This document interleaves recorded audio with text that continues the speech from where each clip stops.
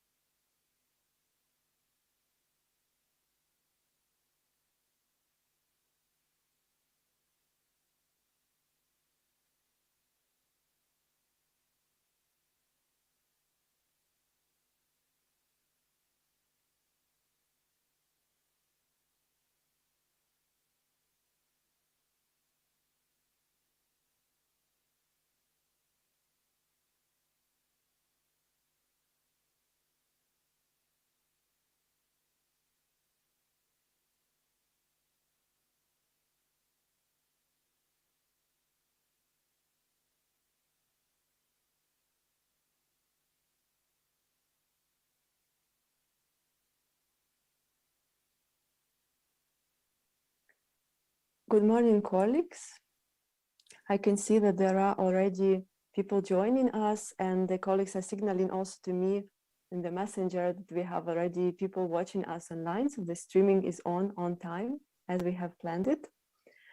And so very warm welcome to you across all the time zones, since you are joining from different parts of the world. Today we are coming to the Digital Anti-Corruption Conference that brings together people from wider Central Eastern Europe. There is a discussion of whether we could bring and also tell that the Baltic states are also Central Eastern Europe. We would not touch on this discussion here, but I would rather say that we are inviting the EU member states, we are inviting the Central East European members from the EU, but also countries from Central Eastern Europe, countries like Ukraine, like Moldova, like Belarus, like our neighbors further to the east, those who are partnering with countries in Central and Eastern Europe for greater effort in reforms, for better success of these reforms in their developing democracies. And today the Digital Anti-Corruption Conference will have a special focus on anti-corruption, but also on digitalization, on digital transformation in these societies, with the focus on the Ukrainian and on the Estonian society. We will be speaking about topics in one or another way related to digital anti-corruption tools, namely what these are, what are they used for, what is their influence actually, because there is already quite some time we've been using them, and also in Ukraine quite extensively, as we have seen also similar processes are taking place in the region. So the Digital Anti-Corruption Conference is this common space where we would like to bring together people who work on in the sectors from civic tech to civil society at large, from the governmental sector to business sector, including most of all the IT sector, which is really rapidly developing in this region. So in Central and Eastern Europe in particular, Ukraine and Estonia also goes beyond all possible comparisons with this speed.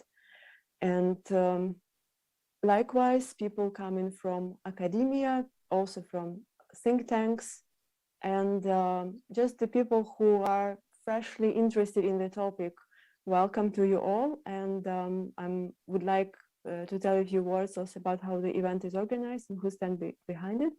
So there are two civil society organizations that initiated it. In Ukraine, this is Anti-Corruption Headquarters, which is a non-governmental organization that was established in summer 2014. The aim of the Anti-Corruption Headquarters is to identify corruption schemes, embezzlement of budget funds, and of community resources, and also other corrupt violations, to address these violations in a proper and legal way, and also to use digital solutions as much as possible to make it easier for both the citizens and for the government. So at the moment, Anti-Corruption Headquarters has already 7 digital instruments. Some of them will be covered in this conference. The others we will keep for future.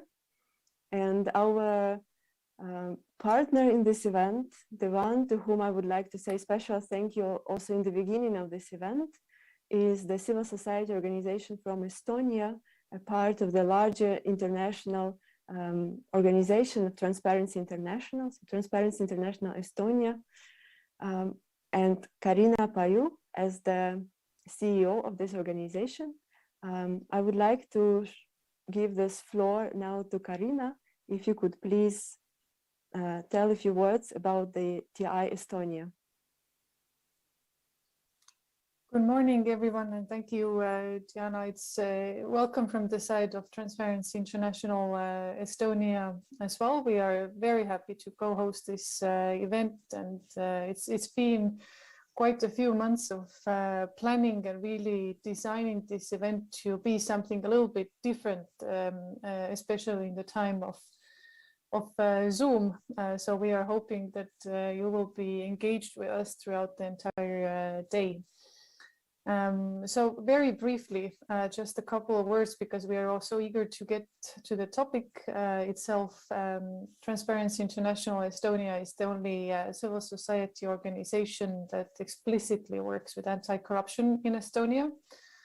We focus on largely on corruption prevention and awareness raising, and it really is a luxury to operate and live in a country where we are actually able to trust our law enforcement, our courts, and in general our public sector to combat corrupt behavior within it. And this ability largely does derive from the high level of digitalization in the public sector. Therefore, the focus of this entire conference is very apt, and I'm looking forward to the very exciting panels, excellent speakers, and discussions ahead of us today.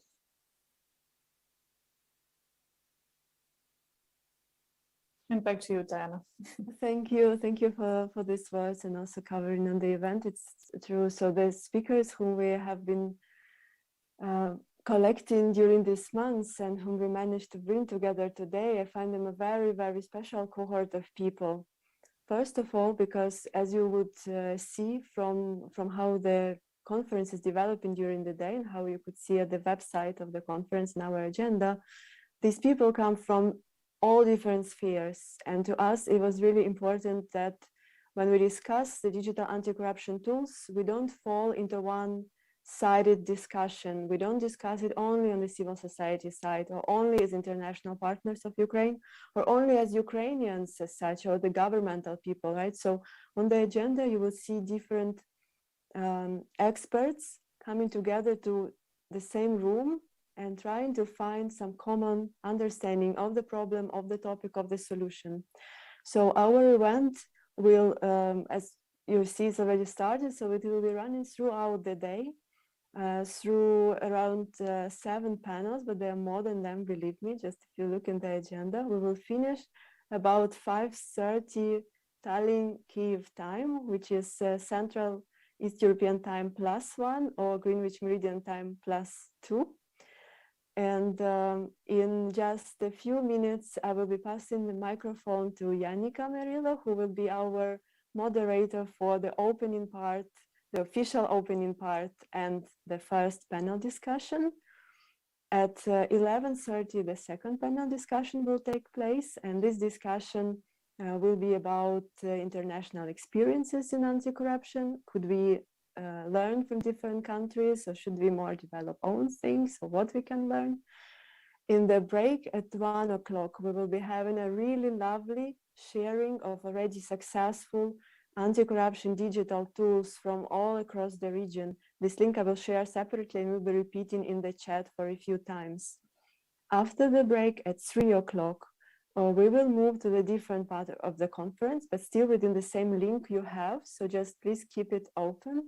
That will be already discussing practical solutions, anti-corruption tools that could be developed, and we will be co-creating these solutions and receiving feedback from experts coming from IT sector, from international development sector, and from civic tech sectors, like 3 key sectors of civil society that we have identified for today. And so that I don't also overtake too much time, I would like to pass the floor to give again this virtual microphone to Janika Merilo, who is the advisor to the Vice Prime Minister and Minister of Digital Transformation of Ukraine. She's the business angel and country manager for Alex in Ukraine. I really like how it sounds. And Janika, please, the microphone now is yours. Thank you. Thank you also. Well, welcome from my behalf. And this is the day when I'm really proud to be half Estonian and half Ukrainian, because it's so kind of interesting to see the different countries, but so friendly and so similar in some way, going through the rough path that Estonia has been through. Ukraine is just going through this path. And I think it's extremely valuable to share this information, best practices, to save some time, to learn from mistakes. And while Estonia is really in the first 10 in different anti-corruption barometers, showing the way in a good way, also implementing the digital tools, the Ukraine is just in the beginning of the path, which means in the last years, the battle against corruption has started, has been quite, let's say, active. We have very many interesting digital tools. And I think it's also a great opportunity to start this development from, in a way, zero, meaning that you can implement the best technologies, the modern technologies, you can learn from different practices, and it's a great opportunity to go through this way now. And I think also it's a good sign that Mikhailo Fyodorov, our Minister of Digital Transformation, is the most popular minister. By any poll, by poll of the citizens, by poll by experts and so on, I think it's a good sign. So if we have Mikhailo with us, I would be really, really proud and happy to pass over to Mikhailo. Mikhailo Fyodorov, the Minister of Digital Transformation.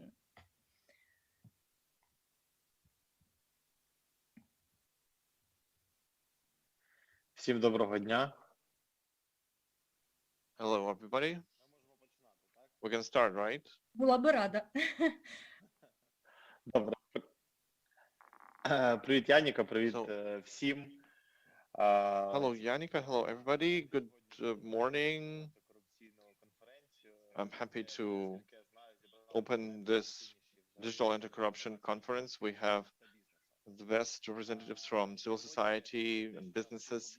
And so today we share the wish to open an open and transparent society and fair society, and using effective tools for battling corruption on different levels. As Ukraine shows, digitalization is one of the most effective tools for battling corruption, starting from counterfeit chocolate to corruption scams and billions in construction that we're going to talk about. The team of digital ministry has been building our digital state for some years now. We want to build the most convenient state services, administrative services in the world. And one of the priorities for our ministry is to digitize all the administrative services that we have. And by 2024, move them from offline and paper-based to online. And the principle is that if the service does not, if a certain service does not exist online, it has no reason existing offline. So we have the application DIA, which has been for almost 2 years, 11 million unique users. That's if we don't count the web portal, where you can also have access to DIA. We are transforming now different industries. So there's a deputy on digital transformation at every ministry, and we have a clear understanding what should be done till 2024 so that we can call Ukraine a truly digital state.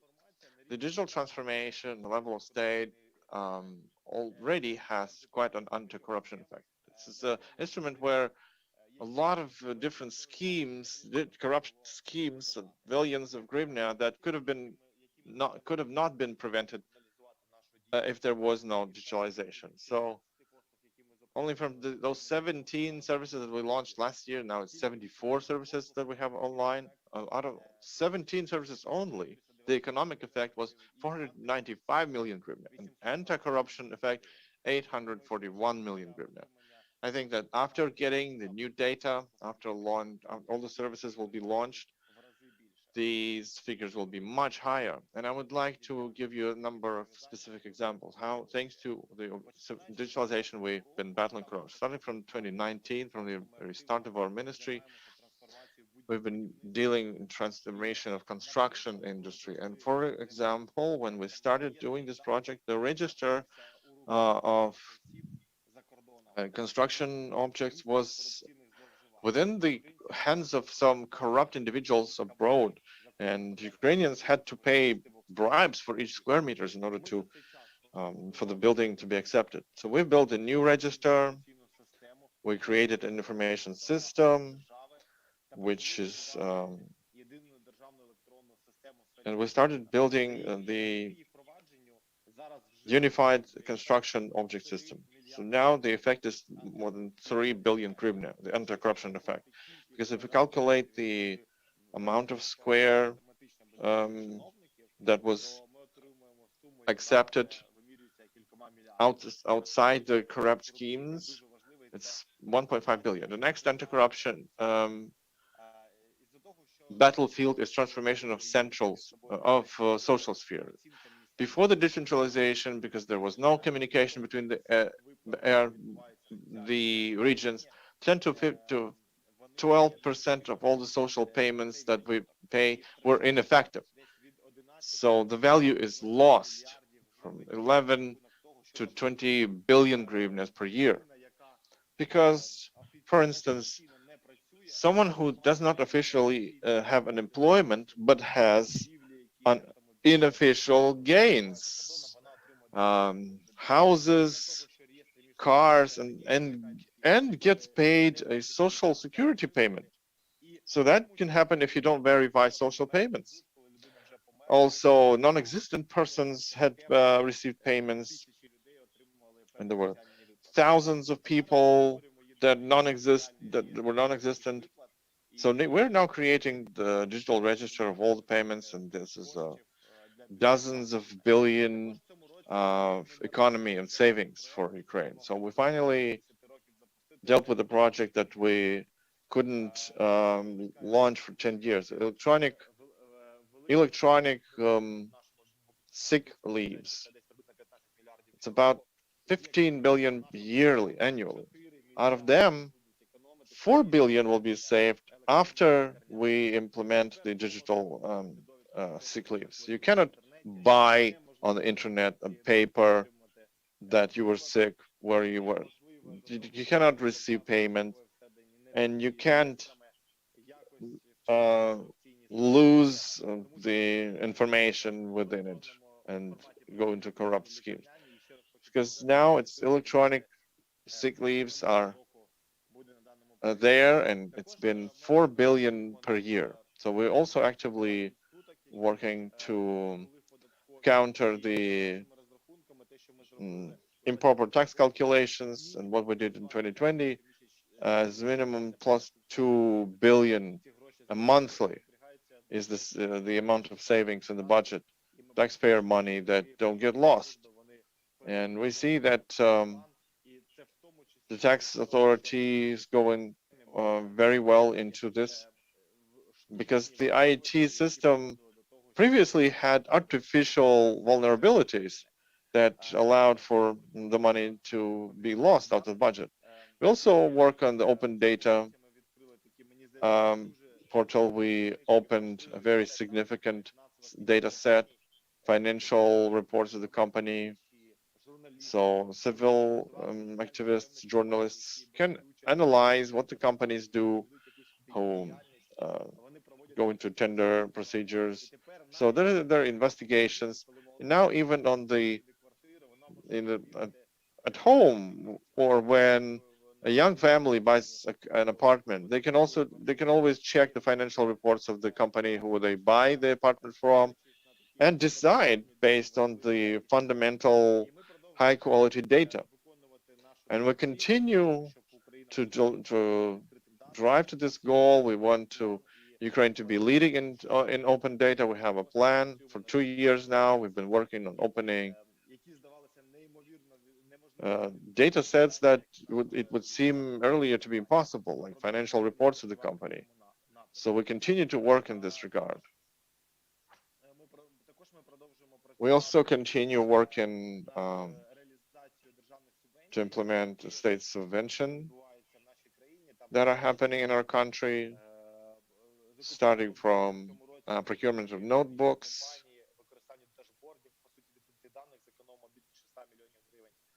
more than 100 million hryvnia was launched internet subvention project that, thanks to dashboard and open data, we could effectively organize the work and do the savings of more than 800 million, more than 100 million of savings.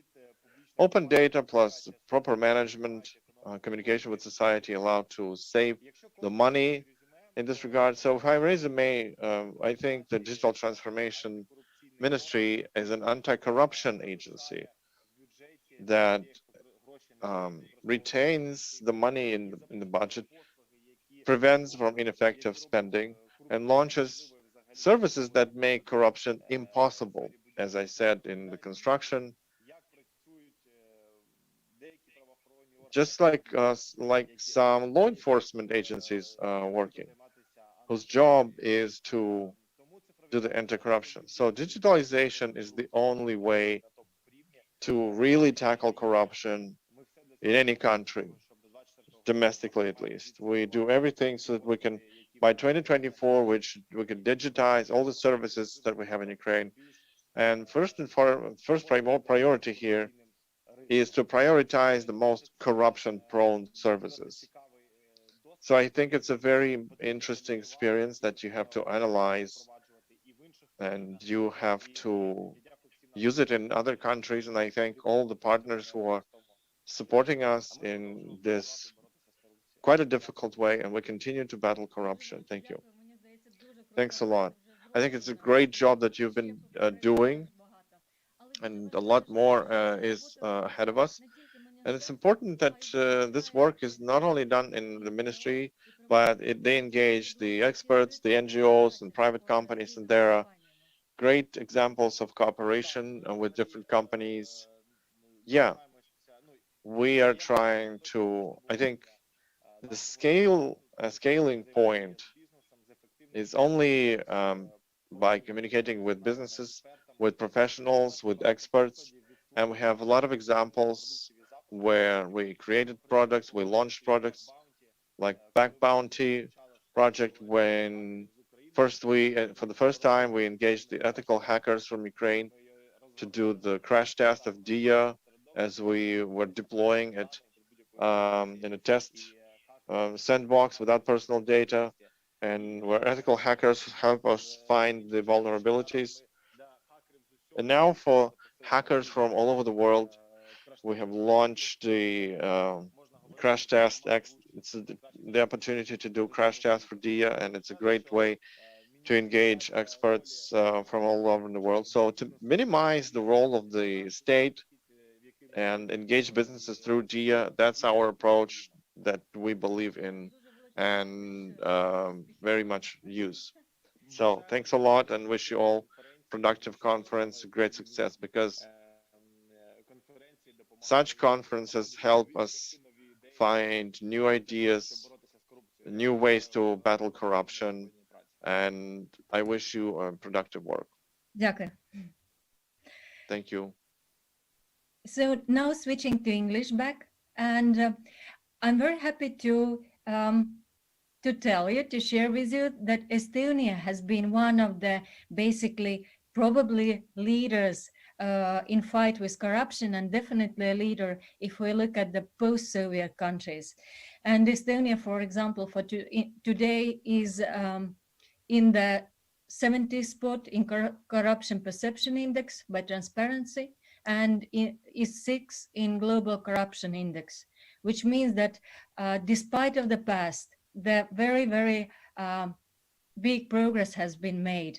And I'm very happy to introduce the next guest, Ats Kübarsepp, who is the head of Corruption Crime Bureau, Central Criminal Police of Estonia, and very looking forward to your experience in the fight we have been having.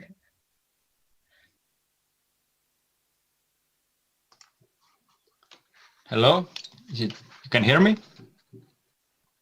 Okay. Hello from Estonia. It is a great honor to be one of the opening speakers for such an interesting conference. As you can see from my scared face, I don't do this every day. And also it's not helping that I'm doing it online through web camera. Nevertheless, it's an example how technology can prevent corruption. I'm representing law enforcement, and I must admit that I'm still young and green in the field of anti-corruption. So I don't have so much experience by myself, but I have been involved in fighting against organized crime for 16 years, and I saw many different types of criminals. At the same time, I have to say that over the past year working in Corruption Bureau, my sense of justice has been violated many times more than in my previous career in criminal police. Why? You don't expect criminals to be law-abiding, but officials, white-collar workers, people who have even higher ethical expectations, their criminal behavior seems particularly low. The functioning of a country, democracy, economy, people's well-being is directly related to the level of corruption in the country. No matter how strong the country seems, it is weak if the officials are corrupt. It puts a price tag on everything, and it's naive to think that there are no forces that are not ready to take advantage of it. And technology is the hottest topic in the world. In recent years, technology has become one of the greatest allies for preventing and tackling corruption. And Estonia is a well-known e-country. Digitalization and digital transformation have advanced and transformed the public sector tremendously, with no opportunities for face-to-face interactions between citizen and public official. This is when the personal and then personal weakness part comes along. Digital processes substantially reduce the opportunities for soliciting or accepting bribes. The role of technology in the fight against corruption has several perspectives. Firstly, technology helps eliminate human weaknesses. Secondly, technology helps to identify corruption risk. And thirdly, potential whistleblowers, for example, have more channels of reporting, including through encrypted messages. And information about assets, travel, and procurement is now easier to access. But it's not all good. The fast adapting nature of today's technology also enables new ways of corruption to evolve faster than law enforcement agency can identify. Also, technology is never 100% secured. Until recently, security flaws in the Estonian ID card were discussed. But it's important that we dare to talk about them and learn from them, because all this is not only the future, but also the present. I was at the EPAC conference, it's European Patterns Against Corruption, last week. Their main topic was corruption as threat to national security. It's good to see that anti-corruption community is so active, and I'm proud to contribute to this. To fight corruption is ours and everyone's personal mission. It unites us internationally and domestically, and today's conference is a good explanation how to do it. It's going to be a fascinating day with very interesting speakers. So enjoy this, and I know I have a lot to learn here. Thank you. Thank you, Ats. What would you say are the best instruments in fighting the corruption, or maybe some examples from Estonia where digital solutions have helped? I think it's a complex of everything, but I think the ID card together with e-government services, it's the main reason. And then Among government services, I will also single out the public procurement register, which significantly increased the majority in increasing the transparency of procurement. We see more than 20% better prices when the procurement is transparent. So it's a big, big difference. Thank you. It's very appreciated. Thank you.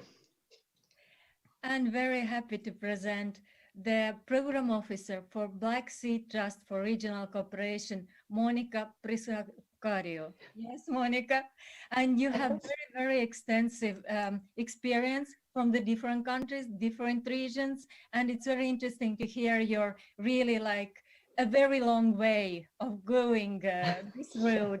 So welcome and thank you for supporting this conference. Thank you, Annika. Thank you, everybody, for being here. I'm delighted actually to see, so many people together, and I'm delighted that Black Sea Trust can support this conference. Diana was mentioning also at the beginning, this cooperation between the anti-corruption headquarters and Transparency International Estonia, and I think it's brilliant that this is happening. I was in October, actually, I was in a monitoring and evaluation visit in Ukraine. And yes, I have to agree with you that Mr. Fedorov is one of the most well-known ministers in Ukraine.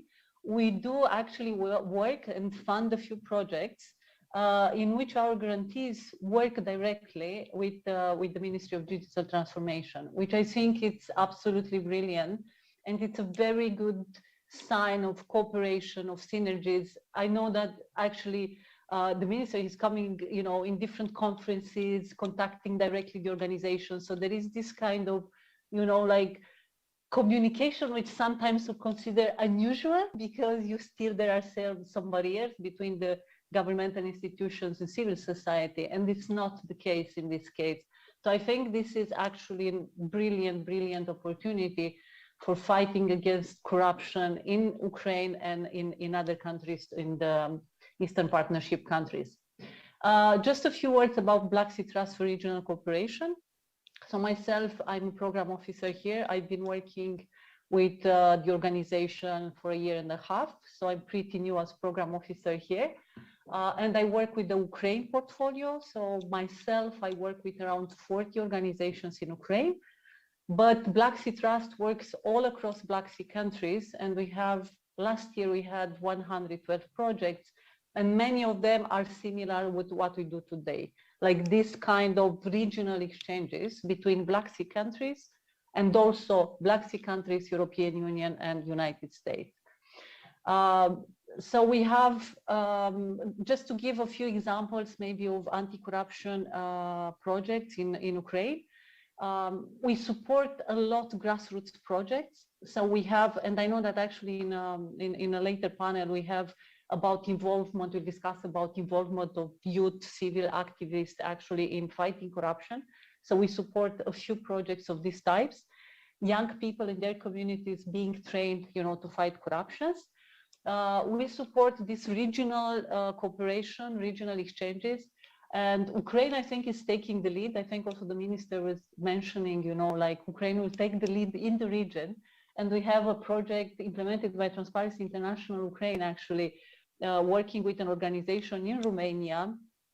And the Transparency International will teach Romania, Romanian grantees how to work with open contracting, which I think, again, it's an excellent sign of taking the lead in this digitalization and anti-corruption work.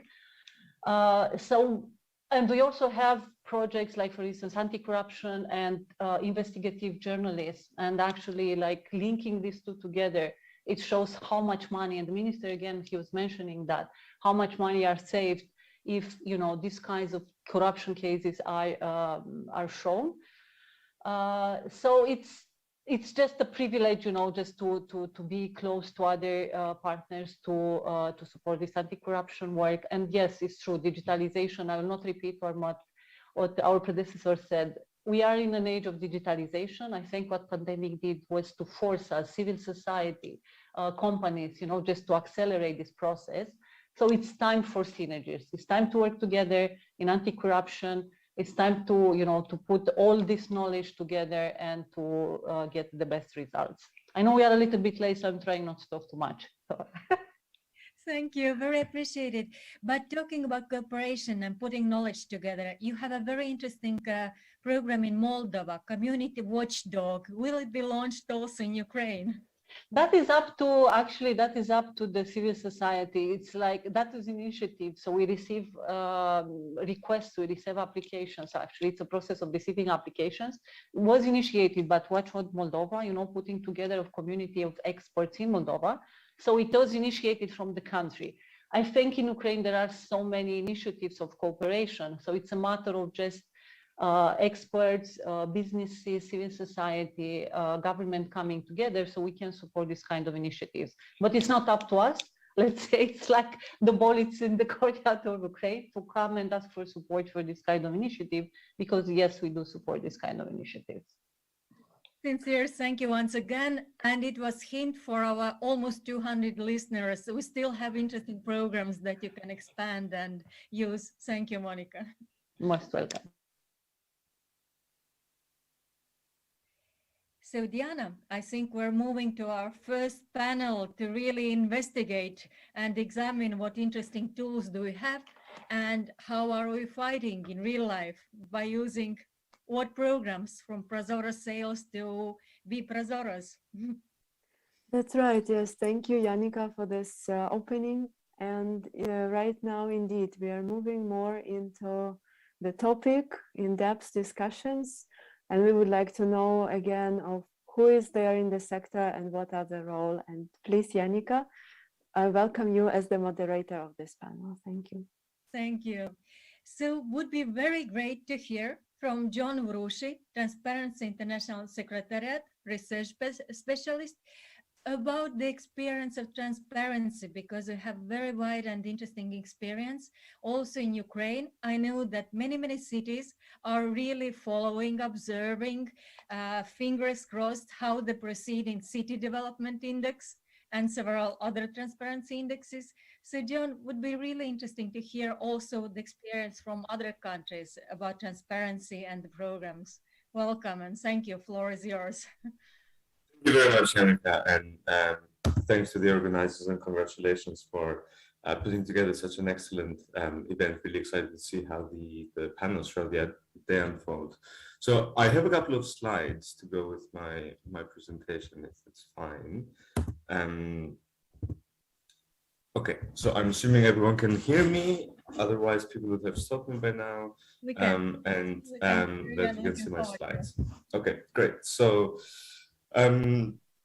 Yeah, so I'm mostly going to focus a little bit on the open data tools and digital platforms in anti-corruption. When we talk about digital tools for anti-corruption, of course, there's a wide plethora that can range, from blockchain uses for anti-corruption to, e-government platforms and many other uses. However, I'm going to focus a little bit on open data tools because, as Mr. Fedorov said, this is really what can be very useful for investigations and what can be very useful for unearthing cases of corruption, and not just the cases that the minister was talking about, around like bureaucratic level corruption, but also really high level corruption, which is very important to highlight as well.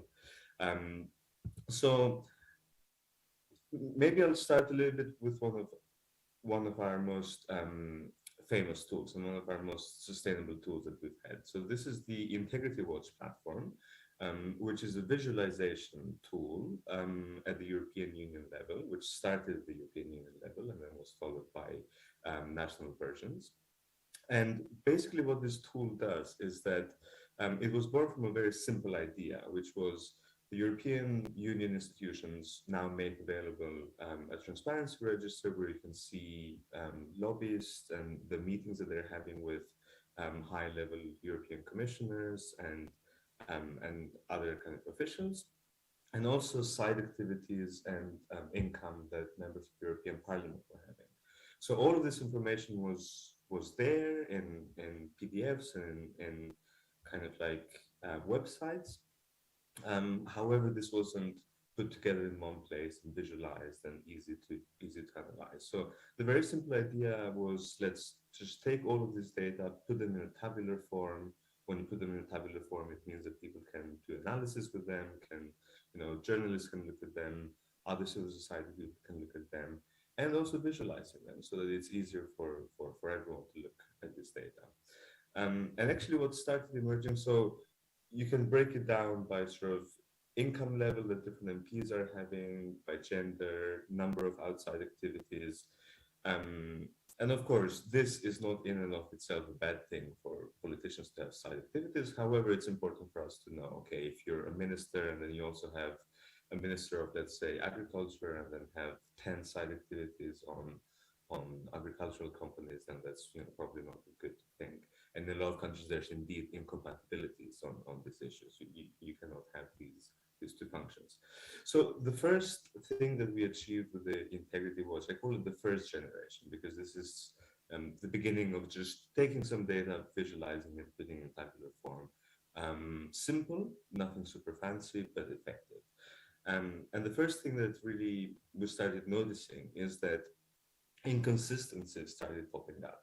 And we created a very strong and good relationship with the various different ethics committees and bodies that through this platform started identifying that there were incompatibilities within the European Union institutions. And this resulted very often in members of parliament actually having to drop side activities simply by a very easy tool of just holding up a mirror in front of these people and the EU institutions. So, based on the success, we sort of were inspired and then did it in France, did it in Italy, Chile, UK, Greece, and we've been replicating this tool in a lot of other contexts as well. And the success has been similar in a lot of these other countries. We have been having follow-ups with the relevant ministries and with the relevant institutions that are in charge of collecting this data. And very often the relevant institutions in the beginning were a little bit reluctant to share more information and more data. However, when they saw that these tools and these platforms are making their job as well easier, especially when they're in sort of accountability roles, that's where we established a much better relationship and working kind of function. So, but of course, there's a lot of information that is hidden. There's a lot of information that doesn't go in here, and particularly information about beneficial ownership. Transparency is something that I know Ukraine has made a lot of progress on, and a few countries in the world are kind of like moving in the direction. However, it's not sufficient, because if we're trying to capture all of this financial information and visualize it, of course, we don't know how much is hiding, how much is actually being declared in these official forms and how much isn't. And maybe a little detour here on the Pandora Papers, because this was an interesting case, and maybe also a case of showing that now in the digital era, with the speed of information, we have very short attention spans. And we remember when the Panama Papers came out, everyone was talking about the Panama Papers for at least a year, maybe more. There was a movie made out of it, the great cast and so on. There were books written about it. When the Pandora Papers came out about a month and a half or 2 months ago, I actually lost track of time by now, October, yes. So 2 months ago, when the Pandora Papers came out, there were some revelations of, some of them quite unexpected, of people in power who were actually hiding their wealth. And by now we have almost forgotten about the Pandora Papers. So I hope this is also an opportunity today to have a reminder of the importance of working with investigative journalists and the importance of proactively opening up data sets, so that it doesn't go up to the point that you need leaks to get this information. So maybe this is also something that throughout the day we can keep an eye out on. But the reason why I bring up the Pandora Papers was that there was a revelation there, which didn't really surprise anyone, that the Czech Prime Minister, former Prime Minister by now, Mr. Andrej Babiš, had had been hiding some property and some income and so on. But actually, we found out about this through our Transparency International chapter in the Czech Republic already years before this, when because Prime Minister Babiš, when he came into power in 2017, he had made his wealth and his fortune mostly at the helm of this agricultural company called Agrofert. And in 2017, at the elections, he promised that he would walk out of ownership of these two companies and put them on a trust. Later on, the chapter in the Czech Republic found that the trust that had taken ownership of his shares in Agrofert were actually entirely controlled by him. So he was the beneficial owner of these two trusts. And we would have never known about this had it not been for Slovakia that instituted the first beneficial ownership register in the region. And it made it public for all companies that earn public procurement tenders. So any company that earns a public procurement tender that takes money from the public coffers needs to declare their beneficial owner. And this is how Mr. Babiš was exposed. Our chapter found out through the Slovakian register, worked on very strong campaigns. I mean, the magnitude of conflict of interest situation that Mr. Babiš was put at was at around 17 million euros of subsidies that he could have received from the European Union, or at least Agrofert could have received from the European Union. So the scale was tremendous. And all of this work, all of this campaigning from the Czech chapter was possible because of the advances in Slovakia. But imagine if this was the case in the Czech Republic, imagine if this was the case in all other European and non-European countries, then the circle for conflict of interest and corruption and corrupt politicians would really, really shrink and get smaller. So again, here just to emphasize on the importance of full transparency and open data information. Now, moving from the first generation that I was saying, when we just take a simple data set, visualize it, have some really good impact with it. The next generation, and I say this because not just as a Star Trek fan, but also as the direction where we're now clearly moving. This is not just the future. I mean, some people are already in the future, including other fellow panelists, Nishi Fazekas, and a lot of our Transparency International chapters have already been doing this, connecting the dots. So, just imagine what you can do by combining the company registers that Minister Fedorov just spoke earlier with public procurement and with political financing data. And here you can do something like, just as an example, you can look at the percentage of companies that have won the public procurement in the last 6 months and have also donated to a political party. Now, this isn't illegal in most countries. However, it does raise red flags.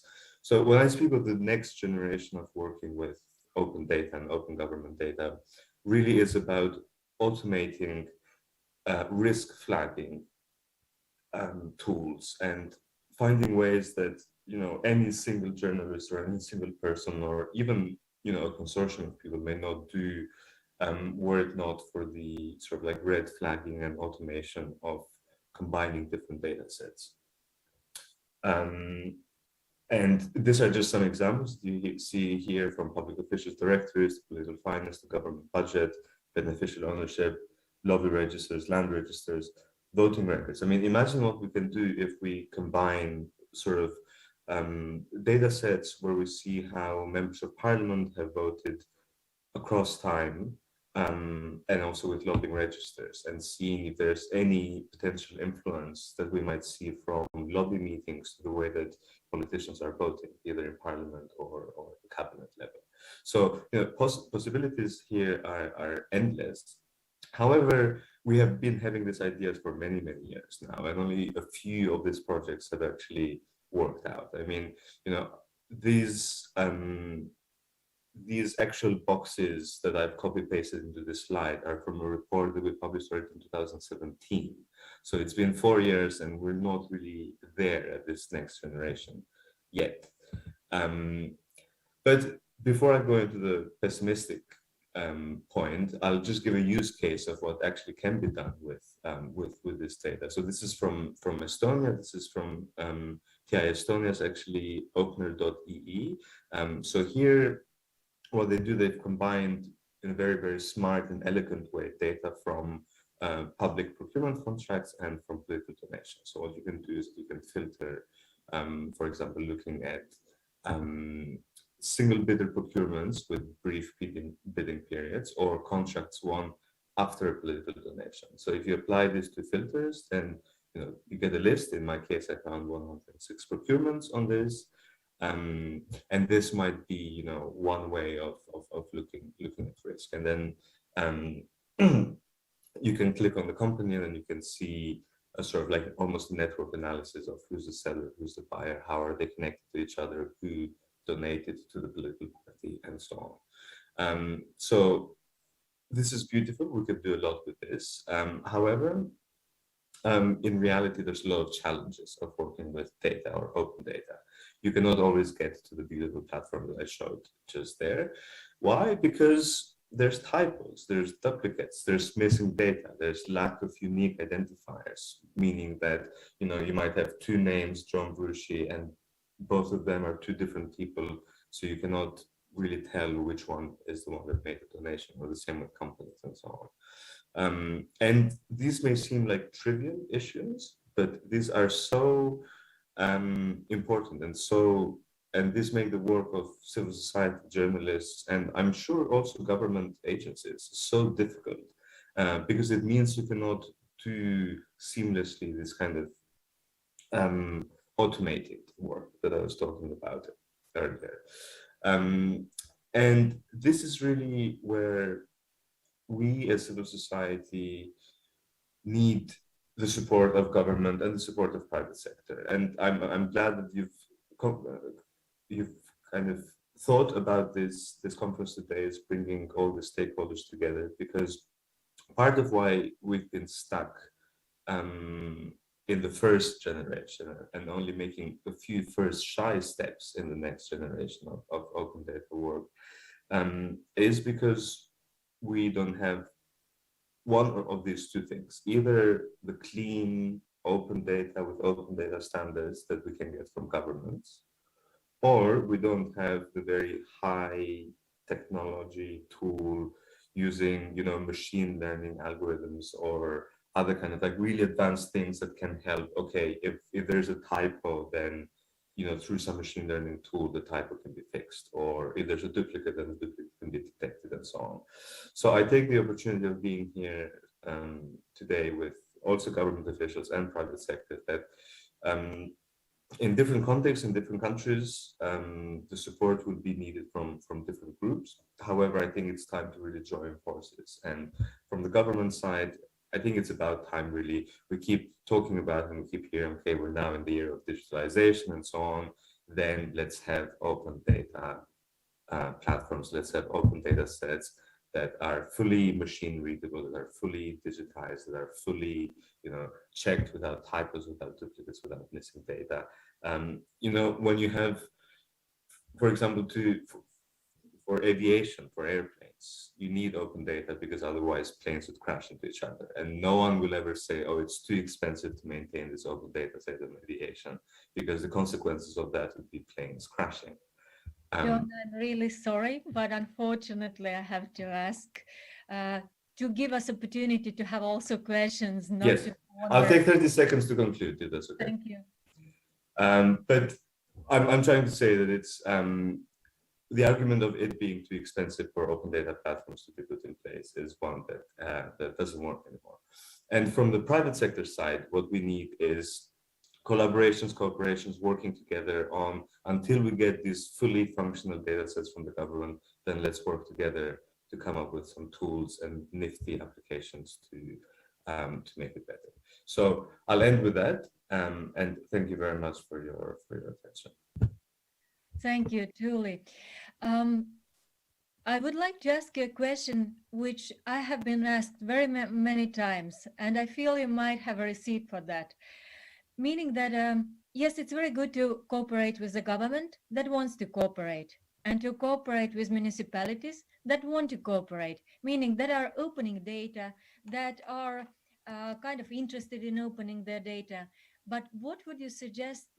How should activists, NGOs, journalists approach the, let's say, local governments or different ministries that don't really want to open their data? What are the tools to push them in a good way? Yeah, so that's a really good question. Thanks, Yannicka.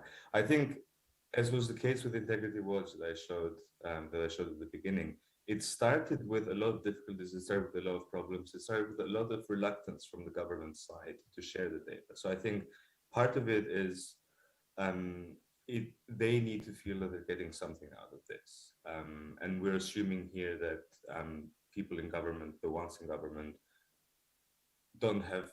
are not the ones that are trying to hide. So they're not the corrupt that are trying to hide.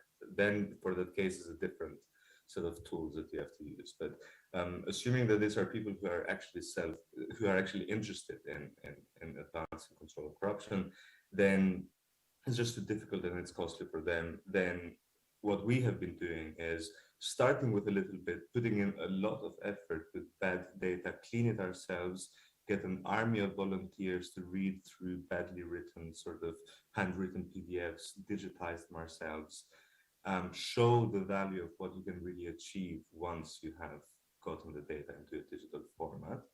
And then you see how people actually react to that. In the case when people are actually self-interested in keeping the data away from you, then you work with investigative journalists, you work with really other partners, you work with grassroots organizations to push other ways of accountability, including electoral accountability at the ballot box, and if needed, even take it to the courts, take it to the relevant institutions. So I think it's really context specific and context dependent, but I think there's always a starting point that you can use. Thank you, John. And we have also in Ukraine a quite nice tool called U-Control, which integrates 180 different registries, and the journalists are using it, and companies to find out about the business partners and beneficiaries and so on. But sincere thank you, John. And I hope we will have some time for questions later as well. And would like very much to welcome from Transparency Institute, Mihaly Fazekas. Welcome, Mihaly, and floor is yours. Thanks a lot, Annika, and thanks a lot also, John, for the introduction. I believe, following on your comment, we are back to the future now. Let me give a little bit different view and approach to what the others have presented and will present. This is impressive, the number of people who are here, the organizations, the tools. I'm really glad to be here. So really being a professor at the Central European University and also the scientific director of the Government Transparency Institute, I would like to give a broader perspective which helps us locate technology-driven tools, ICT tools, digital tools for the fight of corruption, and how these tools can be misused for fostering corruption. Now, I will quickly drop some links in the chat. For example, most of my comments will be based on a paper which is published in open source. You can see it on the chat. So the first question is, what do we expect from digital technologies, ICT tools in the fight against corruption? And already a couple of tools mentioned today fall in different categories. I think one which has been so far mostly mentioned is what we call downward transparency. It's when the government provides information for citizens, businesses. So that's the public procurement portals or e-procurement portals, lobbying registers, so on and so forth. What Jon mentioned is great because it enables holding powerful people accountable or low-level bureaucrats accountable. But what's their interest? What's their interest for providing truthful, correct, timely, easy to process information? Well, you are literally asking them to give you their phone numbers so that their friends can be put into prison. So it's a tough ask. So it has to be a sort of quite intense push from civil society, from business, from donors for this to happen.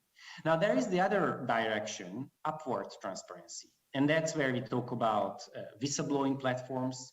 That's where we talk about crowdsourcing platforms, that information is gathered from businesses, from civil society, from ordinary citizens, which then is useful for law enforcement, right? So that's, companies reporting on other companies paying a bribe and getting unfair advantage in accessing subsidies or unfair advantage in public procurement. Now, there is the third mechanism, as we call it, which is digital technologies within government. And that's, I think, where it was already mentioned as well. A lot of the times, these e-government tools cut or remove the personal connection, the need for meeting between citizen and government, between companies and government. And if they don't meet, the chances of corruption are way lower. If you don't need to talk to a tax administrator because an algorithm calculates your likely tax bill and you do this on a platform, well, low-level corruption, it's very important, low-level corruption is pretty much eliminated. And then there is the fourth one, which has also received wide attention in the last few years, which is civil society making use of digital technologies to organize collective action, to share information so that they can hold governments to account. Various Twitter revolutions, Facebook organized protests, so on and so forth. So I don't need to get into the details of that. And the problem is that any of these can actually be misused for corrupt purposes as well. The government can strategically take some information received through upward transparency, used against political opponents rather than those who are really most corrupt. The same thing goes with downward transparency. The government can choose not to share some information and share others. So we have to be very critical and watchful of these things.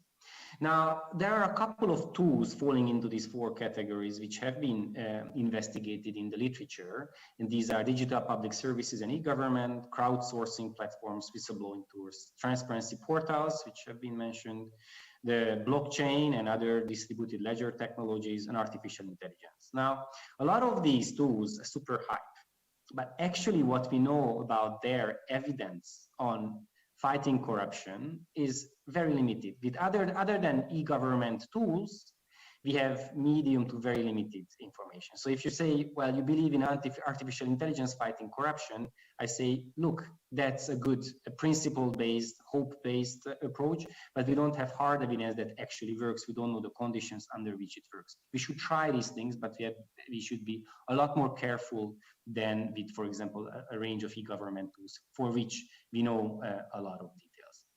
So let me pick out a couple of examples. So this is a very popular e-government tool, electronic procurement portals, already a couple of times this have been mentioned. Now, the evidence for how they work is coming from a small number of high-quality studies using large-scale data sets and quasi-experimental methods. And the power of these is that they compare paper-based to electronic. So they actually went through the hard work of reading through paper-based procurement records, digitizing them, and comparing them to e-procurement. And the funny thing is that it's by no means clear how the effect arises. A lot of environmental or contextual contingencies. So, for example, for Zoro, a number of other portals, it has been reported the number of bidders goes up. Well, it's very hard to establish. And for example, in India and Indonesia, there was absolutely no change in the number of bidders. In Bangladesh, an e-procurement platform was introduced, there was a large increase in bidders, about 2 extra bidders for each tender. So that's huge. What has happened though systematically, and that's what you expect, is competition has been opened up. Market entry was easier because information was cheaper, more readily available, and often more accurate as well. So non-local bidders gain market share, and that's very important, and then probably that has been found in other countries as well. Now, there are other claims of administrative efficiency and administrative lowering administrative corruption. But then here, the track record of these tools is again very, very diverse. It very much depends on whether the bureaucrats using these tools and the companies using these tools, they have the technical skills, they have stable internet, they have the knowledge of these tools and how to navigate them. In many cases, there is absolutely no effect at all, only expectations, but not effect. Moving on to the next tool or next type of intervention, that's about upward transparency, crowdsourcing platform. And let me give you a very famous Indian example for this. That is I Pay the Bribe platform, and that platform has been replicated in a number of places like China, a bunch of East African countries, and it has been a huge success. The Indian platform, I just checked this morning, has almost 200,000 reports or paying a bribe or refusing to pay a bribe. Now, these replications, not all of them, but many of them have been utter failure. They haven't picked up, no one submitted the reports. I think in East Africa, only Kenya managed to generate a meaningful number of reports, something like 3,000 to 4,000 reports. In China, it has been strategically used against different opponents and adversaries. So really, it was more about a tool to try to defamate and hurt others rather than genuine anti-corruption effort. So what is decisive here? What sets India aside from a number of other platforms? So there are the usual suspects: professionalism, independently run, sufficient funding, technological readiness. So we know these things are very important. But what was very important, and that is a crucial point, what kind of corruption are we fighting? Are we fighting individual deviation from an otherwise clean norm, or are we fighting systemic corruption? And the success behind the Indian platform was that it was not used for punishing, typically not used for punishing individual actors, rather organizing collective action against systemic corruption. So if every policeman asks you a bribe when they stop you on the street, well, punishing the policeman, it's not really the solution. The solution is that citizens come together and say, this practice has to stop. And we have the evidence underpinning them. People know that others experience the same thing, they feel empowered. That's a very different thing from really trying to punish individuals and really not changing much at the end of the day. So understanding whether it's low-level corruption, high-level corruption, is it systemic, or is corruption an outlier, an exception to the rule? This fundamental understanding defines whether these technology-driven solutions really achieve their goals or not. And then let me move on to my final example, which is transparency portals. And let me drop here an example of an open tender portal which we have run for more than 5 years now, and the Government Transparency Institute. And that's, to my knowledge, the only long-running cross-country procurement corruption risk portal. We have 33 countries and 55 million contracts there. And then the idea of this platform is very much what Jon has mentioned, is that the typical challenges of this field are hard to overcome individually. So you need a collective effort to make data user-friendly, accessible. You need to have people interpret the data, because even if I just dump, a data set of 1 million rows at most people, probably here, and you are all experts, it would take you quite a bit of time to make sense of it. Whereas if it's on a dashboard, there is a methods description, what these indicators mean, what are the caveats. You can use it in probably a couple of minutes or a couple of hours. Data quality is an issue. There are some technological solutions to it. There are some things you cannot fix. That's again something we have put a lot of effort in the open tender portal. But I would like to conclude this section with a warning.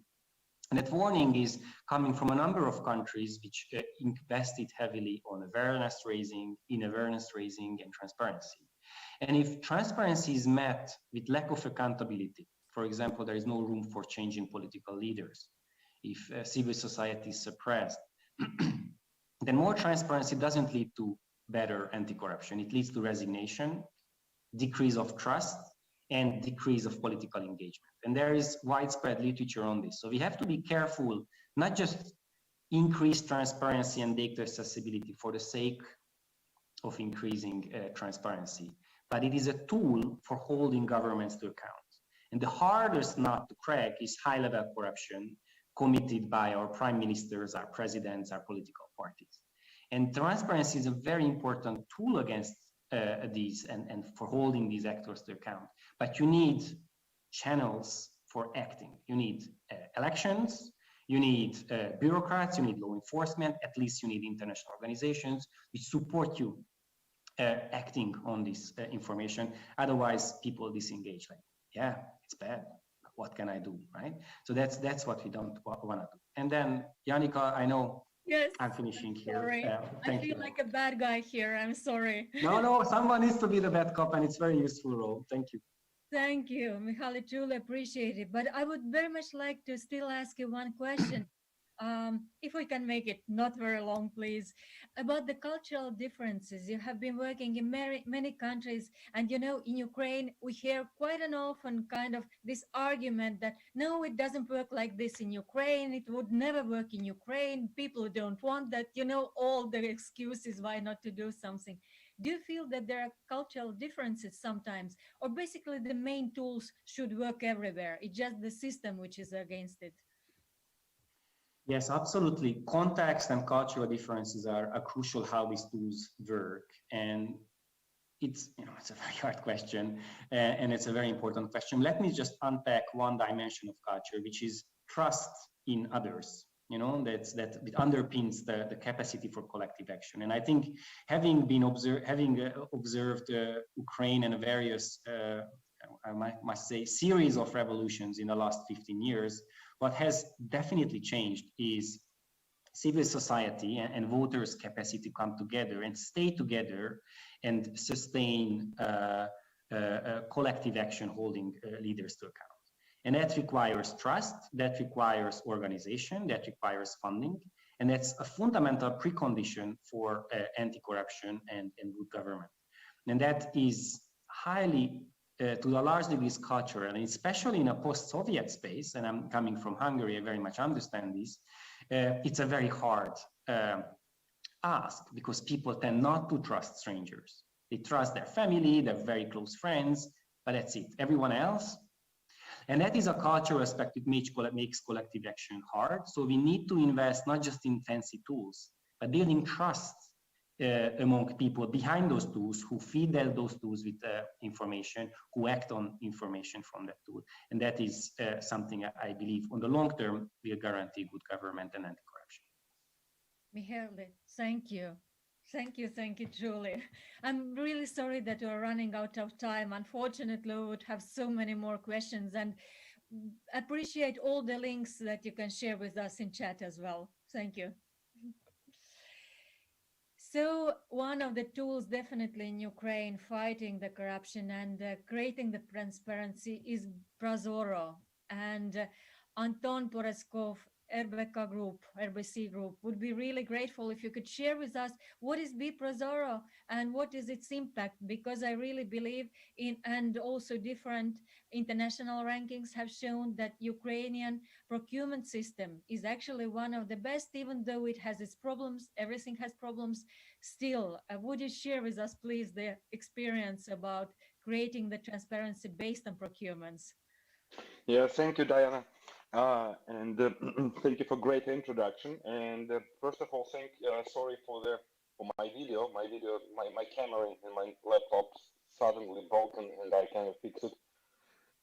So I hope you see my screen already.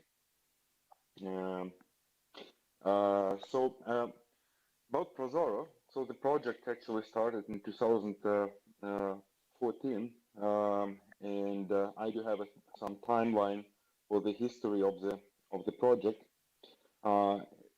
This slide is quite old, but so it shows that it started in March 2014 by the idea of creating public procurement system, and there was a small window of opportunity for the public society to jump in. It was a small value tenders which were not regulated by the law. And you do remember, because you've been engaged in many many of the activities how Prozoro has evolved in Ukraine. So it was created by the public activists with the help of Transparency International and some other donors, but transparency takes the lead. We've been a company which mainly were operating with the commercial sector. So at the moment of 2014, we had no one customer in the public sphere because of its. We were trying to stay away from corruption, and the team has applied to us with an idea that you guys probably can help solve us problems with the reporting, because we know how to create an auctioning engine. We have already making arrangements with a commercial trading platforms to interface with them to act as a front end for the public procurement system. But we don't have any reporting capability, and we suggested that we can go directly with a business intelligence tool, which you call BI, to replace all the needs in the reporting, but also add a layer of analytics capability and bring the data closer to people. So with any experience or knowledge how to deal with 1 million transactions data sets, to navigate through the system, to identify trends, to see the rankings, to compare apples and apples, to see probably some key performance indicators. And we have quickly created MVP, which was working on top of the database, central database for the newly built procurement system. And actually, the prototype, the front screen of this dashboard has never changed since then. So we keep it unchanged because it was a phase of the reform, and it is iconic to so many people have seen it. So both the Prime Minister and President of Ukraine has a picture in front of the dashboard you can see now, which demonstrate number of buyers, number of the volume of tradings, the savings, number of procuring entities, number of bids, the map, and the ranking by different ranking of different types, which anyone can click and narrow down the search, make a filter to the model, and make the research of how public procurement system of Ukraine performs. So actually, of course, this was not a vital part, because Ion and Mikhail has already devoted a lot of attention to the systems which automate the process and eliminate slower. Actually, Prozoro procurement system is. But if you're talking about the creating momentum and support from all the stakeholders, from the government side, from the society side, from the NGOs, journalists, they need to have an opportunity to play with the information. They need to feel that they are confident with what is going on inside.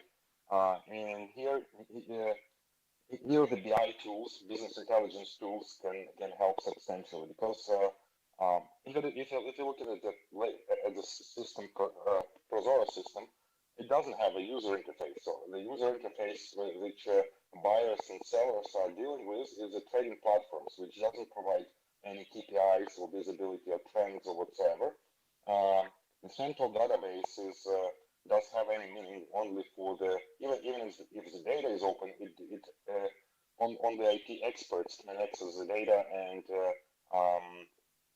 RARA of those can interpret the data well enough, or they can navigate through this data and make any analysis on top of it. So if the legacy system will be supported with BI tool like we did, then it becomes easy to talk to anyone, to international sponsors, to donors, to government, because it shows the real picture people can work with, and this eliminates the issue which Michal was accentuated on his last slide, the ease of working with the data. The second important thing is that to establish a complete transparency. The BI tools shouldn't stop on, on demonstrating some picture with the slides or rankings or some charts, but also should provide capability to dig down to details, and in the best case, it should provide a transactional level analytics when you can navigate and drill to the level of transactions to see what is relevant to you in the ocean of the information that you are floating on. So I will try to explain it on the practical things. So if let's say we're looking at the BI Prozoro, we can whatever object is here is it is clickable, and it is up to you confirm your selection. It will automatically create a filter which will narrow down the data, underlying data behind this dashboard. So if you choose some category of goods and region, you will see now the data KPIs for the Kyiv region, and for certain category of goods. You can dig down to the lower level. You can narrow down your selection by the periods, and you will immediately see your KPIs. And on another part of the application, you will see the exact tenders which correspond to your current selection. So it will take a while, but we will get a detailed table with all the transaction which corresponds to the filters we just set in the system. And you can go further, and you can go to the exact page of the tender that we have navigated using the BI system. So this is the approach which called dashboard analysis and reporting, which helps the user to get to the level of details and be absolutely confident that the data you see at the KPIs and dashboards is absolutely accurate and based on the transactions. So this creates a trust, which Michal also mentioned, not between people, but at least to the system or to the public procurement system, which is open to the level of detail. Of course, not in all the spheres it is possible to provide an access to the transactional level details. Let's say we have made a dashboard for Ukrainian customs, but we cannot actually provide transactional level details because it will open a possibility to look at the particular price of the goods that are imported or exported by particular sellers. So the data is aggregated here, but anyways, we can see all the KPIs, how the custom is performing, custom revenue by categories, or make any analysis on the customs. So this is another project which we call Prozoro for Customs, and the good showcase for upward transparency. Actually, this is not an upward transparency, but the more interaction with the government and monitoring how customs is performing is like analytics on claims and how customs is reacting, different customs can react in those claims. This is also public dashboard we have created for the customs, and it shows how many complaints as posted by the customs customers. Sorry for that. The score reaction time. But also 2 minutes, please. Yeah, okay.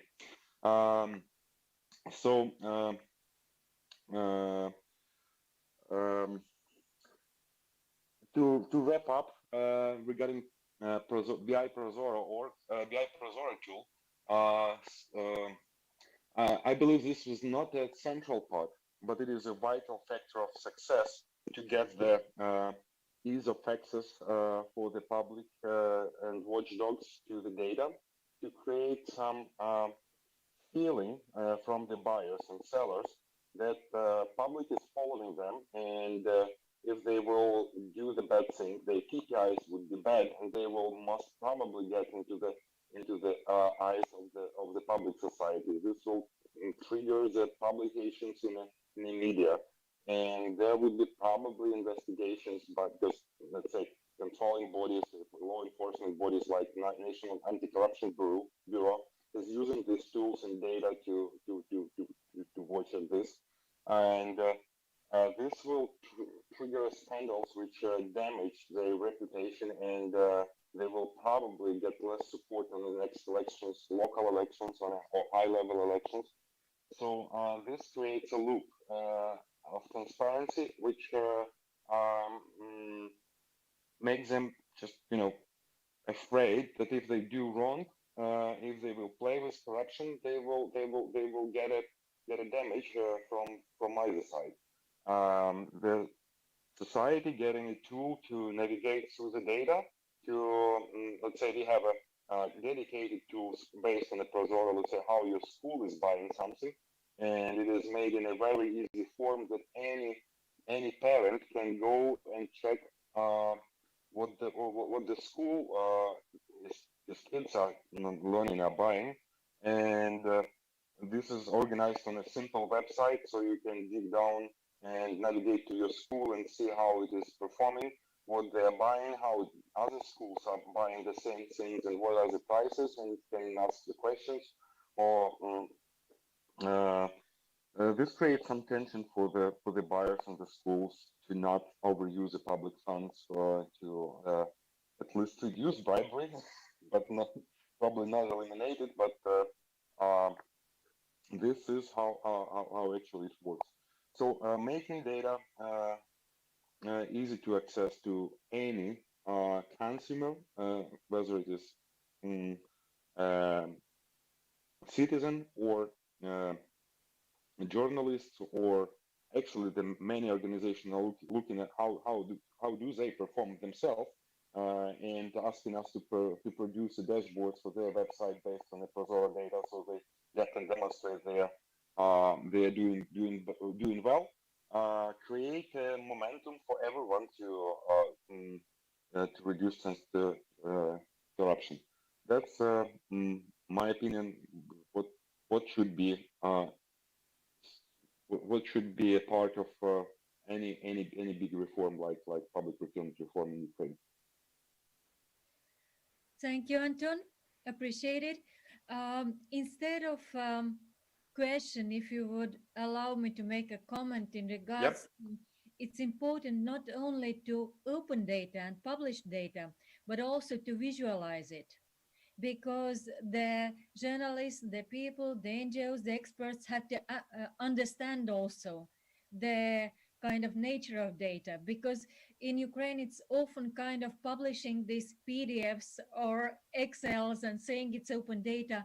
Prozoro or Prozoro has done it well, that is also visualized, that you can kind of compare, analyze, and see it in a fast grasp. So thank you again, Anton, and would very much like to... Thank you, Janica. I do have more examples. If I have time today, I will show how the state navigates the declaration of Ukrainian officials and risk factors. Share them in chat. It would be really great. Yeah. It's not about me. It's unfortunately. I will only share the single link to our portfolio of public projects. It lists all of the public tools that are either available or most of them are publicly available, and here is a direct link to the application. So if you are interested in the topic, you can go and check. Would be really great if you could share it in chat with all of our participants. Okay. But I think also Alexei Sobolev, the CEO of Prozoro Sales, will be continuing your topic a little bit. So it's definitely absolutely.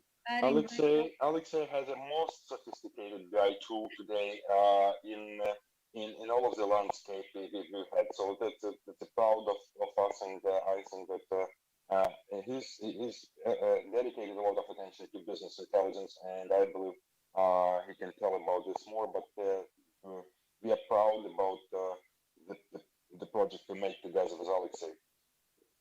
Thank you, Anton. And the Yeah. last, but definitely not least, Alexei Sobolov, the CEO of Prozoro Sales. And Dozoro, actually, which is also a very important tool. And Alexei, I hope you will tell also about Dozoro. Yeah, so the Dozoro, Transparency International Ukraine just launched the Dozoro sale. So it's a community that's gonna look after how the assets of public assets are managed. Let me share my screen. So I'll try to make it brief.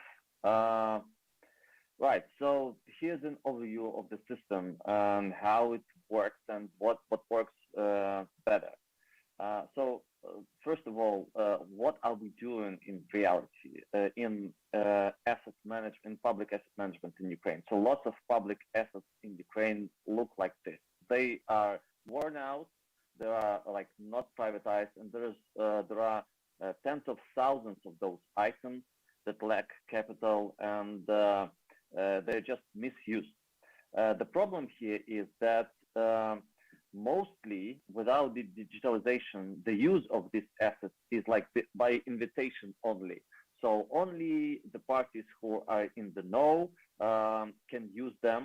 And if the government wants to sell or lease them out or in any way grant a license to use these assets, then without digitalization, without like transparent digital tools, the government is not able to do that. So, which means that nothing is ever leased or sold, or like almost nothing. So these assets would be poorly managed without like transparent system.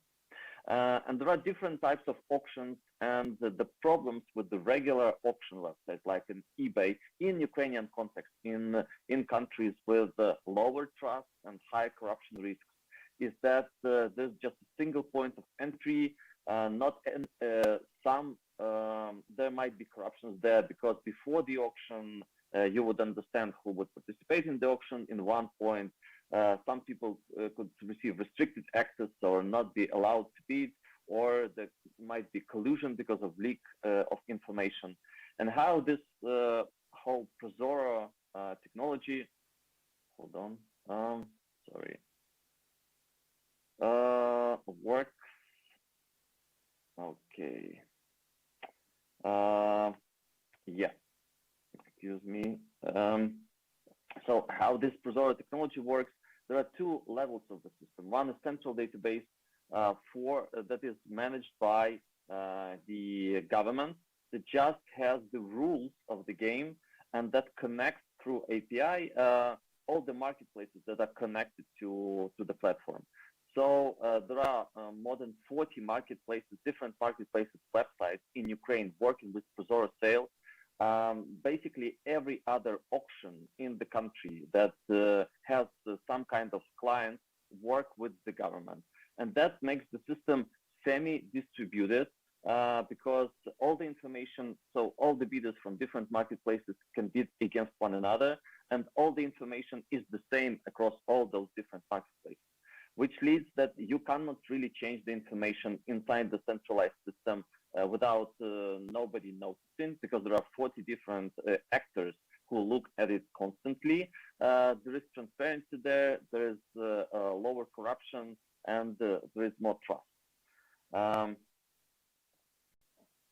Oh my God. So something, yeah, right. So the core elements of the system is digitalization, transparency, and trust. So what works with digitalization is that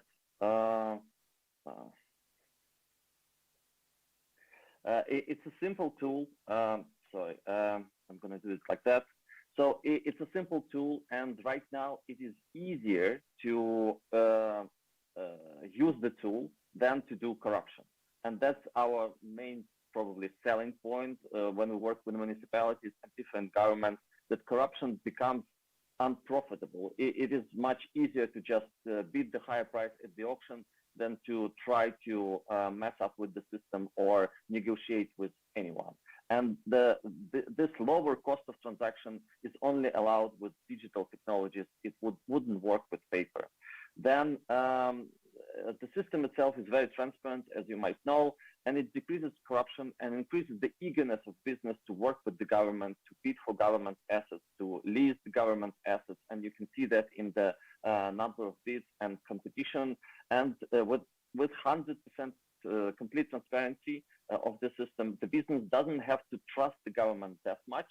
It just can check whether these transactions would actually go through. It could see the signed contract, and it could understand that if they bid the highest, they would probably, with such probability, which is factual, would receive the asset. And how we gain trust, we work with civil society, the business, and the government in a golden triangle. And it's very important that the transparency of the system allows the civil society to monitor the use of the assets and then force the action. And that's exactly what Michael was saying, that just transparency without accountability would lead to lower trust. But when we especially engage the civil society through Transparency International, through anti-corruption networks, like the ones doing the conference today, they work with the system, with the data that the system publishes to make the government more accountable. These are the areas where the system works. In property leases, we're fighting for transparent timber market now. In insolvency procedures, the market has been completely transformed by transparency. There are like no problems with asset sales versus thousands of court cases just 2 years ago. In land sales, we just launched this market, and we would have the most transparent land market in the world, I believe, in just a year, because the market is becoming transparent just now. And the whole the system has been operating for 5 years. There are 40,000 participants and $2.4 billion of revenue generated to various budgets, and we have lots of different cases. So one is that the assets now look like this. This is the central bus station in Kyiv. It's been privatized just a year and a half ago, and right now it has been modernized extensively. So sorry, a minute warning, please. Yeah, that's all. Our mission is we're building markets and trust, and that's what we do. And I'm ready for questions. Thank you. Yes, I would like to ask you very much the same question, basically, from which we started, because it's important. I know that you have been very much pushing the local municipalities, the ministries towards Prozoro sale and towards Prozoro. What could you suggest for these NGOs and local activists and civil activists that see that their city is not doing their best? What instruments to use? How to gently or not gently push toward opening and the data and using the tools like Prozoro and Prozoro sales?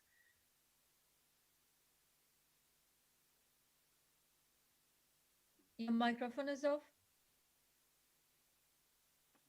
Right. So I've mentioned several of those points. One is that using the digital tool should be easier than kind of going without one, right? The second one is that we're not working alone. We're creating broad coalitions of different market participants, because when there is a pushback or somebody doesn't want to work with the system, there should be some actors who are interested in the system because they lack access to, I don't know, assets, to transparency. So they might come from civil society, but also from business. So that's the example that we're working with timber market right now. And we try to work with pilot projects. Once you show the market, both the business and the civil society, in a specific area that the system might work and might be beneficial for them, then they start kind of promoting the system. That's exactly what happened with happening with the timber market. So big part of the market, we had a pilot project for just 10% of the whole timber market in the country. But right now, around 30 to 40% of the actors saying, okay, we need this definitely throughout the system because it is much more easier to get access to timber, without which we have to go to corruption or other means, which is not very, it's not convenient for them. So broad coalitions and engagement of both the business and the civil society and pilot projects. So every our area that we operated started from some pilot projects and then scaled to the whole country. Thank you, Alexei, and thank you for what you're doing for Ukraine. And thank you, John. Thank you, Michale. Thank you, Anton. And I hope it was an interesting panel and very appreciated. Thank you very much, Janica, and everyone. Have a great day. Thank you, everyone of the panelists. Indeed, it was really great pleasure to listen to you now as on the other side. I would like now to close this panel with these words. Please stay with us as now participants and feel free to ask questions in the chat. We would be hoping to have more time to collect those for the next panel. And I would like to announce 5 minutes technical break at the moment. So we will just have a background slide meanwhile, and we will be back. So on my watch, it's 11:28. So let's say it will be 11:33 when we are back. Thank you. Thank you.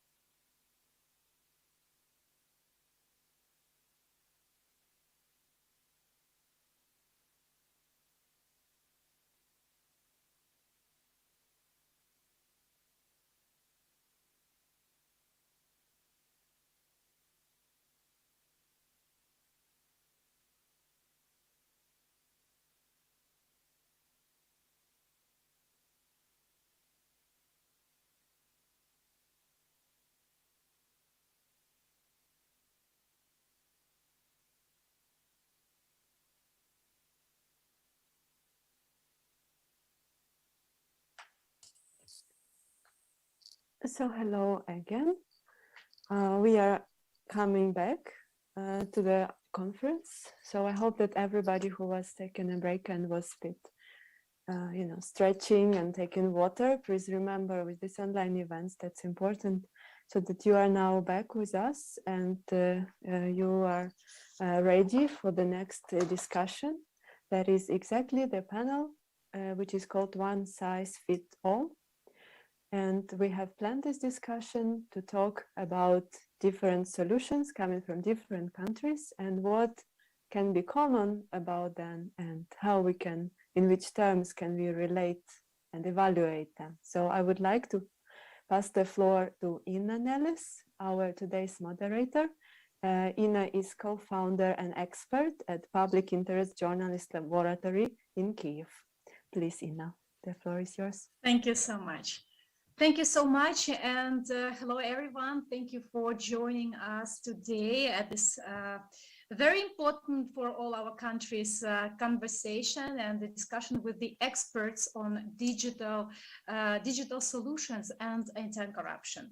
We will exactly, as Diana already mentioned, we will try to dive deeper today into the experience of Estonia, Ukraine, Moldova, Georgia, Armenia, other countries globally to understand whether all solutions are universal and can be equally effective in different areas and countries. What limitations do we have, or what are the lessons learned can be done from other countries, and how we can adapt certain instruments to the realities of different countries. And today we will discuss this with my distinguished panelists. So let me introduce you Hannes Astok, the senior expert and the executive director at the Estonian e-Governance Academy.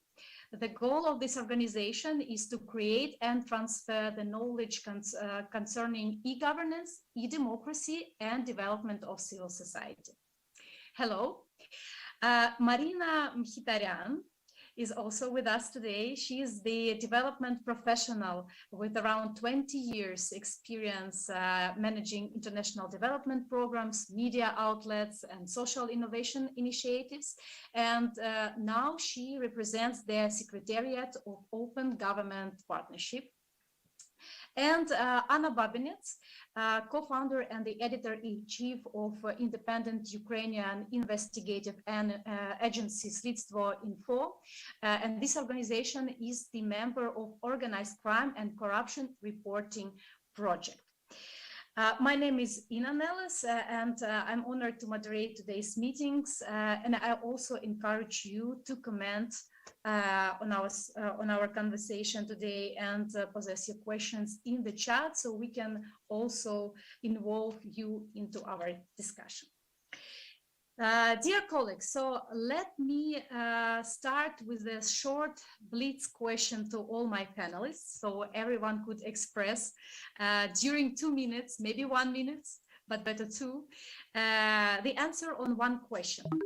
Because you are working, or since you are working in not only in different countries, but also in different sectors, how do you define the successful digital solution in your work actually?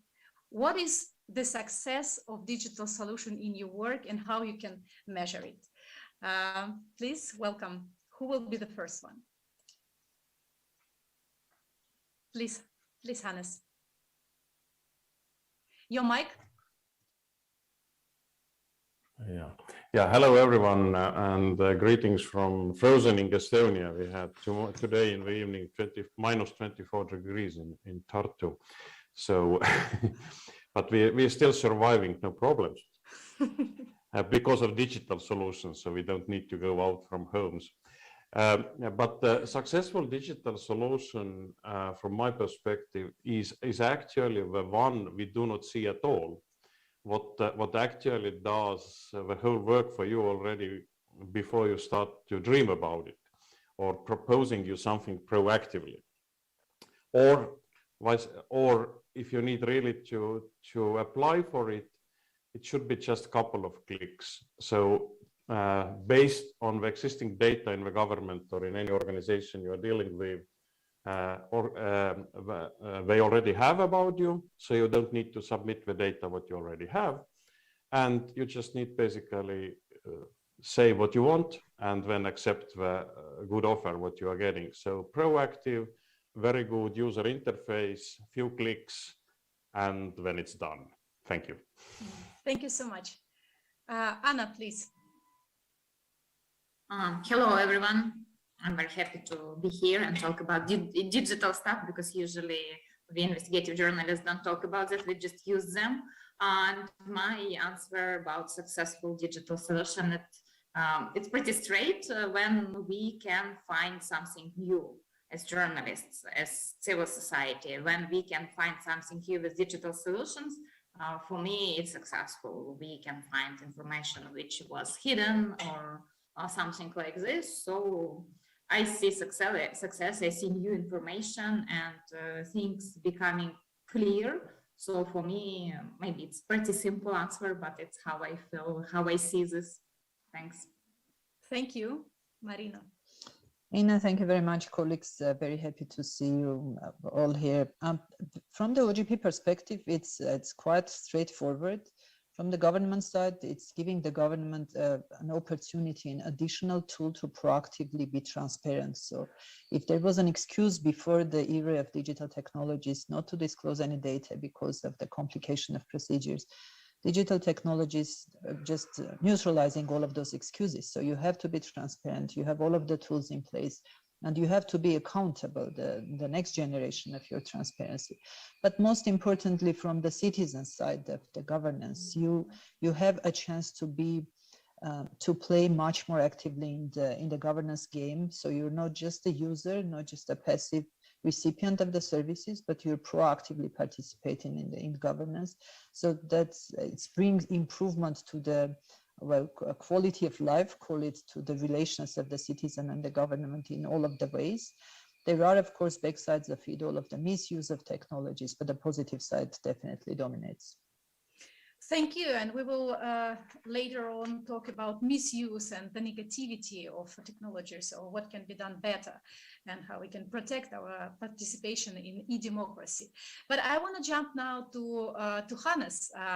Indeed, almost everything can be done online in Estonia when you communicate with the state. I read that it's 99%. And if you are not planning to get married or divorced today in Estonia, you can stay home and save yourself from the risk of getting sick with -24.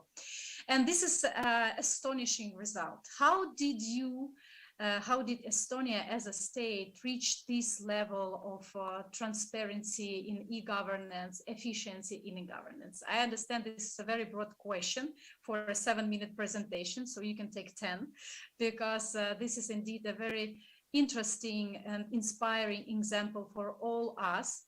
And this is like, you know, after second season of some series, what was in the previous episode. So how did Estonia reach this level of efficiency and transparency in e-governance? The floor is yours. Mike? Yeah, thank you, Inna. Yeah, my name is Hannes Astok, and I'm working as Executive Director and Senior Expert in the E-Governance Academy. And the E-Governance Academy is an organization that has been in business already for 18 years. And we are advising governments globally about the digital transformation, online democracy, digital transparency, and many other issues around it. And currently we have around 60 people working for us, amongst them 20 working in Ukraine, where we're implementing a couple of large-scale projects supported by European Union and other donors.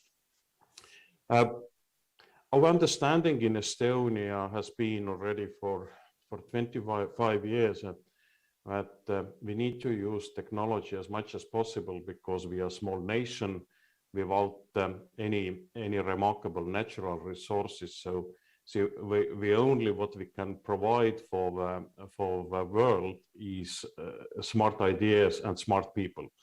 And for this reason, we have been trying to digitalize the government, but also business as much as possible. And it all has started from the understanding that the data belongs to the citizens, not to the government. So this means that citizens must have control over the data government owns about them. So this means also that government actually doesn't own the data, government just handles the data, what is owned by myself. So during those years, we have digitized all the data in the government and can cross-use it for various purposes, for various services. And this means that we can do, as mentioned, almost all transactions with the government in online format.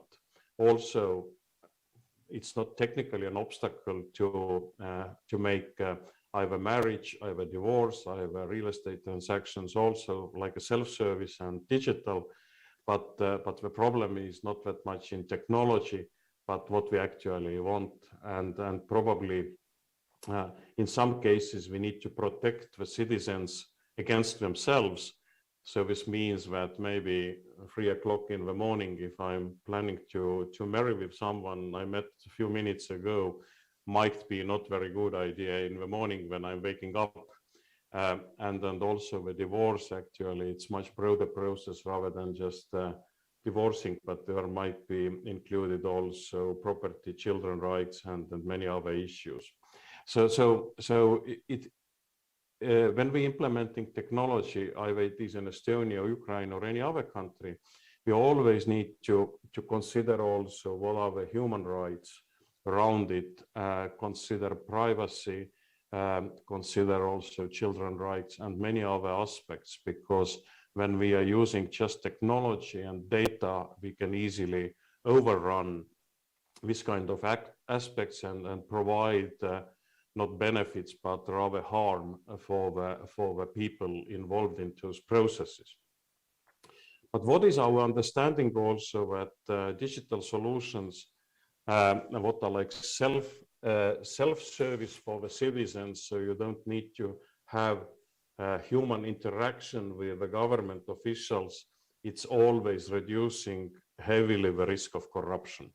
As our former president Toomas Ilves used to say, it's very hard to bribe the computer, because if you are just sitting next to a computer screen and making transactions, automated transactions with the government, there is no official who can ask, or you cannot provide the bribe, because it's always when two persons, citizens and government officials, are sitting in one closed room, two of them, it's always already the situation what may rise the corruption risk. So more we do transactions digitally automated without human interaction, it reduces definitely the risk of corruption.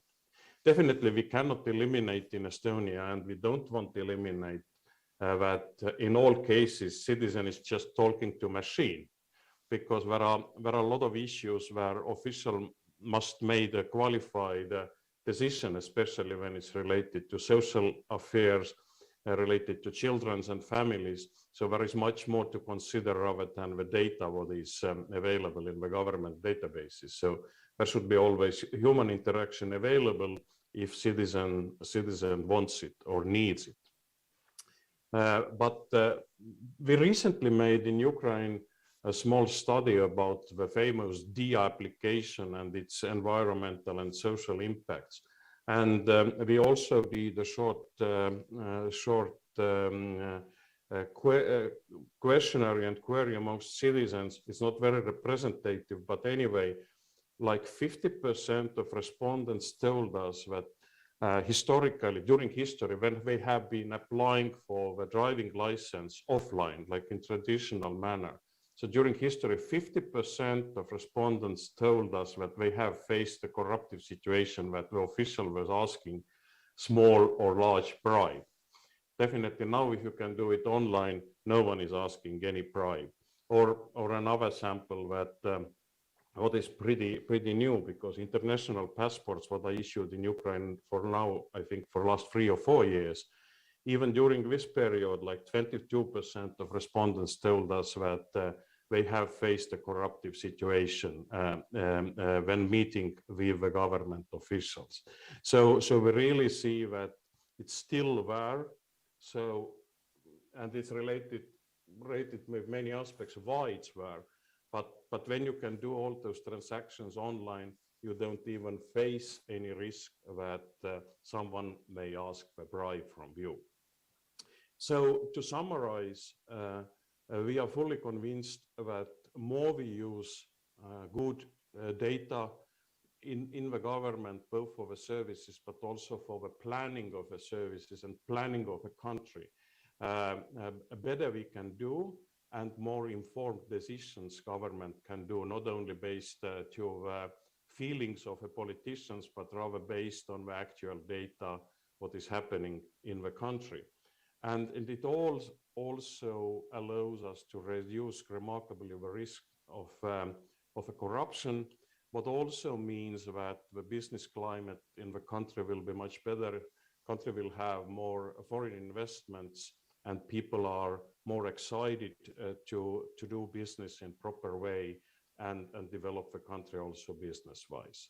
So I stop here and happy to participate later in the discussion. Thank you very much. Thank you, but I want to continue on your last point, and this is actually my question, because you listed some arguments of when you discuss this issue on when you promote e-solutions with progressive governments. But I know that you consult globally and you have different situations. So how do you convince what we call in Ukraine bees to be against honey? How do you convince the government or the authorities in the countries with high corruption risk to implement digital solutions which would potentially limit their, let's say, shady business risks? First of all, they always don't know that it will do it at the end of it. This is first part. But, side effect. Side effect, unpredictable side effect. Anti-corruption isn't bonus. Yeah, unexpected bonus for them. But definitely, there are various situations. It's what is probably true that very high level corruption exists in I cannot say all countries, but very many countries, and this is what you cannot fight with digital tool also. But already a little bit lower when it's about procurements, what is always a big risk.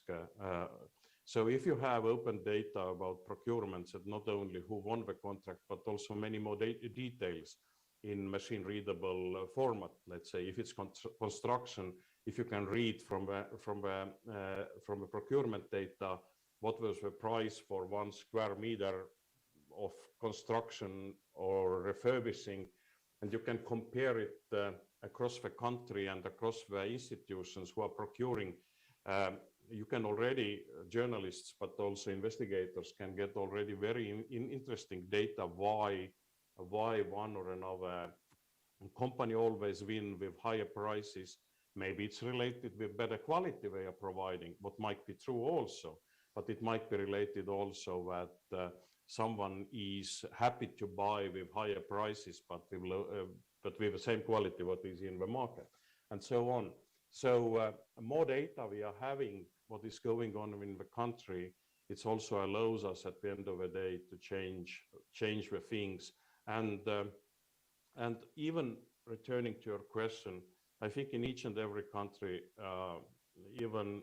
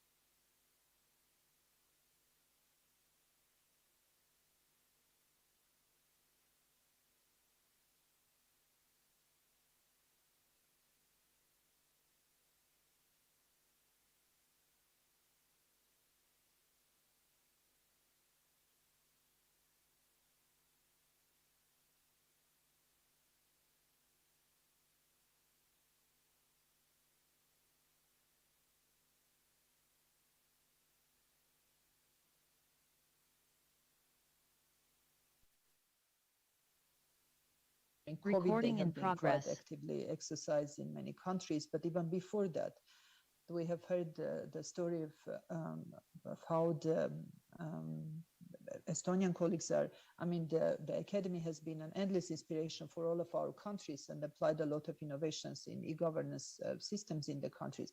But the specific commitments are growing through time, and we're hoping that right now, when the countries in our regions are co-creating, we will get much more of this.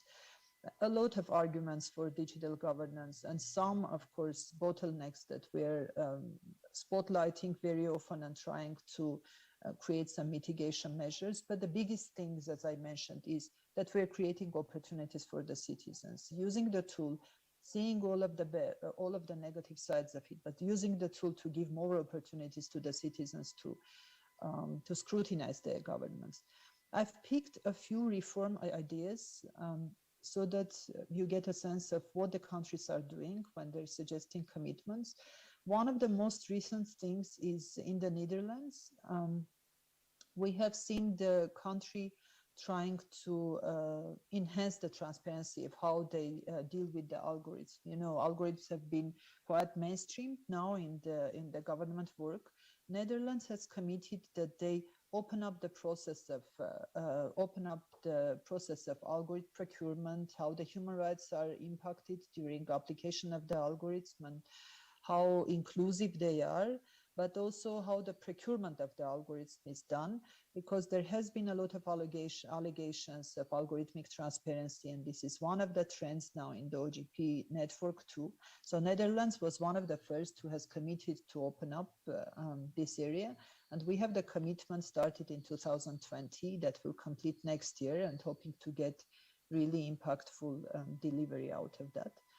The next thing I pick is the Mexican example, because most probably all of us in the audience remember that back in 2017, the New York Times article on Mexico using an $80 million spyware to survey its human rights activists, journalists, and lawyers was a big scandal on media, on global media.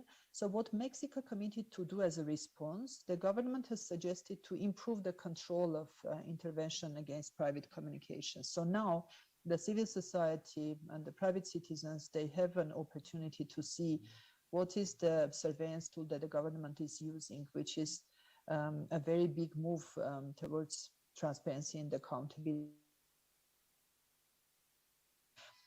In general, there has been a lot of progress.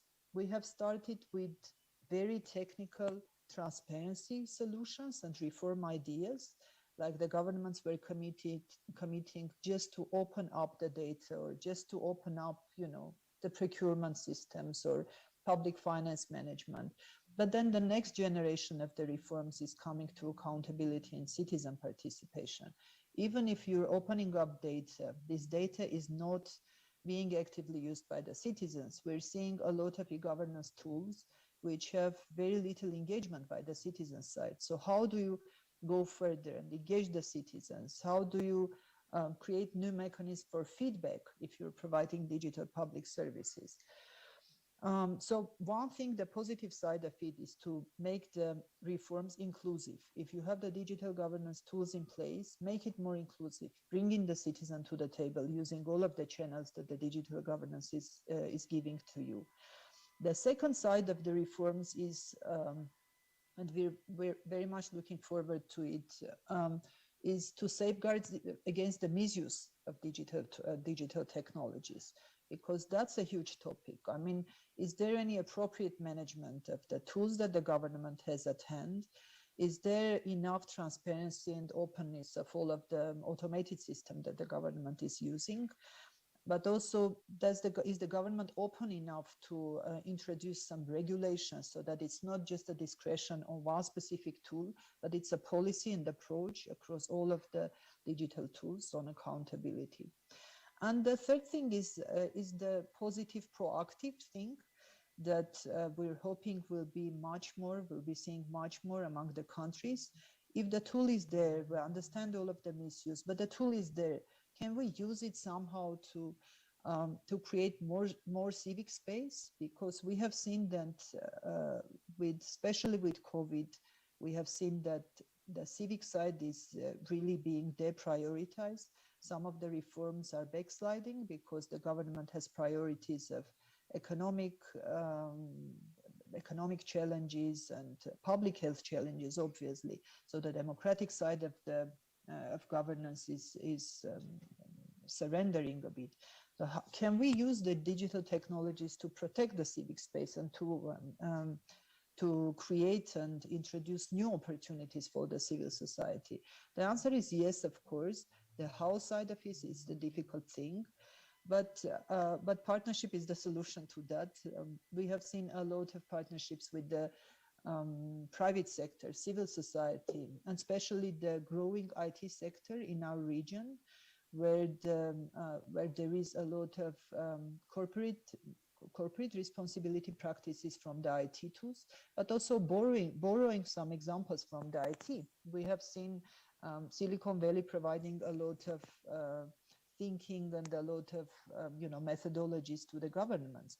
Things like user research, we're borrowing it from the UI UX experiences of the Silicon Valley, and this is not the only example. A lot of this. So I want to end up this brief intervention with the call for partnership and joining efforts, because that's the only solution in this complex situation. None of the things that we're facing in the countries can be tackled alone. So thank you so much for this opportunity, and I'm hoping to get new partnerships in this call too. We hope for this too, because we are aiming to bring closer NGO society, government, and IT crowd in order to fight corruption together. Thank you, Marina, and we will come back a little bit later to your experience, because it's extremely valuable. You are managing projects in different countries, so we will try to find what is common and what make certain instruments universal for the region, or why they sometimes fail when they are successful in one country but not so successful in another. But I want to get closer now to the journalistic experience, and Anna Babinets represents a well-known Ukrainian investigative agency. And as a user of numerous digital tools, she finds out truth about our corrupt authorities, and not only Ukrainian. But I want to ask Anna, how has the work of investigative journalists changed with the development of technologies? What is the investigative journalist 1.0 and 2.0? Yes, actually, we investigative journalists mostly users of digital tools, but sometimes also journalists create. There is some trend when investigative journalists try to be like IT people and try to write codes and because they know that it can help with big data. Because when we get big data, it's not possible just to figure out and to investigate by being only human. You should be a little bit robot for making the processes faster. But because we have limited time here, like 7 minutes, I would like to tell about big leaks like Panama Papers, Pandora Papers. I think there are good examples of using digital tools for journalism and for discovering important stuff around the world. So I think that you know about Pandora Papers, Panama Papers, big leaks for last years. We as Slitstvo and as OCCRP international network, we have been joining all these projects. It's international project, and this is the situation when some journalists, in cases of Panama Papers, Pandora Papers, it was journalists from the Deutsche Zeitung, from German, obtained like huge data of information like 11 million pages, or how to calculate this, and of course, even if we're talking about the Deutsche Zeitung, big newspaper with some much bigger sources than Slitstvo has, or any, I think, Ukrainian media has, of course, it's not possible for them to work with all this 11 million documents like it was with Panama Papers, and they got it, they understand it. So they invited international organization ICIJ. This is network which creates like great panel and great platform for working for like few hundred journalists around the world on these millions of pages of information. So we mostly, as I mentioned, we mostly users of that, but we have great organization like ICIJ or CCRP, which have like big department of IT people who know how to make this information, how to produce tools for us, for journalists, how to use it. We know how to take important information, check it and publish, but fortunately we have in our ecosystem, global ecosystem, IT people who know how to help us. Without them, we would never, I think, bring this information to the public. So, and we were working for all these projects, like about a year for every project. And thanks to these tools, thanks to this development, we can have so big stories and so big things. If we're talking about impact of this, because it's years of work for us and for IT people, mostly all these leaks were about offshores. Offshore companies from countries like Panama, like Cayman Islands, like BVI, countries where we as journalists and people never can find information about companies, ownership, beneficial owners, all the stuff. When we get these leaks, I think this is part of fighting this offshore empire around the world. And now we see that there are changing for last years. We see changing of laws in some countries in Europe. We, all of us remember, like 10 years ago or more, Cyprus was the biggest offshore country in Europe. Now it's not like this. We know that Cyprus changed a lot with their laws, with taxes, with opening and transparency of information. I want to believe that partly it's work of journalists, partly it's work, partly it's because we have so big projects and we can work with them, and because of development of digital technologies and all these tools we got with development, all the stuff. So for us, it's mostly tools for discovering and doing stuff much quicker and much faster than we could do without technology. So it means that we can do much more things for our, let's say, short life than we could do without technology. So it's mostly stuff we use them, and we are happy to have them for discovering for us important. We think it's important stuff, and maybe the processes with offshore jurisdiction with countries which hide beneficial owners, criminals, politicians. I hope we can, with projects like Panama Papers, Pandora Papers, we can change this situation.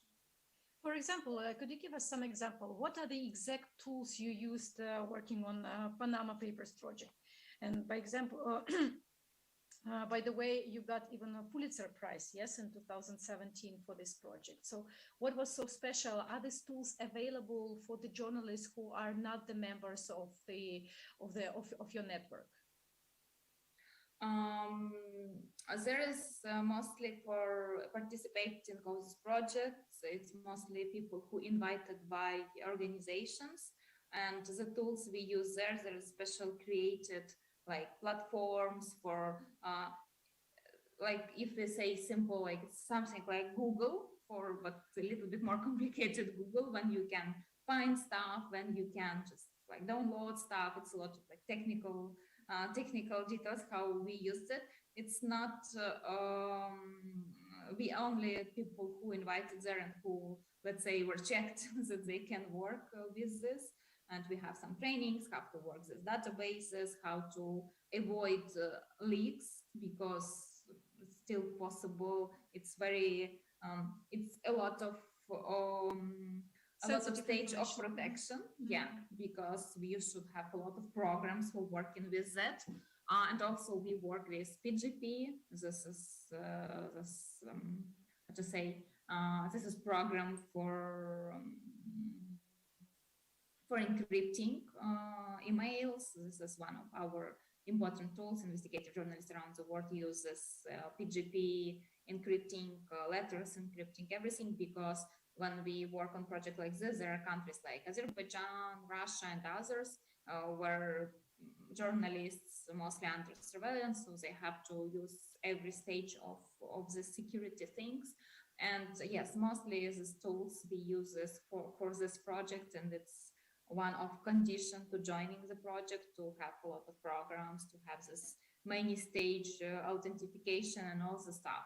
So yeah, but it's mostly for people who work there. But if we're talking about if other journalists use like new tools or digital stuff, in every conference of investigative journalism now, it's unfortunately online, but still I hope we will come back to offline formats. There are a lot of session panels about the new tools. If you want to use, if you want to make your work faster, it's absolutely possible to learn something and to be a little bit Robert, to be a little bit IT person. It's possible, and there are a lot of new tools. I'm sure that I know only a small part of them which I use. So yes, for journalists, it's like very big word of this. Must have new skills and must have of accessing Exactly. and using these instruments. But I want to go back to the topic of our panel discussion and to ask our panelists, to ask all of us and participants and listeners of the discussion, whether all instruments are equally successful, or what are the criteria? What could potentially make them the same effective, for example, in Georgia, Ukraine, Estonia, and Russia? Can you give us some examples of such tools you have, with what you have high expectations, but unfortunately, after success in one country, they failed in another? Let's find this secret, whether one size can fit actually everyone. Marina, Hannes, please, could you please start? I can Yes. start. I mean, the short answer is no, of course. We have seen a lot of experiences when a tool is being replicated in another country without proper adoption to the context, and it's just failing. And we have seen very good examples of reverse engineering of the tools to the country context. So you've taken a solution which has been applied in Spain, let's say, and using it in Georgia.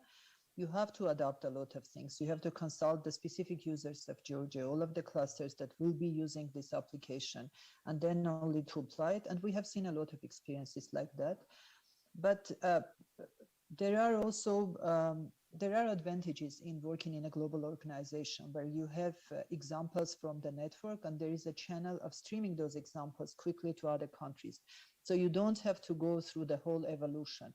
The only thing is your cautiousness to apply those tools in the context in a specific context with due respect to the context. So reverse engineering has been one of the best tools that we have seen in the region. And as you mentioned, Georgia, they had a lot of examples like that, and we could only learn on how to adapt and how to be cautious to the specific users, to the inclusiveness of your society when you're taking an algorithm. Thank you. Hannes? Yes, we need to consider that every digital solution is just technical solution. But to make it successful, we need to always to adapt it to context of country, what includes like political, cultural, even religious context, but also legislation, regulatory context, and because successful is the solution what really fits for this country. So I have a basic idea might work in many countries. Always the question is about implementation, and also implementation needs a really good will from all participants who are interested about it. It means also usually political will, administrative capacity, also readiness to adjust the regulations and so on. So this means that it's a kind of complex exercise, and all the various components of any country should be considered when starting the implementation. Maybe in some countries you need to put more efforts to the regulation. In some countries, regulations are flexible, but you need more political will. In some countries, some digital solution could be stopped because church is against it for some reason. So you need always to understand the context, and if you're understanding the context, if you're understanding the behavior and point of views of various key stakeholders, then you can combine something what is suitable set for this country and move forward. Thank you. I have exactly the question from one of our listeners about the context of Estonia and Ukraine for you to understand the difference. So the question from Sergey is, in Ukraine, some individuals have used digital systems for their own benefits. For example, the platform well known in Ukraine of Untitled Chapter, who tried to create a system that took the money for the evaluation of state property. So it was a semi-fake stuff for his own benefit out of the law. What are the defendants, or how you in Estonia prevent for such corrupt system which provide services related to the state? So it's additional service which exists out of the law, but you promote it online and people pay for something which could be achieved for free. Okay, it's always a question, is it like a fake service or is it additional value service? Because sometimes there is data available from the government, but it's in the format you hardly as an ordinary citizen can read it. So if someone is making it in the format you can better understand it, it's an additional value for what you can definitely ask money also if someone is willing to pay for it. So but I'm not aware about this certain case and not able to comment it, but I think the answer is that the role of a government is to make as much as possible data available, definitely keeping in mind that the privacy of the citizens cannot be hurt. But if a government is giving out this data, it could be a role of a business, but also NGOs to make it also understandable. So transfer it from data to information, what is understandable for the citizens. And this is the role of a government to make it available, maybe not that much itself, to present it already in the proper manner. If they are capable to do it, that's fine. If not, leave it to others. Anna, we have today the representatives of Ukrainian government as well listening, participating in this conference. So this is a great opportunity for you to say which IT tools or what data are you lacking today for effective investigations in Ukraine? What would you like to have for a Christmas present? Which data or IT tool? I think it's a little bit dangerous because if I say it might will never happen. You're still afraid of this. It would never happen. No, actually, it would be nice to have better working driver's license plate database, because it works, but just only on one way.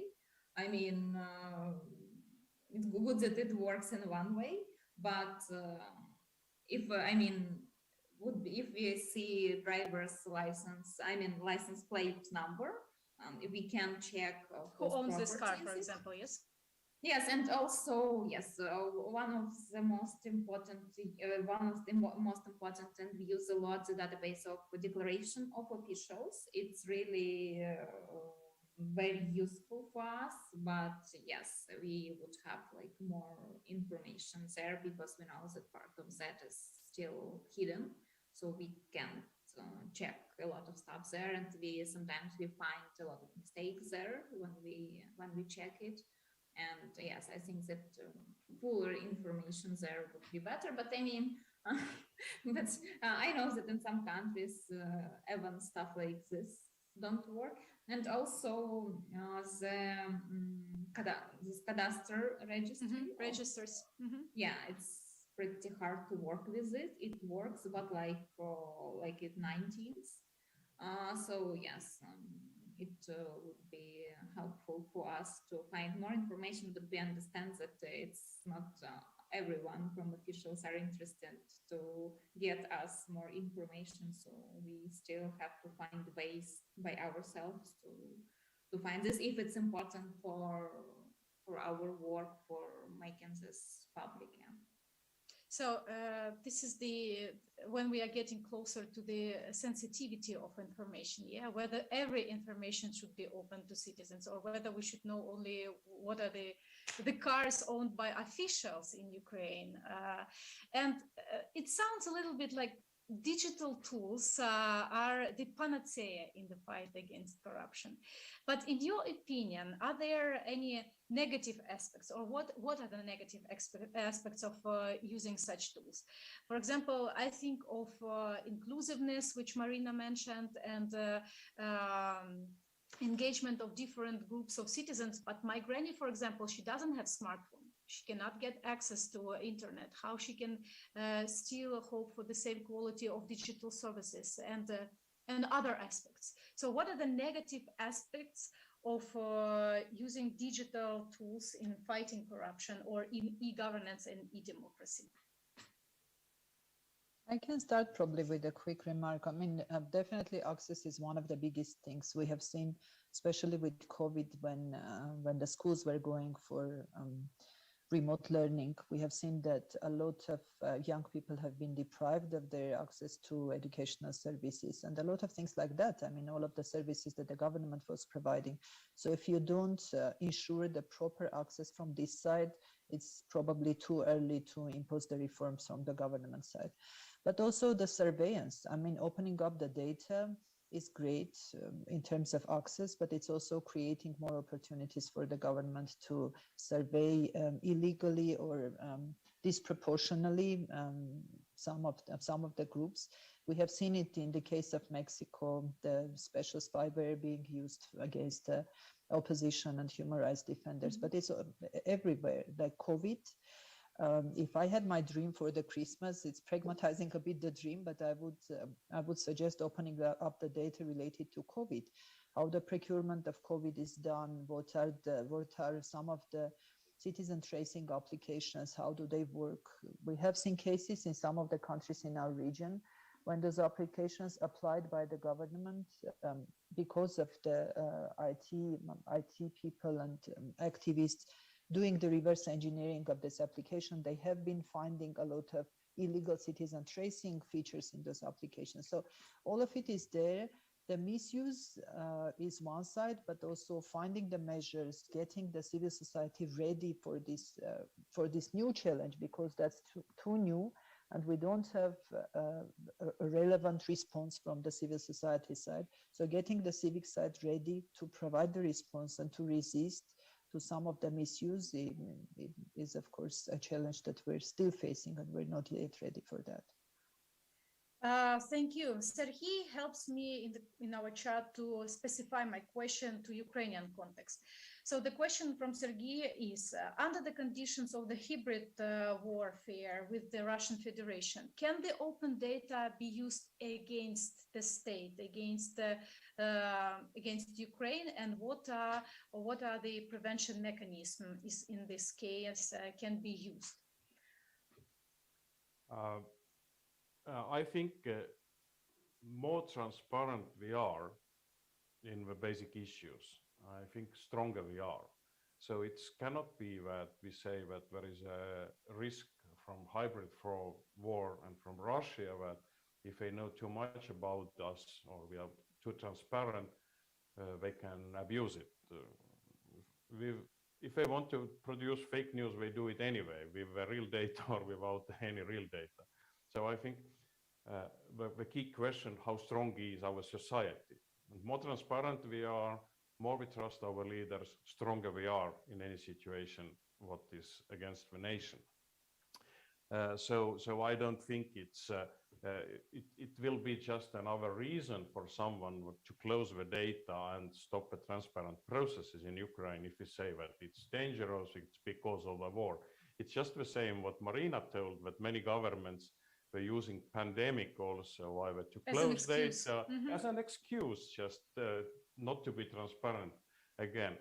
But about the challenges, what you asked earlier, I think we don't need to wait until every grandmother is getting well-connected smartphone, because there is always a bunch of people like younger generation who is already ready to use those digital services. And it's absolutely sure that those services must be available in offline format also for those grandmothers who are still not capable to use digital services, or for the people who don't want to use the digital services. So the offline option should remain, at least probably for next 20 years. So, but the key issue and key risk is definitely abuse of the data. And if you have access to digital data, you have much better access rather than to paper files. And here, I think the key issue is how we organizing data protection and privacy protection. What are the institutions? Are we strong enough to control others? And here in Ukraine, I know that the Ombudsman institution is currently in capacity building process to be more active and be more stronger and be also like a accepted negotiation partner before any service is developed or any database is opened for whatever purpose. So I think this kind of independent body, is it like data protection agency or ombudsman who is dealing with it, is crucial to balance those interests. Also with journalists, because journalists definitely for investigative purposes want to have access to every data, want to know who owns this car and another car, but there might be other considerations why not to open this data. So there should be someone who is like an ombudsman or middleman who is like balancing those interests. Okay, so and who is responsible for defining this this mechanism? Who is the, or what is the mechanism to discuss it? Or exactly. who is the one who makes a decision what to open or what not to open? Exactly. No, final word is in Parliament, definitely, but this kind of independent institutions should be advisor and also like prohibitive if even Parliament is going too far for whatever reason. Okay, thank you, Anna. What are the negative aspects you see in using data? Possible. No negative aspects. I mean, as Hannes mentioned, we would like to have access to every data. But you already mentioned that sometimes journalists are under pressure themselves because their data are open. How do you feel about it? Do you feel protected when you deal with, because the same data can be used against you? Yes, we know this. I mean, we know this. This is part of our work. Sometimes when we publish some like stuff which people don't like, we see like on the internet people publish our home addresses, our phone numbers. People sometimes text me messages every minute when my phone number published by some Telegram channels or something. Yes, it's a little bit annoying, but this is part of work. It can't, I mean, we should understand that if we can use this, I mean, open registers, databases, it means that people can use this against us, and we saw this. I want to mention the case with Scheme TV project of Radio Liberty, when they were doing investigations about Andrei Portnov, the person who doesn't have official position in Ukraine, but he's very important and powerful, and they were trying to check with whom he meet, all the stuff. And then he or people around him published the numbers of license plate and home address of drivers of this TV program and of journalists. And so that people from authority, let's say, they tried to show that they can use this information against us about home address, all the things. But what was special in this case is that they used it's not against journalists, because we're always ready for this. They used it against drivers. You know, drivers is people who, of course, in part of story, part of making investigation, but they are not people who in the beginning decided to do the stuff, you know. So because we are journalists, we live with this risk, we understand these things. But when it's using against people who, let's say, they don't do investigation by their hand and with their face. So yeah, we see cases like this. We understand that it works in both sides, but this is just part. And I think as more transparency we have, even in conditions of war, I think there's more success, the more successful we will be as country, because this is like condition how the world works, how things works around the world. Yes. Thank you. And since we are, Hannes, please add. Just very small remark. I'm educated as a journalist, so I know a lot about journalism also. But it's always a question also that if you provide to the journalist all the access to all data, what is not public for most of the people, there is always a question of responsible journalism also. And I have no doubts that Anna, you are a responsible journalist, but it's always a question that on the cover of journalism, there might be other institutions, they want to have this access to data and abuse this data again against people. So this was just my short comment. Yes, and also to protect themselves. They have fake media registration card, and then when they have some street fight, they say that no, it was a pressure and on journalists, and they prevented me to make my job. So yeah, we know such cases, but I want to finish at some positive note, and since we are running out of time, that will be a blitz question again to all you, my participants, the participants of this panel discussion. And Marina, it will be your last slide about the joining efforts. So my blitz question is, what is your vision of partnership of NGO sector, government and IT sector in anti-corruption fight? What is the perfect model? Please, Marina, could you please begin? That's a very long story, I'm sorry, but probably but blitz. Blitz, learning from the practices of the IT sector, because they have elaborated practices and they're spending a lot on the R&D, and you cannot just pass the same journey. So learning on the practices, borrowing some of the practices. For civil society organizations, serving as an identifier of the need on the ground, because they're the direct link to the citizen and to the grassroots. And for the government, I mean, distributing the roles, and for the government, implementing, being agile enough to respond very quickly with all of the needs that they're seeing on the ground, and being also proactively and deliberately transparent and accountable to the citizens. So if all of those are working properly and implementing their roles, that would be a perfect alignment, a perfect partnership. Perfect formula. Thank you so much. Hannes? Just, I think that first of all, government must make its procedures as digital and also transactions as digital as possible. And this is already reducing a lot of corruption, and definitely making data available and machine readable for the public, and including the NGOs who are dealing with the corruption. And on the top of it, you can build already a lot of good and good solutions to discover possible risks of corruption. Okay, thanks you. Anna? Actually, as I mentioned, as more information we have is better. So we want to have more registers, more information, but of course, there should be built by government, by civil society, by journalists, should be built some things for avoiding like privacy, discovering of private things, and protecting privacy of people. And yes, I think it mostly works in Ukraine. We just remember some problems with DIA, which happened when all databases were leaked. So you remember this, I think.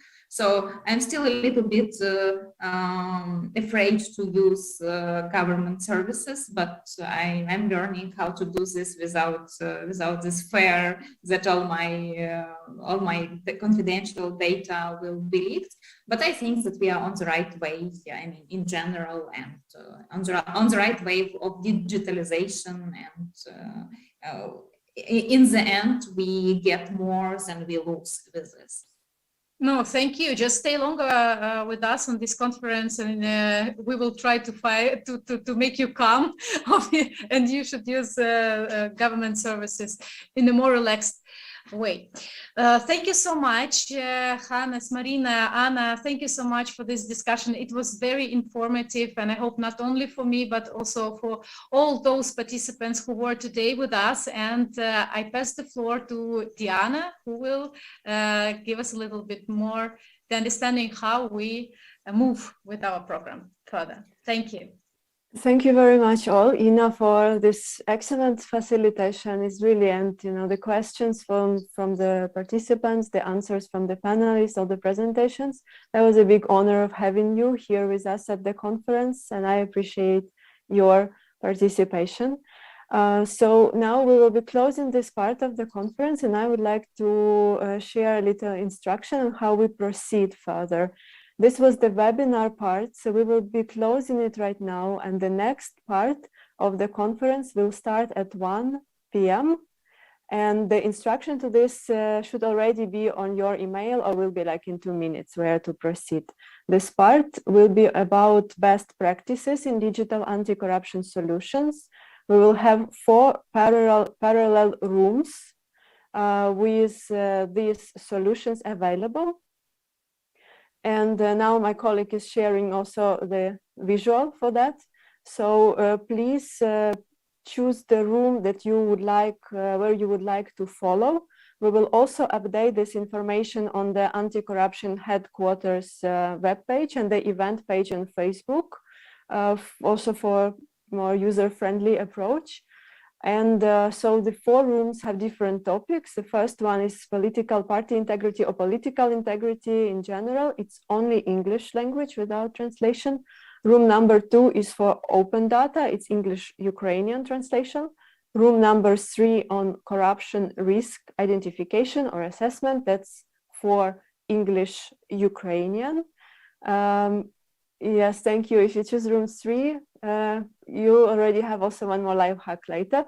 Room number 4 is for business intelligence, political party financing, and government response. So what governmental institutions are doing. So the link which will be for room 3 will be the link until the end of the event. So if you choose room 3, you just stay there and you will be with us safe and sound.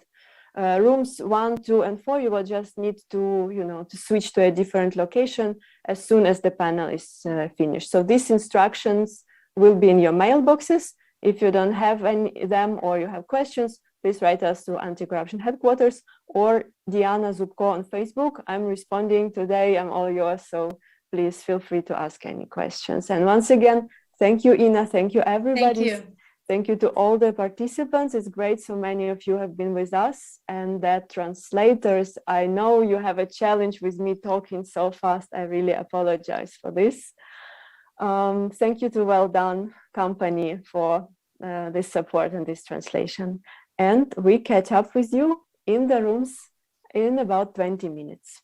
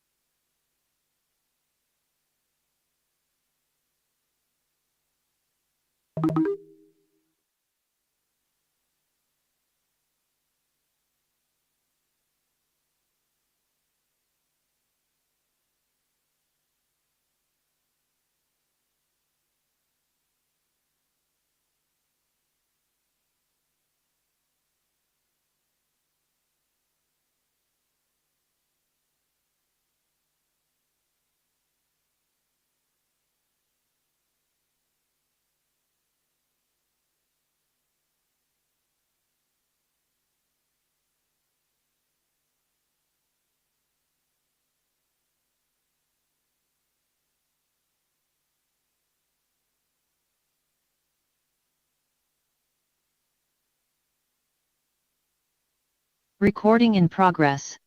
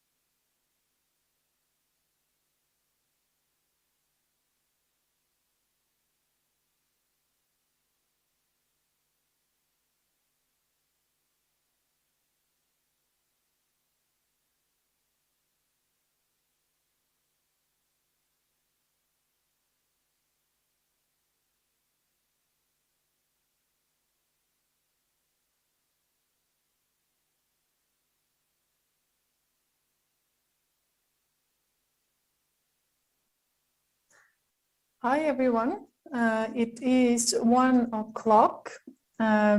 So I'm happy to welcome everyone back in this room.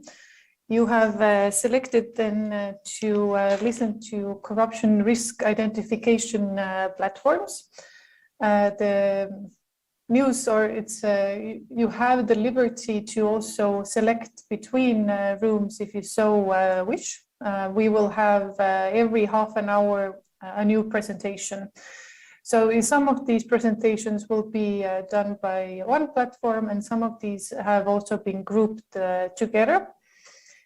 So you have the liberty to go around and pick and choose what you like. So the first question, as in the previous room, is to please select yourself translation from the globe button below. Please also, if you are a speaker, please select the language that you will be speaking in. If you don't speak, keep your microphone and camera off, makes it a little bit easier. And if you have questions, very much welcome. Hopefully we will have more time to come to these at the end of these presentations. If you want to ask a question in Ukrainian, I will ask you to ask it in person. So we have entered into a mode where you could also select or put on your camera and microphone, and if you wish to do so at the end of the presentations, please do so. If you want to ask a question in English, you can write it in chat or also do it in person. So I'll be here just to facilitate our excellent platforms. First of all, we will start off with Integrity Watch that you heard a little bit about in the morning as well, introduced by John Rushi. And today here we will have Bart and Rafael taking it away with a little closer look on how it started in the EU level, and then we will have a sample of one of the country editions in Netherlands. So the floor is yours. So good afternoon, everyone, and welcome to this presentation of Integrity Watch EU and Integrity Watch Netherlands. First of all, Karina, thank you very much for inviting us today. I would just very quickly share my screen to launch the presentation. Go. So my name is Rafael Cargueno. I am a policy officer at Transparency International EU, and for a number of years now, I've been overseeing the development work of the Integrity Watch platforms. And Bart, are you here? Yes, I am. Yes. Do you want to present yourself? Hi, I'm Bart Volleberg. It's very nice to be here. I work as a policy officer for TI Netherlands, where I work on local integrity and on lobbying, on the topic of lobbying, and I use Integrity Watch a lot. So it's a pleasure to speak about it today. Thank you. So fantastic. So indeed, today we'll be presenting the Integrity Watch platform, sort of detailing a little bit why we built the platform itself, what we've actually done with it, and the kind of successes that we've seen both at the EU level and at the national level. So without further ado, so Integrity Watch is basically a set of digital visualization tool that brings complex data set in a user-friendly format. This comes in the forms of dynamic graphs, tables, and text, and basically gives easy access to this data to citizens, journalists, and civil society organizations. The original tool, Integrity Watch EU, was deployed in 2015 and has gathered quite a bit of success since then. The tool itself provides interactive data on EU lobbyists, Commission lobby meetings, Parliament lobby meetings, as well as side activities from members of the European Parliament. And in the 5 years or the 6 years that it has been deployed, we have gathered over 15,000 users per year, which results in hundreds of media stories, academic research, and a small community around this. And this has really helped us fueling our what we call data-driven advocacy, where from the information of the platform, we raise awareness, and we also gather empirical evidence to formulate targeted recommendations to improve lobby transparency rules in the EU institutions, and to also improve the prevention and monitoring of conflict of interest in the European Parliament. But let's really start at the beginning, because why did we build such a platform? Now, when I say hard to reach, I really do mean it. The principal idea of an Integrity Watch project is, first of all, to build what we call a machine-readable data set. As you can see here from the picture, machines really like to read, but unfortunately, they don't read in the same way as us. What they need is structured information that is clean, harmonized, and that can be analyzed. So what we do first when we build an Integrity Watch platform is try to gather the data and collect it to build this machine-readable data set for 3 reasons. First of all, the machine-readable data allows us to build the data visualization tools to raise awareness. It also facilitates data analysis so that we can gather the empirical evidence. And with this empirical evidence, we can formulate targeted recommendations to improve political integrity in public institutions. And let me give you a very concrete example of what I mean by hard to reach. So if we look at the section on the European Commission lobby meetings, well, basically the European Commission has been publishing lobby meetings since 2014. There was 2 decisions taken by the then president of the Commission, Juncker. First of all, to make registration on the EU lobby register mandatory, which meant that it significantly improved the information that we can find there. And second of all, to publish lobby meetings by high-ranking officials, which is the commissioner, the cabinet members, and the director general. Now, to access those lobby meetings is extremely complex. So if you look at the picture here, basically, if you look at an entry on the transparency register, you have a lot of information. You have information on, first, the identity of the lobby organization, what the goals and remits are, which laws they pursue, which other associations they belong to, what kind of expert groups they belong to, the names of the people that have an access badge to the institutions themselves, the financial data on the lobby organization, and so on and so on. And if you see very visually, you see that in the middle of all this information, you have a tiny little button that says PDF file, and this is where you can find the lobby meetings. Now, in the last couple of years, I've even had EU officials, journalists, and also civil society organizations that never found this button. But this is where the data is. And if you had to do this exercise when you wanted to get a complete picture of all the lobby meetings in the European Commission, you would have to go manually to the 12,000 entries that are on the transparency register, click one by one the download PDF button, and then probably copy paste them into an Excel file. Now, obviously, nobody's going to do that because it will require far too much time and effort. So what we do with Integrity Watch is that we deploy a sort of tool, an innovative tool, which we call PDF Parser, that simulates this by going to the 12,000 entries, clicking on the button, and then basically translating that into an Excel file that forms the basis of this data visualization platform. And this is what we also do for a number of other data sets. So, for example, for the members of European Parliament side activities, it's the same. It comes in a PDF file, and we download this PDF file of the 705 MEPs and translate it into a data set. So, once we have a data set, what can we actually do with it? So, the idea is that beyond the data visualization platform is really to use the data to raise awareness. That's really the principal idea of it. And here I give you some concrete examples. If you can see, there's one a little study that we did on the MEP side incomes, where we analyzed the declarations of financial interest of members of the European Parliament to see, first of all, how much income they had and what kind of activities they were declaring. The idea of these declarations is to prevent conflicts of interest. And we wanted to sort of test a little bit the limits of the system itself. And what we found is that 1/3 of MEPs were declaring between 3 and 11 million euros, which is owing to the categories that you can find in the declaration themselves. But what's more interesting in the data is that a lot of the activities that were declared by the MEPs were simply meaningless. So, for example, we had one MEP that said economic activity for 10,000 euros per month. Another one just says lawyers for also a significant sum, which basically does not allow us to understand where the income is coming from and whether the MEP finds him or herself in a situation of conflict of interest.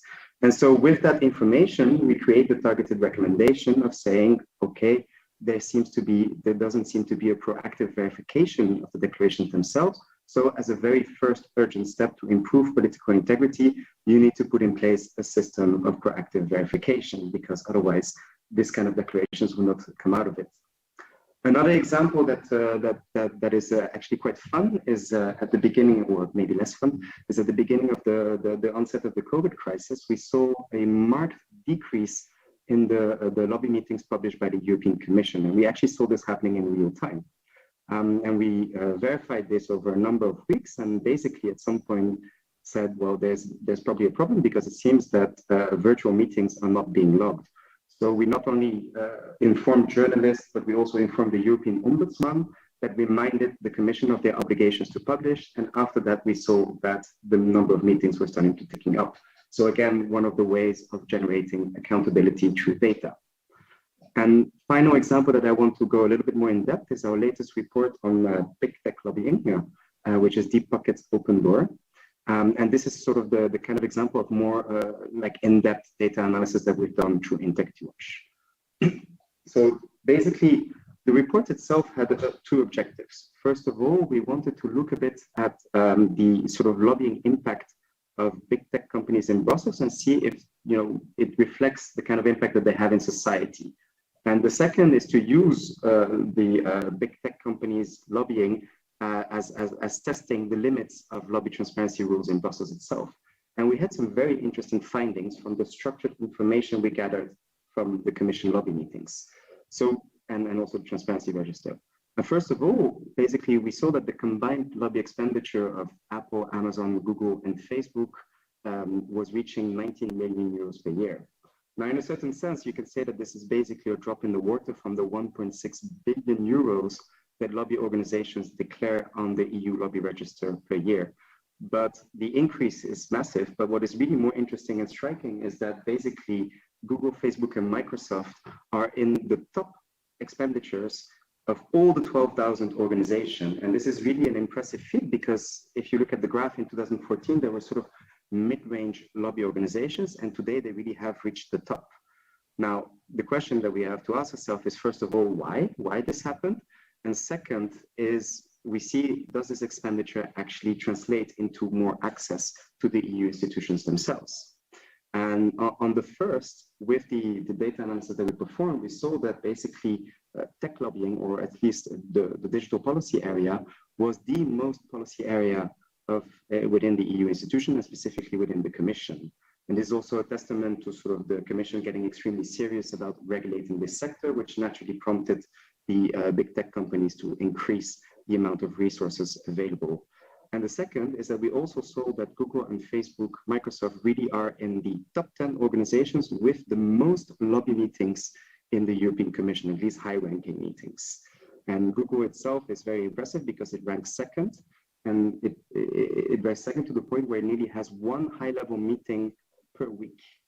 And this is really a striking finding, because knowing from our own experience how long it takes to organize a meeting with a high-ranking official, such as a commissioner or a cabinet member, which takes several months, but Google, with the resources available, can do it once per week. So this is really sort of a very large access. And that in itself informs us, okay, do we actually have a problem of equal access?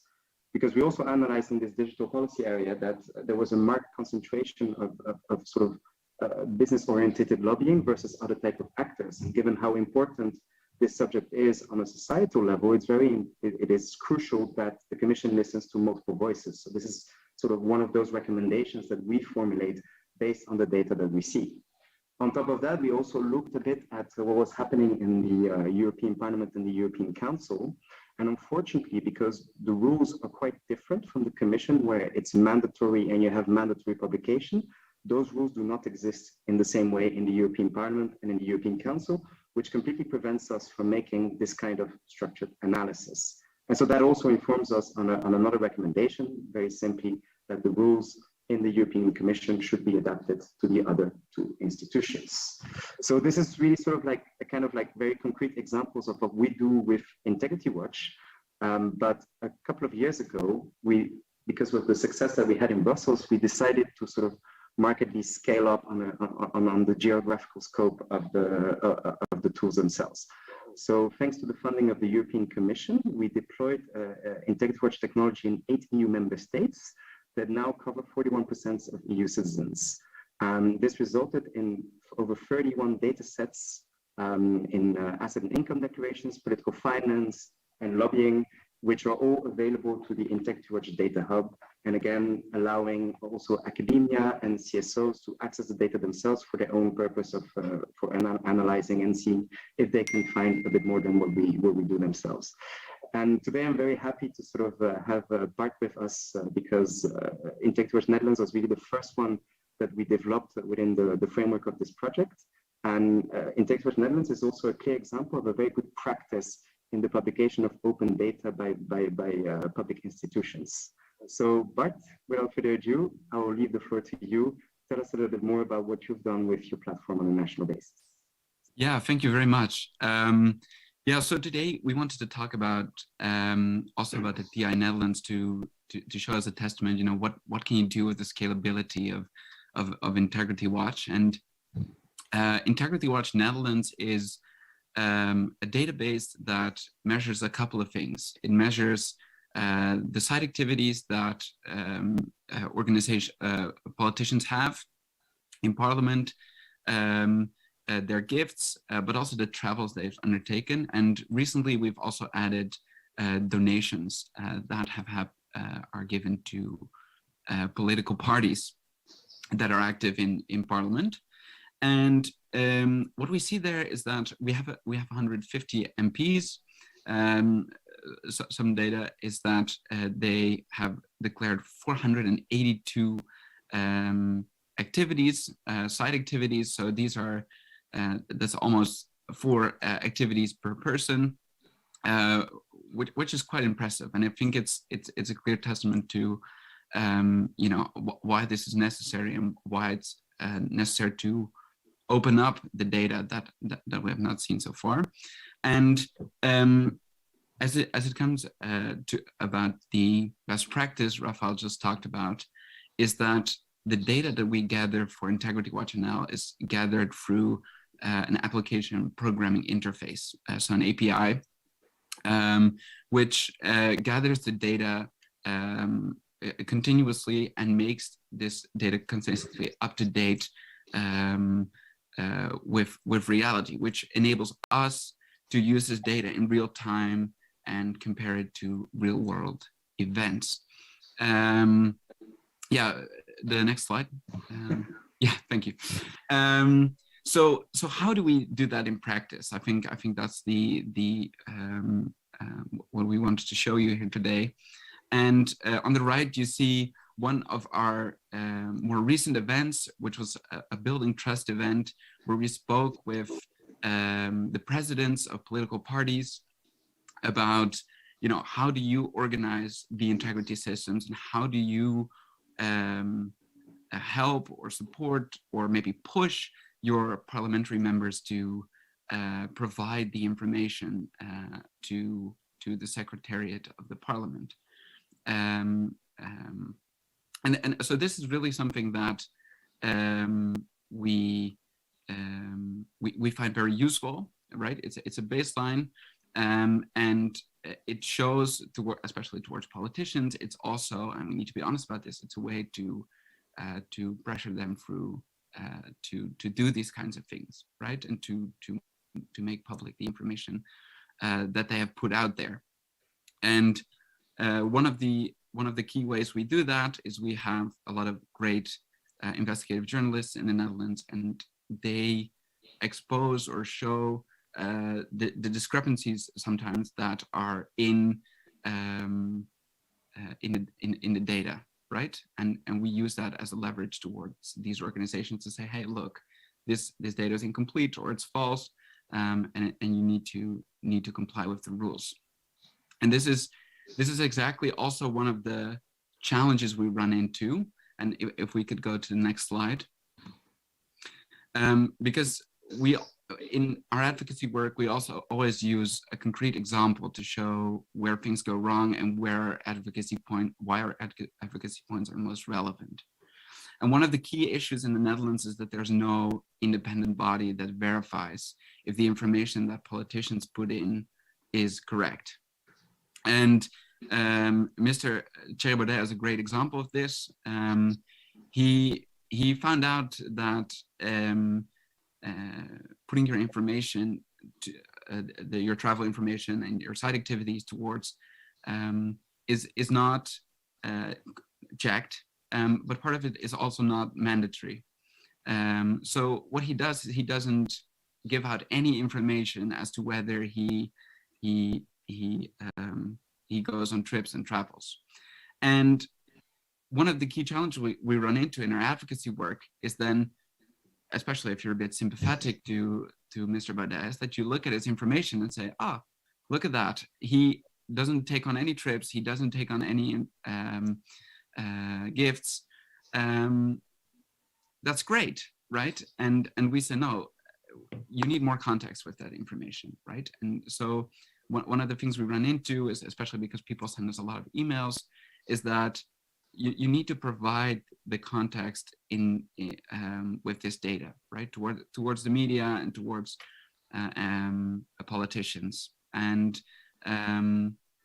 this is of course part of the work, but it's very interesting to see how that interaction works. And of course, we're very happy that people find our information.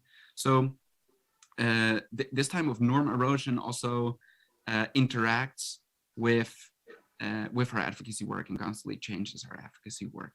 And I think that's very interesting. And we are constantly working on improving that together with Rafa, who's made a great tool so far with TIEU. So I'm giving it back to you, Rafael, for the final conclusions.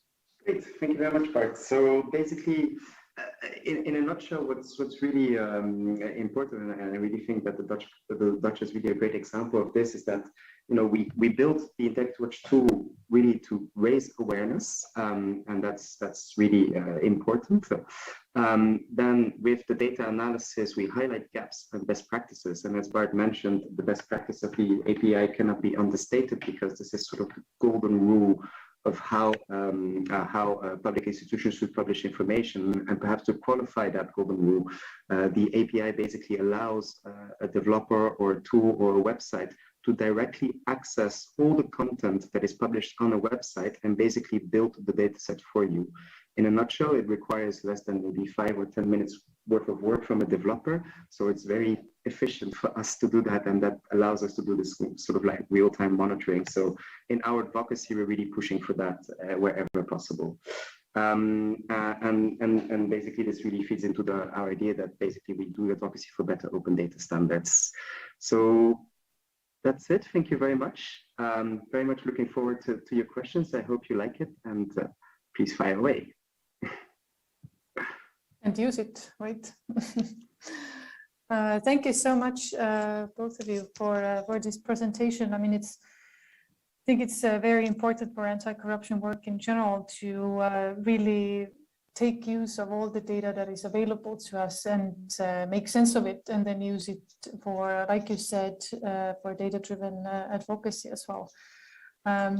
Until we have some questions from the audience, I'll start off with this as well. So if the idea of this conference and for showing these platforms as well is for people who are thinking of developing something like this for themselves, to well, first give potential people to do it together with, but also give an idea of what it actually means in practice. And obviously it was when you showed how you should do it manually, no one would ever get to complete this if you have 12,000 files to do it.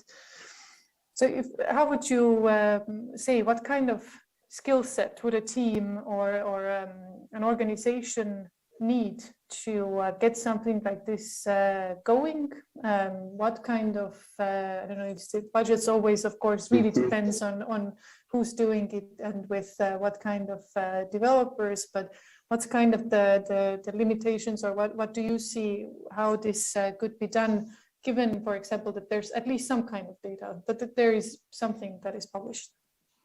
Absolutely, and I think that's an excellent question that every civil society organization should ask themselves, because as you mentioned, these data analysis tools are absolutely fantastic for advocacy. So everybody that is listening today should really consider it, because we have arrived at a time today where this technology is relatively cost effective. It's not very expensive. but it's not very expensive depending on how much effort you are willing to put in, obviously. So just to give you a bit of a ballpark idea, the original IntectiWatch EU platform was entirely externally developed. And if you look at the development process, there are sort of three main stages. The first one is that you do a data scoping exercise. This ideally could be done internally, where you just identify where the information is located, in what format it is, and basically what you could gather from it and whether it's interesting or not. And then the second stage would be this data collection methods, which, believe it or not, is actually usually the toughest one. It is the one that is the most complex, depending on where it is. And then you have the data visualization section, and depending on the technology that you use, for example, for IntectiWatch, it's relatively straightforward because it works a little bit like Lego blocks. So you choose what kind of graphs you want and how they should interact with each other. And it's relatively simple for a developer to implement that, provided that you have done the data collection part. So for the original IntectiWatch platform, since all of that was done externally, it costed 50,000 euros. It's very expensive. And now with a bit of more internal know-how, we can make a similar platform for 2,000, just to give you how far we've come as a sense of scale. And why we managed to do that is because all the data scoping part of the exercise and also explaining how to collect the data is being handled internally. Now, in my own experience, I have zero background in web development. I had to learn this by myself, but it's not completely rocket science. It's not impossible. If you seek a little bit of external help and people that have a bit of knowledge, they can certainly guide you in the right direction. And if you do this part yourself, you basically already cover 3/4 of the cost of the platform itself. So I would say, as an advice, is to really try to build this kind of internal skills, data scoping, understanding how to collect it, and prepare it for a developer. Because once you have this machine readable data set and you know exactly what you want to do with it, the developer just follows the instruction, and lo and behold, you have a platform itself. Of course, it does require a little bit of knowledge of how these collection methods work. In general terms, there would be sort of 3 or 4. The first one being the gold standard, which is the API, where you have to do nothing. So if you have an API, then it's very cost effective. And the second one would be what we call scrapers and parsers. So it's where you need to identify where the information is based on a web page. And basically the developer will create a tool to sort of collect that for you. And finally, the third method is the least efficient, and that's when the data is analog.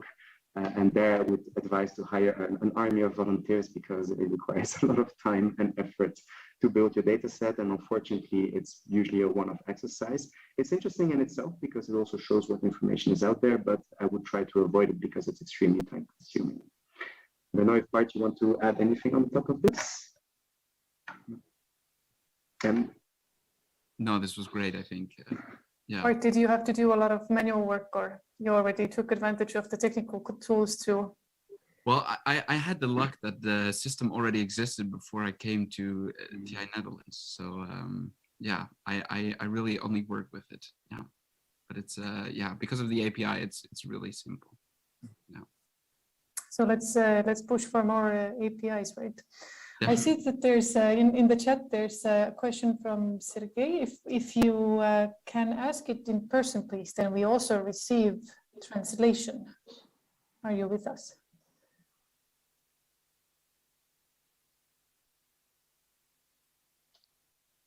The interpreter can read the question from. Oh, okay. On the territory of how many countries in Europe does this tool work, or only in the Netherlands? How many countries in Europe use it? So currently in the EU, we have 8 EU member states, and we also have a former EU member state, which is the UK. And so basically the technology itself is extremely, in a sort of sense, straightforward. As long as you have a machine readable data set, the technology simply works.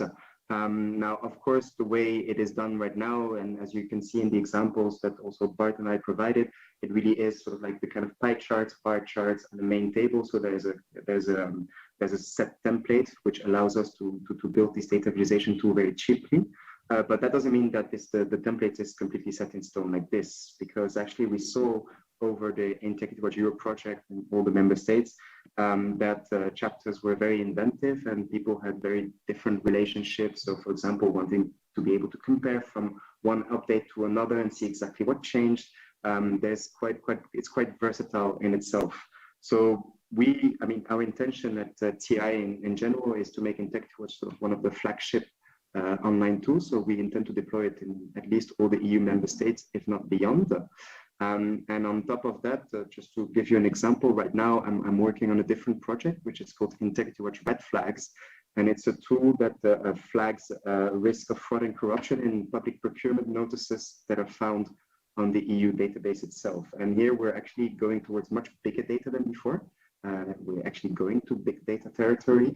And we did that also just to try out the technology on big data and to see if it worked, and it does. So we're very confident that we can actually deploy it in any kind of national context, if that's not the question. I mean, at least I am confident.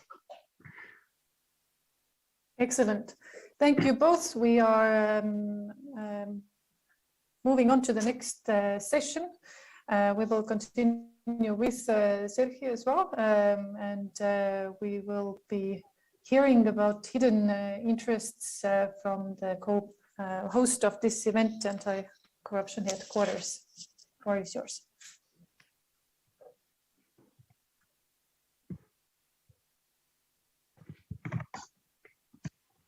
Всім вітання. Greetings to everyone. I'm very happy to see a great company of participants. I'm Sergei Mitkalik. I'm the head of the civil organization Anti-Corruption Headquarters, one of the co-organizers of this conference. Thank you very much for the initiative, for the willingness to join in. I'm very happy to see you all, and we have like 30 minutes time to present the hidden interests. It's a tool that is aimed at identifying possible risks of corruption to subsequently put the corrupt persons to justice. So I'm going to be presenting this tool in a company of Stanislav Haidar, who is the head of the Department of Innovative Solutions at the National Agency, which is Unit of Digital Transformation, National Anti-Corruption Agency. So I would like to pass the floor to Stanislav to first do the short overview of the tool, and then I will be delving more into details. Greetings, dear colleagues. Let me share my screen for you all to see. So, hidden interests. In our agency, there is a big demand for new IT products, but just like any public agency, we're under-resourced, underfunded to do all the things we want to do. So it is a joint project with Anti-Corruption Headquarters, with Sergei Mitkalik, with Yulia Grechka. Only in cooperation with them, we managed to do the first tool in Ukraine that allows to identify potential or existing conflict of interests. So currently, the system hidden interest was published on November 24th. It's in public access, and even as this system was being implemented, our Department of Conflict of Interest Detection has managed to identify them and even send conclusions to respective agencies to work with this case. So therefore, everybody's invited to that web portal, interes.stab.net, so that you can review the information on your area and your agency, your employees. It's from President of Ukraine down to public official of any amalgamated community. So the history of the portal, I'm not going to dwell on this too much. Sergei has all the memory of that from the beginning to adapting the algorithm to NACP, let me talk about the sources of information. I'm proud to say that this project is fully public. The state, back in 2016, when cyber security, cybersecurity was started, now it's hundreds or even 1,000 data sets that is published in the open data portal. Lots of them are published in different format, not XLS, but in some applied API format, and therefore our data sources of this portal, by talking to the unified register of open data, it's a database, open database of assistance for MPs, it's Prozoro, the Central Election Committee, so it's 9 registers by today, but we don't stop at this. And we have already planned the 3rd stage of our joint project, and to join new registers there or improve them or range them against the existing ones. So how our system works. The algorithm collects the information about the person or related companies, related persons and declarations. So then it is compared with other registers, for instance, a register as described in executive proceedings, arbitration, etc., and identifying potential risks. Then these risks are displayed for our Department of Conflict of Interest. They process these risks. They either revokes that interest because it was false flag, or it is really a potential risk and has to be processed. And then we launched the standardized action as the conflict of interest system is outlined in the manual. The database, thanks to open data, thanks to our work with data, reaches more than 6 million persons, about 1.5 million companies, and we've already identified 630,000 potential risks. But these potential risks, and Sergey will tell us more about it, I'll tell the most important part.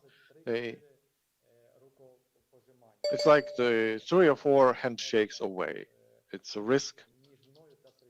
But it's not only necessarily between me and Sergey. It can be due to the company where we together worked at some point. So if you are in the risk charts, in the risk map, that doesn't mean that you automatically have a risk of conflict of interest. It has to be scrutinized first.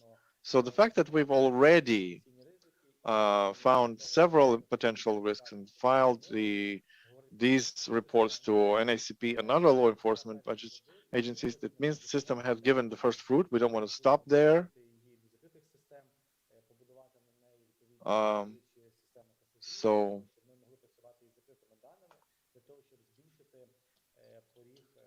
to increase the threshold of the conflict of interest detection, you know that there's a system of arithmetic control. It works with closed registers. It communicates with 16 other registers of state agencies through subscriber hub. And we have both closed resource and open resource where each citizen can check in terms of possible risk of corruption or conflict of interest.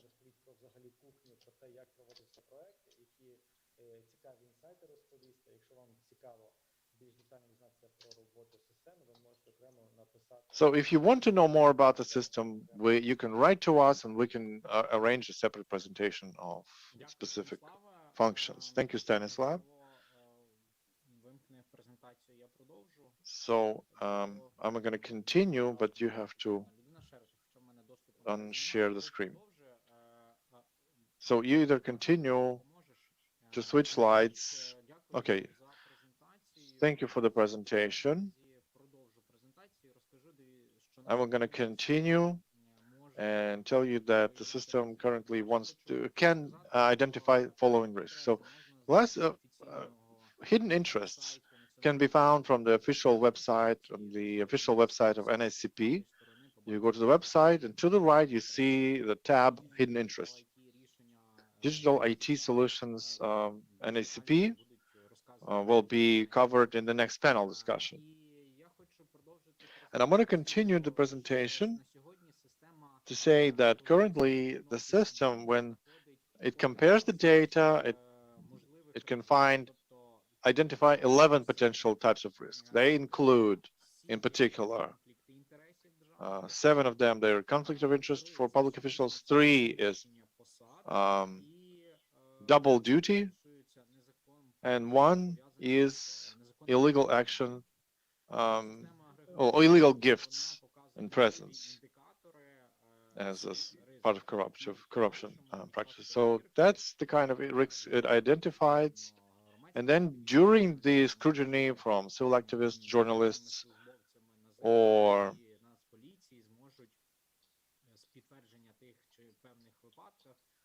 then if the police corroborates and other enforcement agencies corroborate, then the culprit will be brought to justice.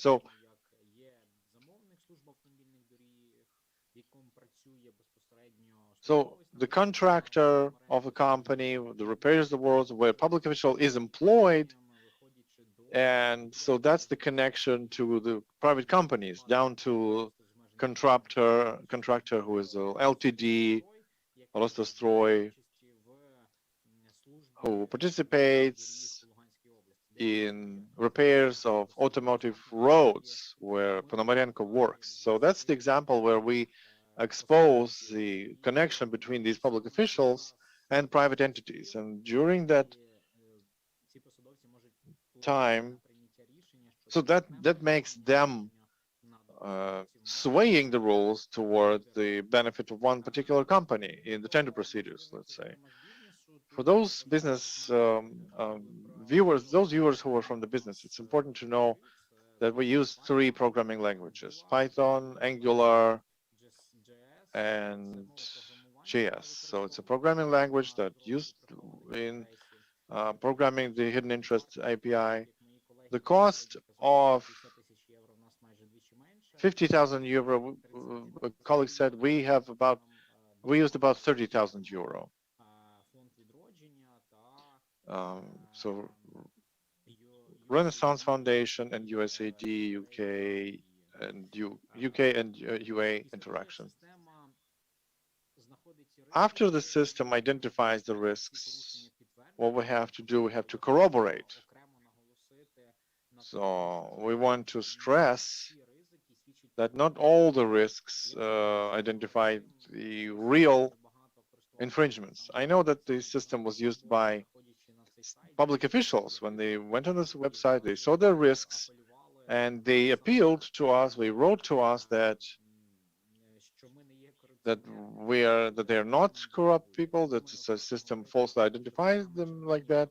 So we stress that these are red flags. They don't mean automatically corruption. It should be corroborated first before it is deemed a corruption. So these are the organizations that were at the creation stage: National Agency of Corruption Prevention. So we try to automate all the processes. It's developers of WebC and Mykolaiv representatives. It is them who had the technical design. USAID, UKAID, those are some of the donors who helped us with 5,000 hryvnia for the first stage. And the International Renaissance Foundation, that's provided more than 300,000 hryvnias for the second stage. And we've also presented the UNDP, which is the pro-UN in Ukraine. And basically, we don't stop at what the system demonstrates right now. Of course, there are some plans.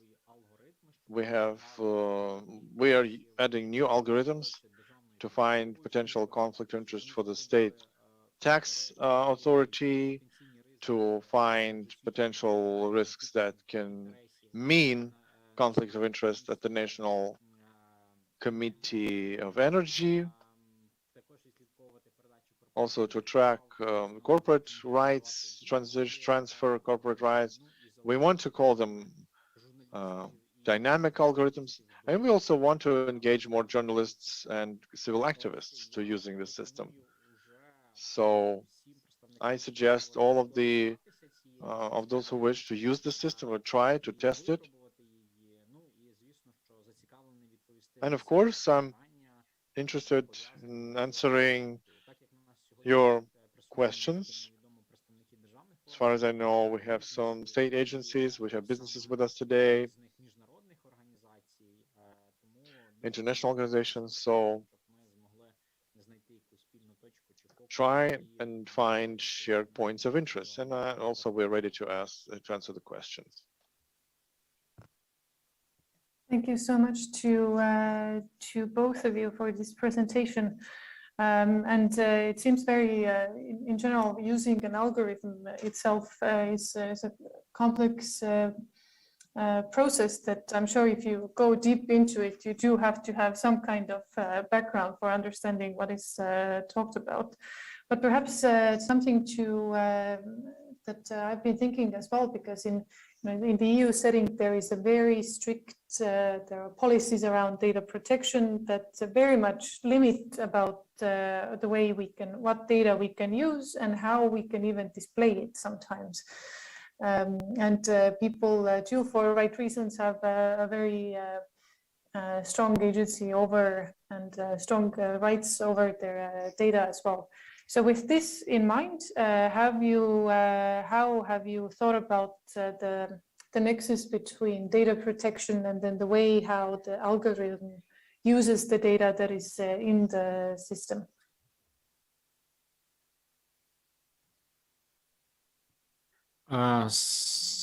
Хороше питання, Well, it's a great question. Basically, we were thinking for quite a long time whether we should do it, we should make it this tool as open as possible, or to make it specifically tuned for NACP activity or the police, because those are the law enforcement agencies who put the culprits to justice. Because if we used personal data, because we have a lot of names, surnames that are matching with other entities, other people, and it can flag a company of some other company because we don't have unique identifying number in open space. But this data is also used and owned by NSCP and national police. And we suggested to them to use this system for internal needs.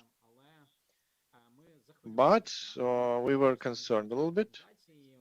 We as a civil organization, we often are,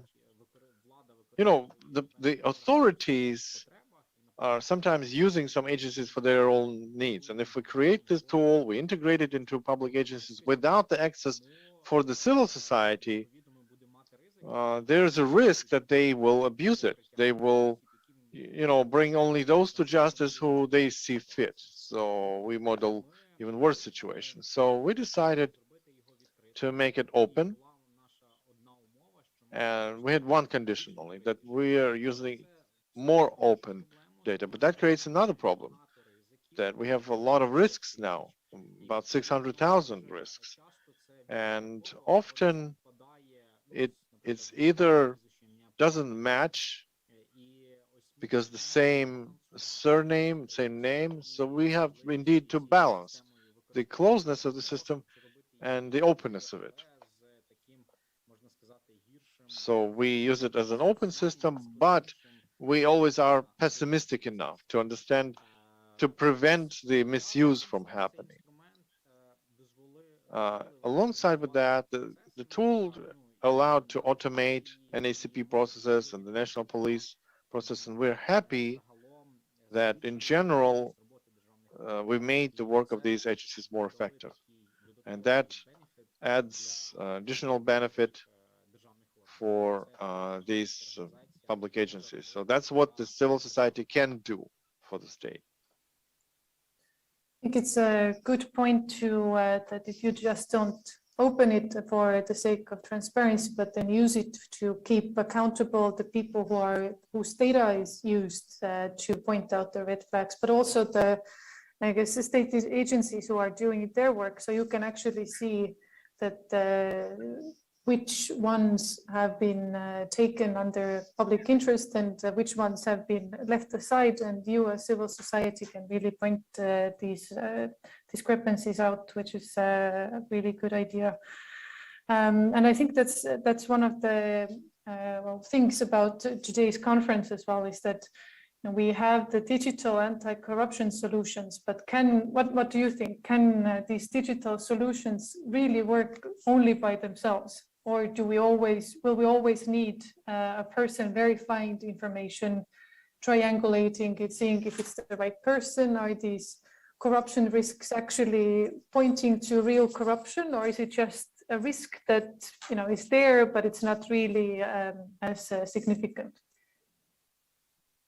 Да, звісно, що, на жаль, без людського Yes, втручання. indeed, without the person, it's hard to prevent and battle corruption without human participation, especially battling corruption. If we talk about prevention, then yeah, of course, in some processes we can just remove the human being at all from manual steering, and by doing so decrease the corruption risks. But we cannot deny completely the human interaction and human intervention.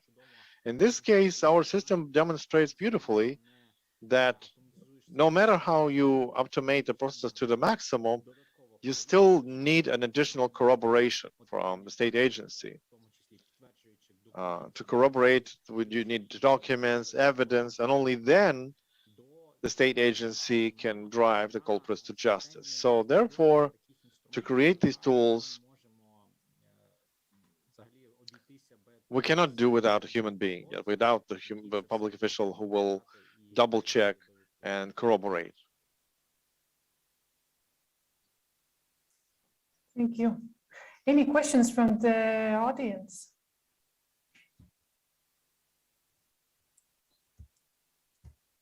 You can just turn on your camera. Нам ще ставили питання.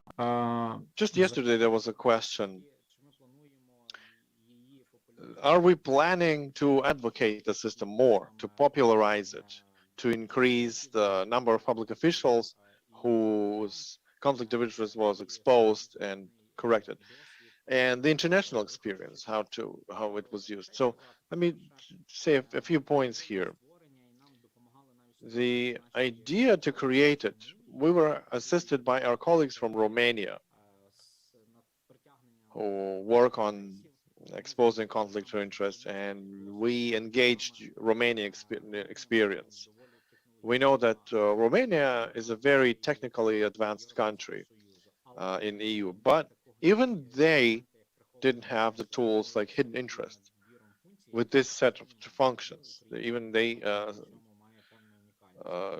couldn't say they had. So Ukraine is pioneering this. And of course, we are ready to share our experience, not only for our foreign colleagues, but we are planning to do more advocacy, more active advocacy in Ukraine itself, because the tool has been collecting data about public officials. We want to make the public officials, as soon as they see the information, how the system can collect information about them, they understand very well that so we need corruption to be non-lucrative for them, not attractive. We want the public officials to see corruption as negative, as something undesired. That's what our 6 other tools, plus this tool, that's what we've created for 7 years of our existence. Thank you.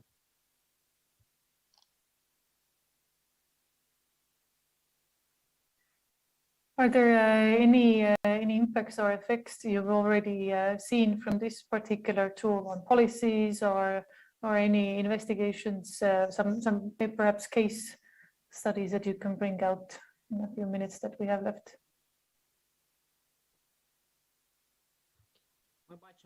Yeah, we see that there are cases because without hidden interests, the National Police and NACP would have not detected them.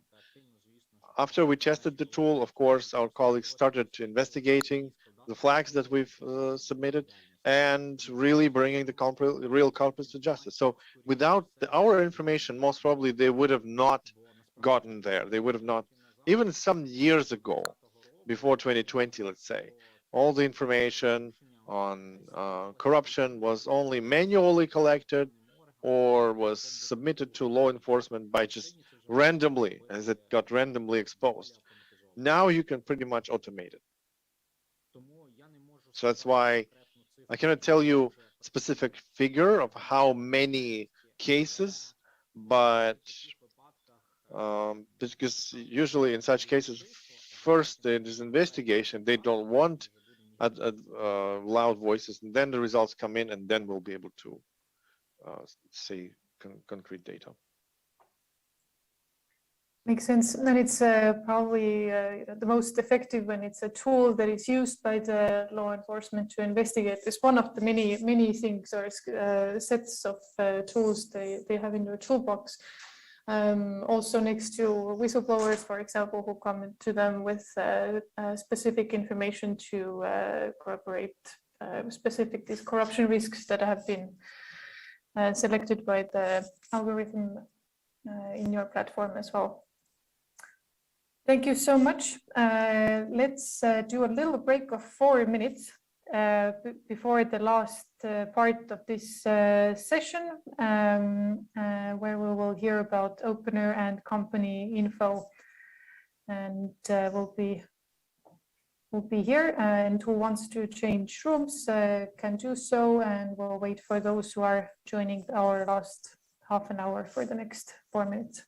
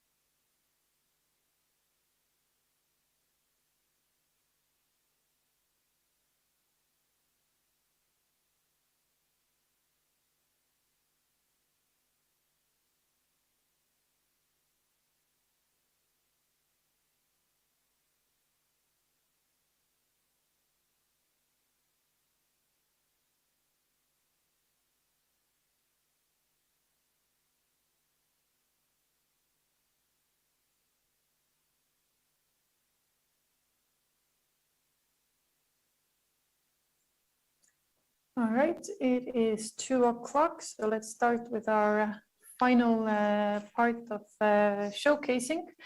Now we have 2 separate platforms to showcase to you, but they have been grouped together because they are somewhat similar, and we are still moving within the sphere of identifying different corruption risks and red flags. The first one will be Opener, which is very dear to my heart as well. It's a co-product of TI Estonia and TI Latvia. And it's currently in a beta phase, but Liena from TI Latvia will be presenting us what's been done so far. Hello all. It's my honor to be here today and to present TI Latvia, Dauna, and I'm really glad to present you all tool Opener. So I will share my screen and presentation.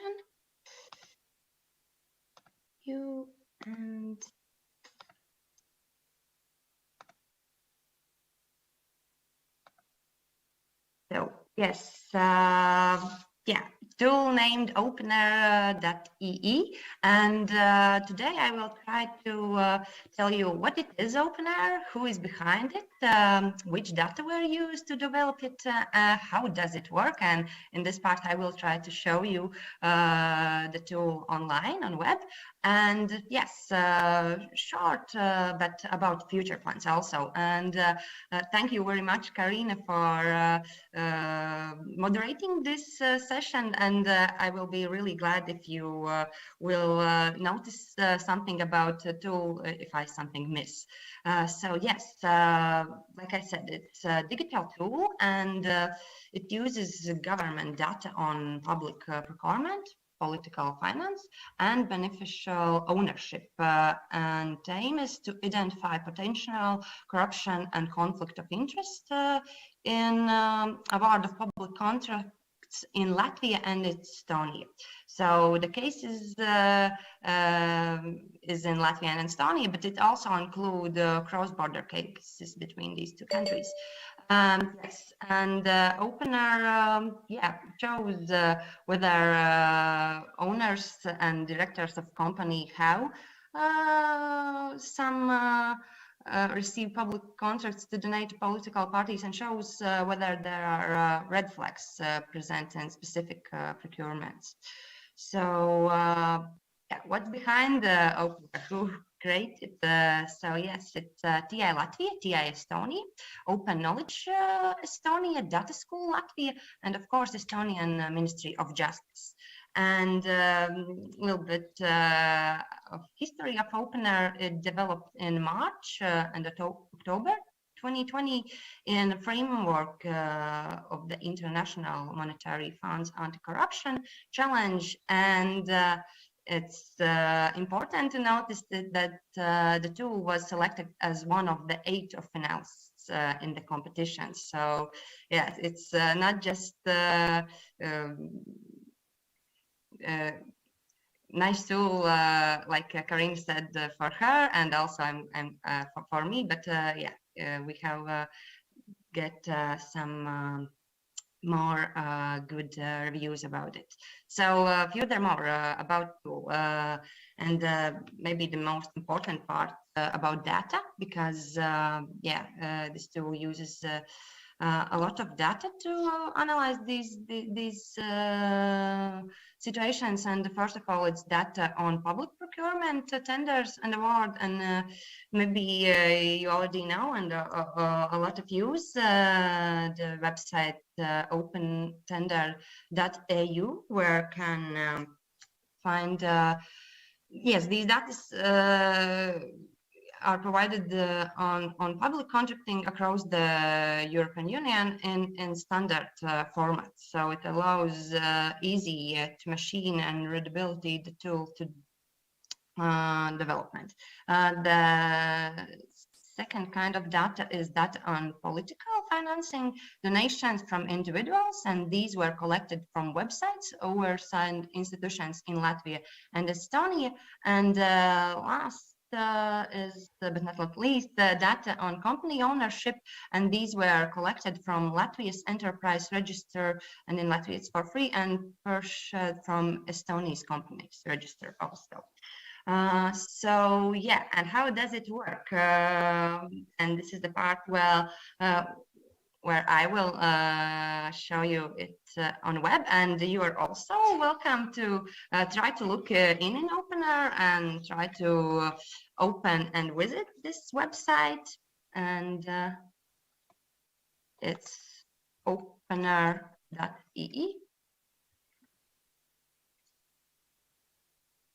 And yeah, here you can see that Opener has two main sections, procurements and organizations. Also here is information about this tool, how it was developed and which is involved, but I will show you the procurement part first of all, because here is possible to explore all procurement. Sorry? Yeah, okay. I think it's fine. We can go. I hope that you all are seeing my screen. Yes, with the yes. Yeah, great. Yes, and there is yeah, procurement from Latvia and Estonia, and here we can see how it looks. But yeah, the first thing that you can do here is to explore all procurements. But the main thing is that you can filter it, and by many criteria, like first of all, country and dates, wedding status, and costs also, and types, and else. And for example, I will show you information like here we can. Okay. Okay, I will just and one for example, and it's from Estonia. And here you can see duration, bidders and bids, and disputes about this procurement. Yes, and the second part is about organizations, and there you can see all companies. Again, also from Estonia and Latvia, and here you can see how it looks.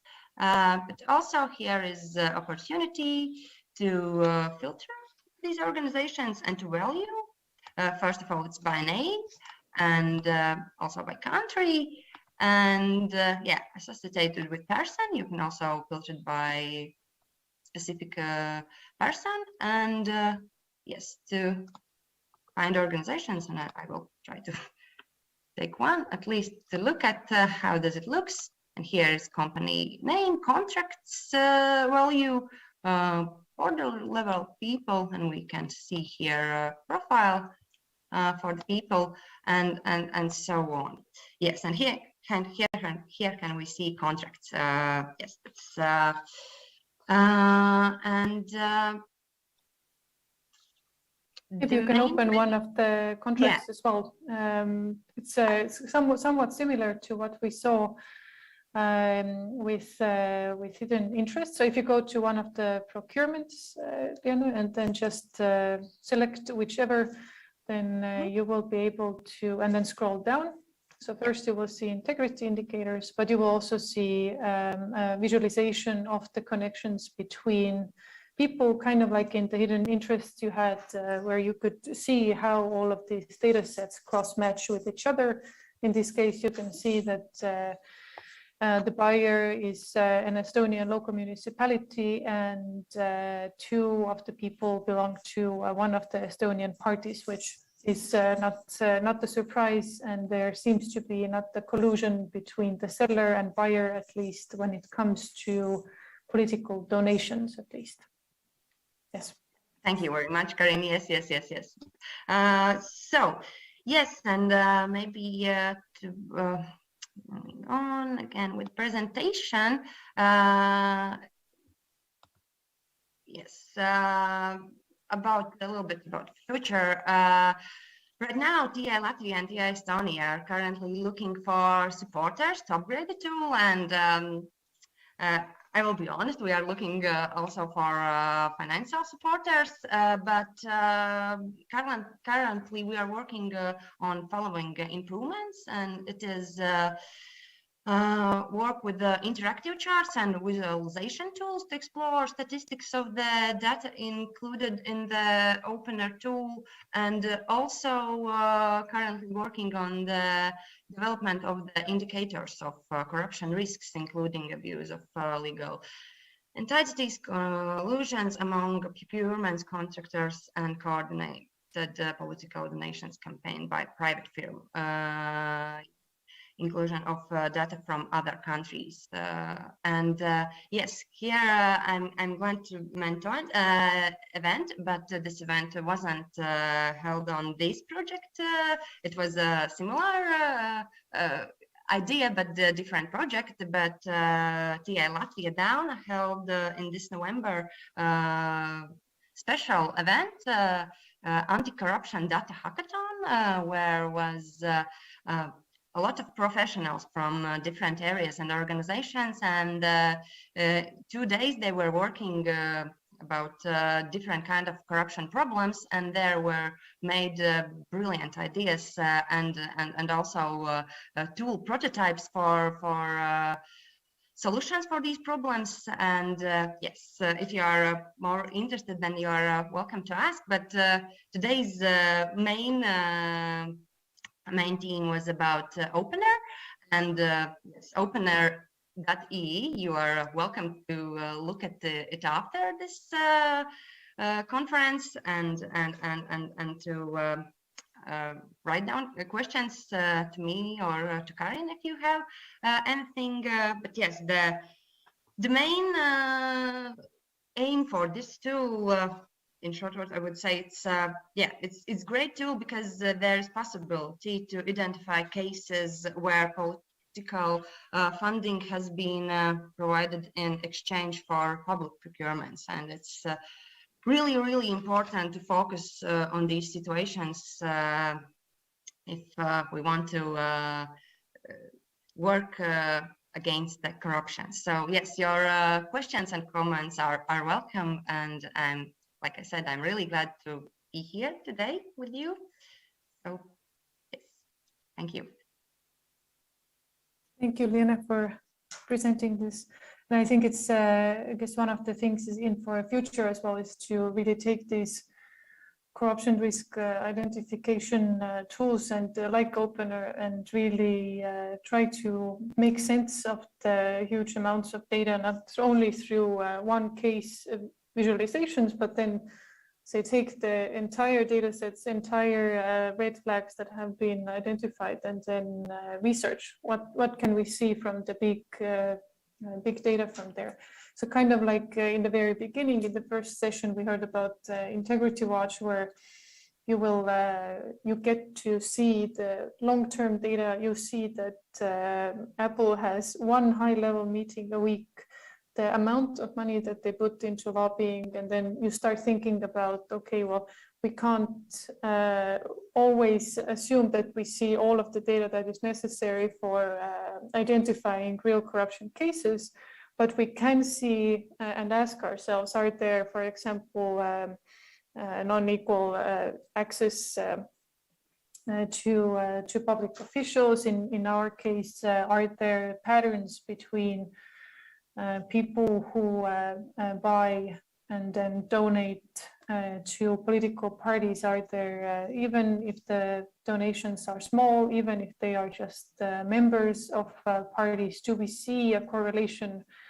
between these personal relations and how public contracts are awarded to people? Questions before we move on to our last presentations?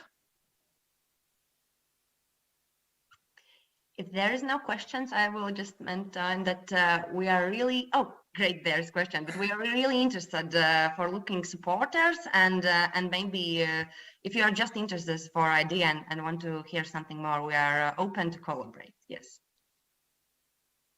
Listen to you, Sergey.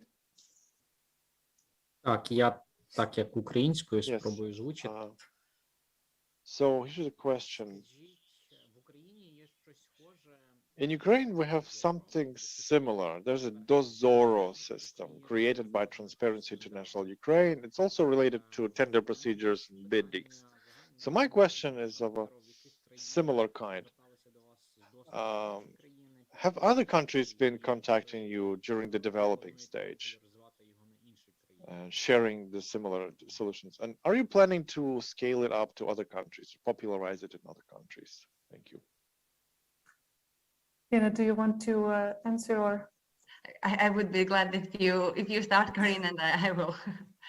Sure. Yes, well, this whole idea why we started this between two countries as a collaboration was to really test out first. Well, we kind of know that we can cross-match this data within one country. In Estonia, there's relatively good level of open data access. But what happens if we put together different countries and put together different countries' data sets? So, and one thing to keep in mind with this is that well, law enforcement is bound by their jurisdictions. There are methods that they can change information in between themselves, but criminals use this toward their advantage. They want to go cross-border, money laundering, organized crime, corruption, to hide their tracks. So this is one little step to try whether it's possible to scale up a solution like this to multiple countries, whether it's EU-wide, whether it's worldwide one day. What the dream would that be if all of the data sets across the world would be able to talk with each other? I can tell, of course, that even putting these two countries together was quite a task. Unless you use, for example, TED, which is the Europe-wide tendering platform where the data should be at least somewhat similar. But in TED, there's only a threshold of procurement that is published over there, and there's way more data available on the local level. But then there's a lot of manual data cleaning, standardization work that you will have to do. So yes, we do want to scale this up in future. Currently, we're mostly working with more locally making it as relevant as possible, and then creating these country versions in future.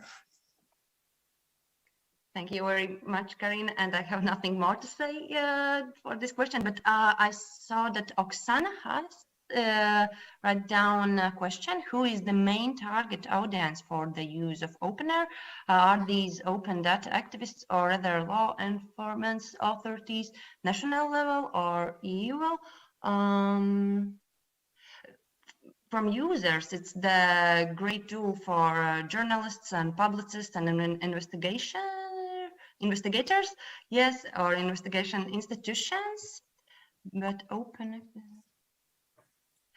But how it has been latest years, maybe Karina, you have. Well, that's I agree with you. That's mostly how it has worked. But an open data activists, let's say perhaps we use it most to advocate for more open data, because even some of this data that we use is not per se open data. We still have to get it from somewhere. It's we are moving towards having API for each of the data sets, but we're using it to open more data for us. So what we have created is rather used by, for example, internal auditors, public officials, the buyers who are doing public procurements, and law enforcement. All right, but let's move on to our last presentation. So we have enough of time. We have with us Sandro from Georgia, and we'll be presenting company info. The floor is yours.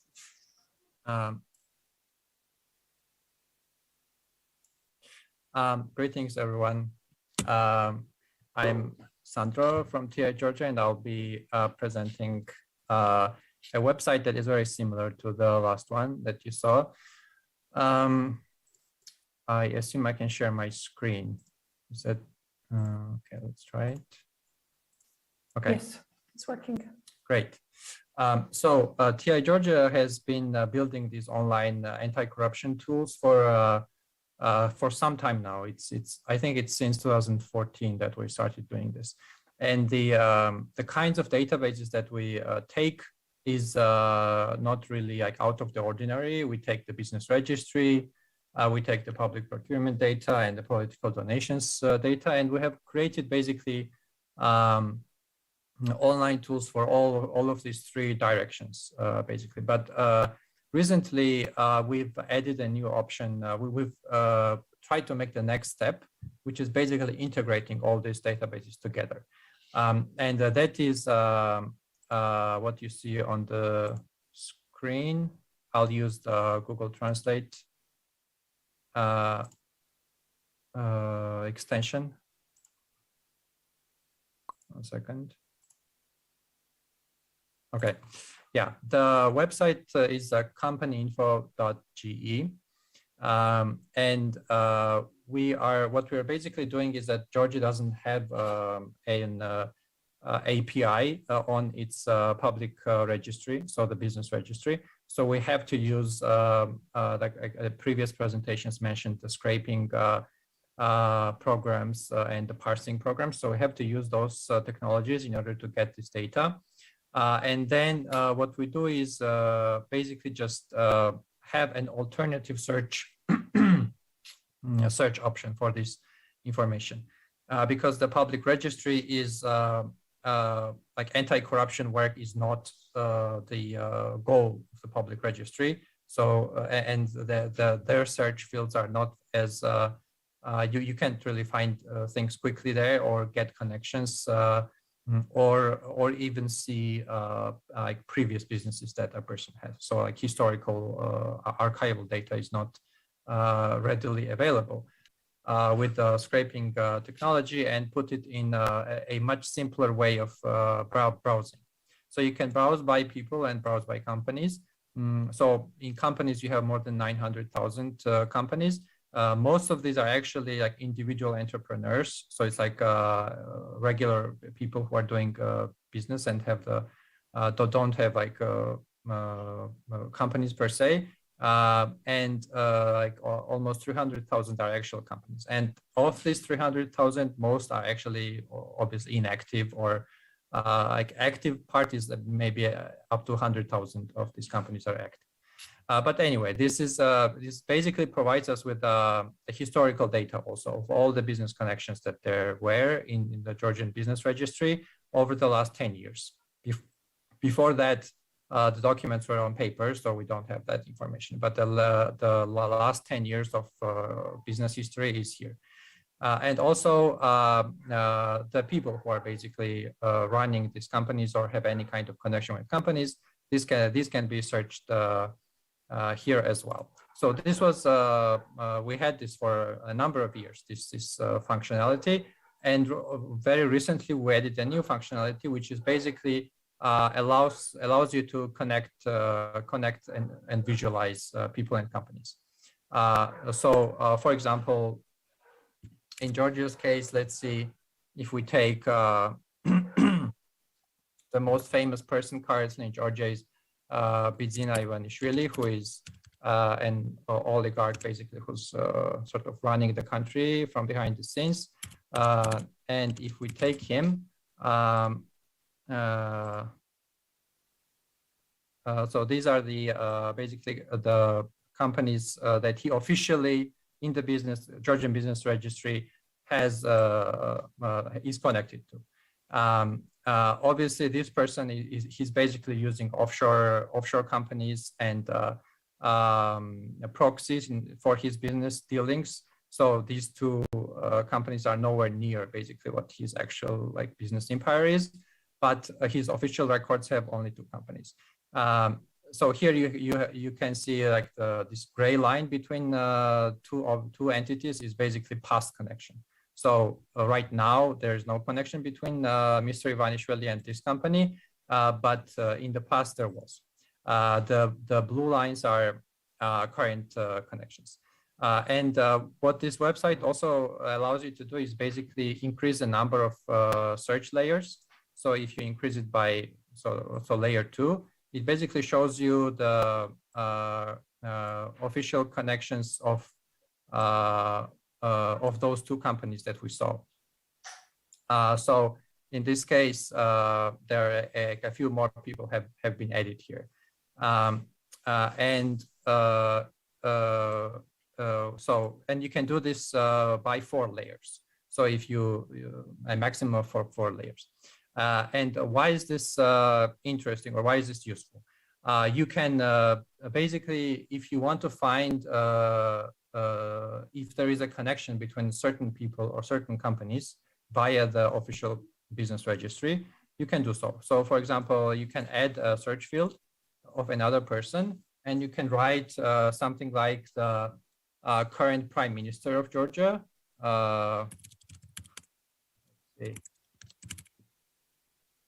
So the current Prime Minister, and you search. So there are a lot of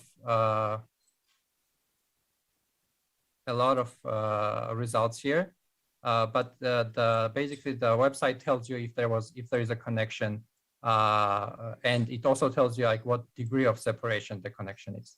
So like this person here is the current Prime Minister, and he's connected to the oligarch Mr. Ivanishvili by 2 companies and a person in between. So this is basically the new functionality that we have here. And this has basically allowed us to make the browsing and the searching for anti-corruption work much quicker.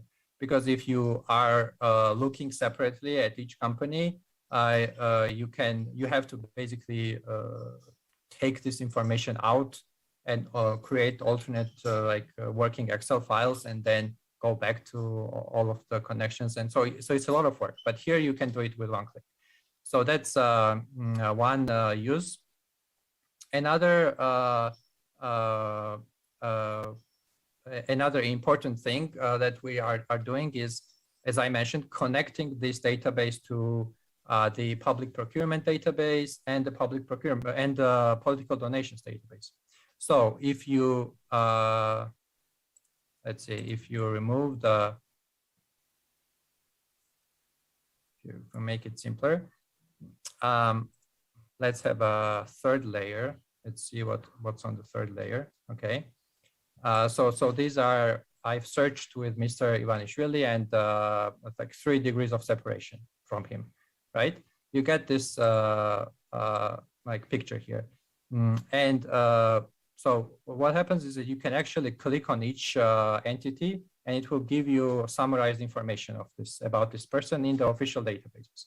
So you have the companies that this person owns, and these are basically linked over to more information about these companies. If this opens, okay. So this is like official data taken from the business registry. I'm sorry, it's in Georgian, but yeah, so everything's here. But this is like aggregate data about this. And then you also have, so I mentioned political donations, and the visualization also indicates, when a person is a political donor or a company is a political donor, you have a small dollar sign here. So you, by just looking at the picture, you can see who are the donors and who are public contract winners. So this person has donated, let's see, he's donated like 14,000 lari to the ruling party, and you follow this link, and it shows you the public political donations website that we have. And this is like more information here. This is a separate website, but they're basically integrated using this system. And similarly with companies, when a company has taken part in public procurement, it shows this little icon here, and you can click on the company, and it directs you to connects you to this the 3rd website that we have, which is the public procurement website. So I'm not going to go deeper into these other websites that we have, but basically the idea is that all of these are connected, and you can sort of easily visualize where the connections are.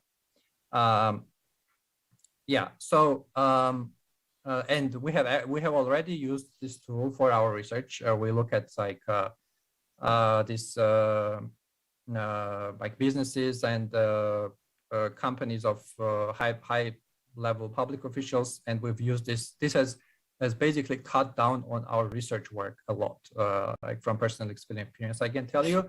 And also all of these, like the 3 websites I mentioned, they are very widely used in Georgia, basically, mostly by investigative journalists. Basically, this is like the main arsenal of tools that the Georgian civil society has. So we're basically trying to improve this to make it even faster and even more efficient to try to find these links. And to sort of capitalize on it, so how can this be scaled up? Basically you can add any kind of information here. So let's see, so in the near future, we're planning to add something like, we have a separate database of public officials, for example, from the asset declarations. So we know who these people are. And then we can basically flag these people. And so if this person is a public, so Mr. Ivanishvili used to be the prime minister like for 1 year 7 years ago. So we can flag it that this person used to be or is currently a public official.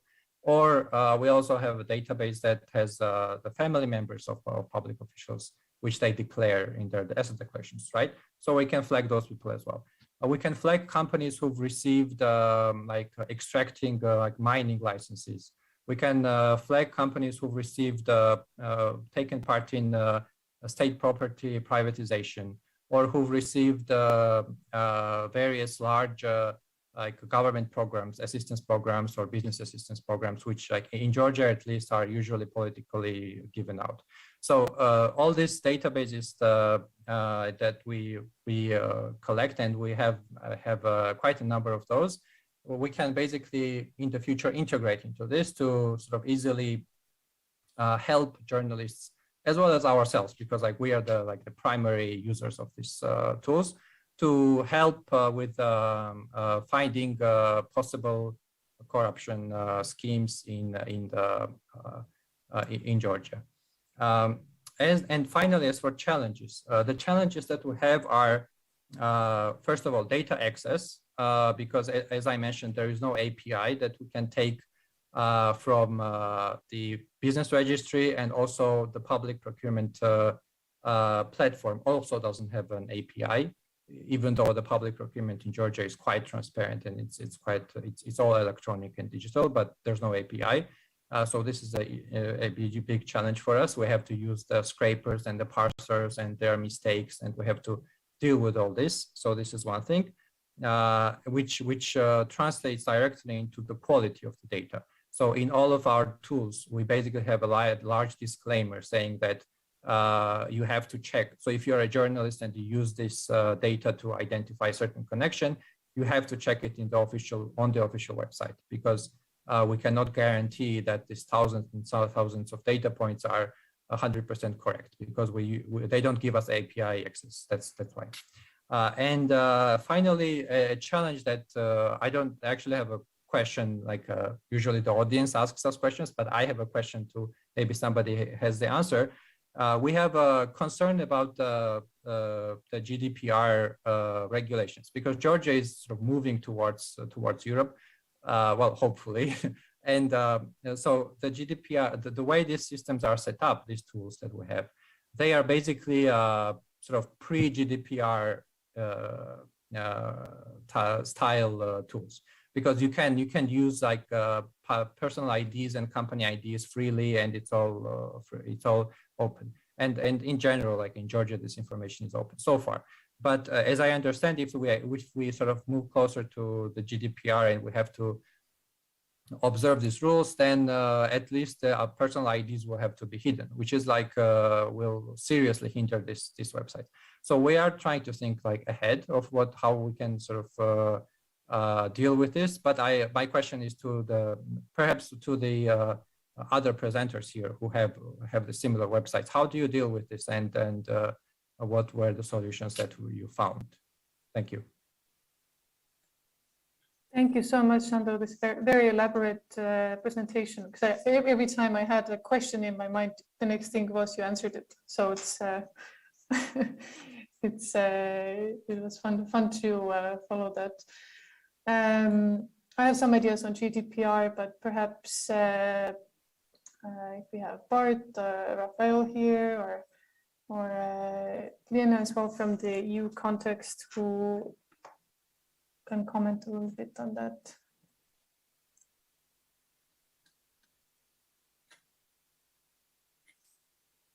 No, I'll go first then, because GDPR definitely is one of the, I would say, like we discussed in or was discussed in the last bigger panel, is that you have this interest of if you're a journalist or an anti-corruption activist, you want all of the data to be open.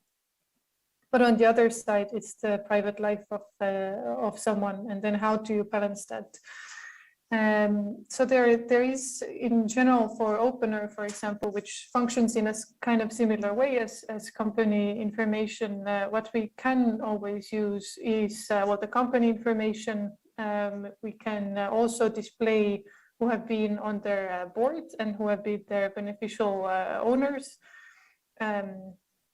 But I've even seen how in different sites that use this kind of data, that past connections have had to be deleted from these sites, which really, I think, kind of hinders the way how we want to investigate things in anti-corruption. We want to see the historic thing, because we also expect that corrupt people are not that blatantly stupid to make the donation while they're on the board of a company that wins the contract. There probably is some kind of shift. Either they use a third party, there's some time in between, etc. So that's something that doesn't help. And then also all family ties are not allowed to be used. And I guess it depends also on the country specific GDPR law or the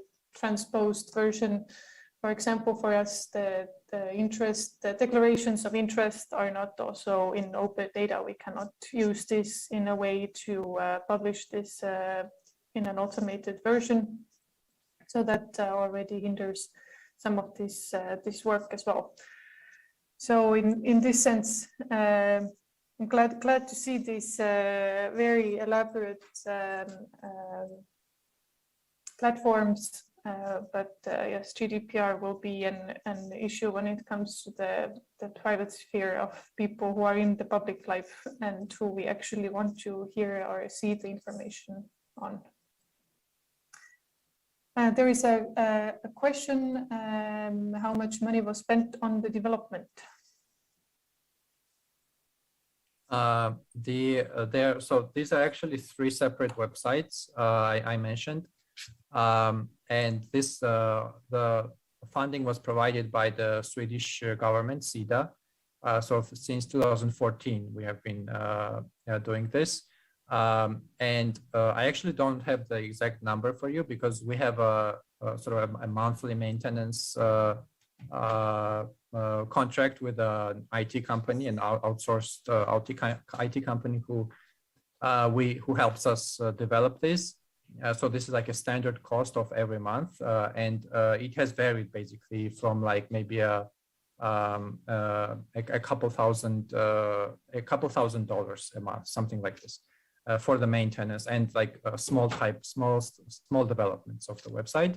So you can calculate how much this is per year. And then when it comes to developing a new tool or adding a new large function to an existing website, that is calculated separately. So that would be, like I said, depending on how hard or how complicated the function is, that would like be calculated separately.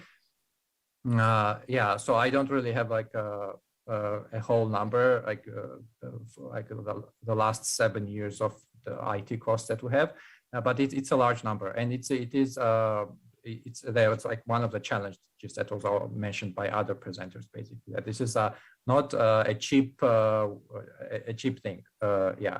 But what we've seen is that once these websites exist, these tools exist, and they are sort of and if they are used, they can have real impact. Because in Georgia, so we developed these tools for ourselves, first of all, and we use them on like almost all our research and investigations. But then we have basically made them open to the general public. So as a result, all investigative journalists know our websites and use our websites on a regular basis. And we've basically collected feedback from them and so on.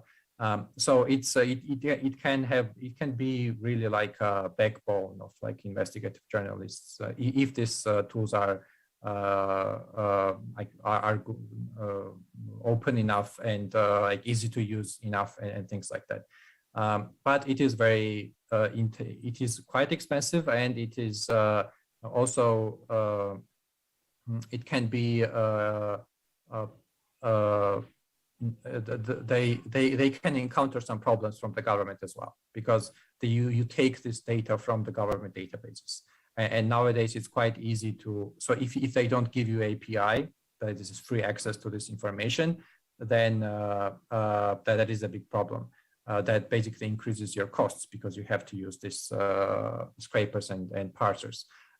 And then even that can be blocked by various by captchas and all these other technologies. So you're basically at you can find yourself in a situation where you put a lot of money into this and energy and human resources. You develop a website, a tool, and then it has impact. And then because it has impact, the government decides that it no longer wants to give you this information. So they maybe change the law, or they change some technical thing where you can't take this information anymore. So we have encountered this kind of things like on various occasions. And so it's not easy, basically. But I think that the impact that we've seen is large enough to try to do this and sort of plan for the future, basically, because these kind of tools are not like one-time thing. They can be developed, they can be added, then they can be combined and all these things. So there's a huge potential here. And especially if you look at like cross-country connections that we talked about, that's like even increases the potential scope even further. So this is like, if anybody wants to invest in this, it's basically a very, to combat corruption, this is like I would say like a priority area that the funds should go to. So if you do spend this amount, then make sure that it counts and do it well. And I mean, it's of course it's a very interesting process to get to where you want to see and to actually find the risks that are meaningful and matter not only to you but to others as well. So let's end here. We have gone over a little bit of the time for showcasing, but it was very interesting, and I hope it was for you as well. We will meet back here. This is the main room for the next sessions at 3 o'clock, so in 17 minutes. Unfortunately, you will have to see me a lot more in the next few hours, but we will dive into some of the problems that are still without a solution, or whether there is a solution, but we will want to pick all of your brains to see how do we go on from here, and whether there are any digital solutions that we can come up with today. So it will be a dynamic and interesting session coming up at 3 o'clock. So see you very soon.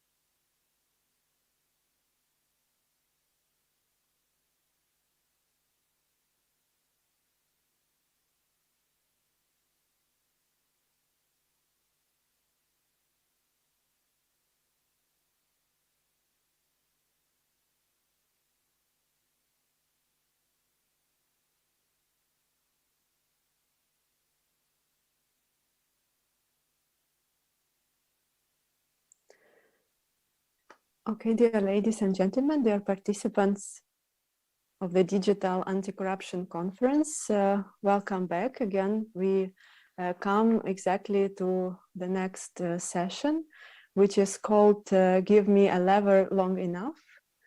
And by this, we mean that in this part of the conference, from the more theoretical discussion, from more policy discussion or analytical discussion, I would like to suggest that we move further to the applicable solutions, and we will talk a little bit more about them.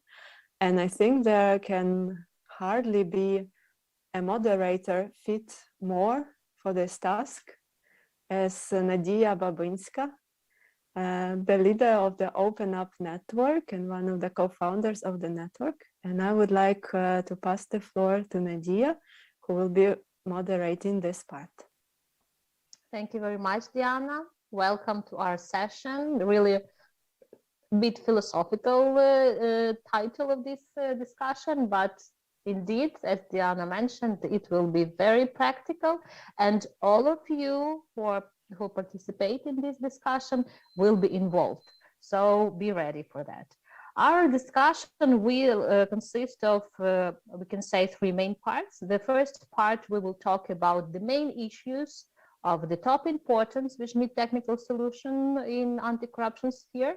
And we will hear presentations and interventions from very interesting people and activists and analysts and leaders of anti-corruption movements. After this, we will also invite you to speak, so please listen attentively, and if you have any other issue you want to raise during this conversation, please raise your hand. You have this option in Zoom, or just write down in chat, and please do communicate in chat. Use it as your, I don't know, like Facebook page or whatever, just to share your thoughts, share your ideas, and so on and so forth.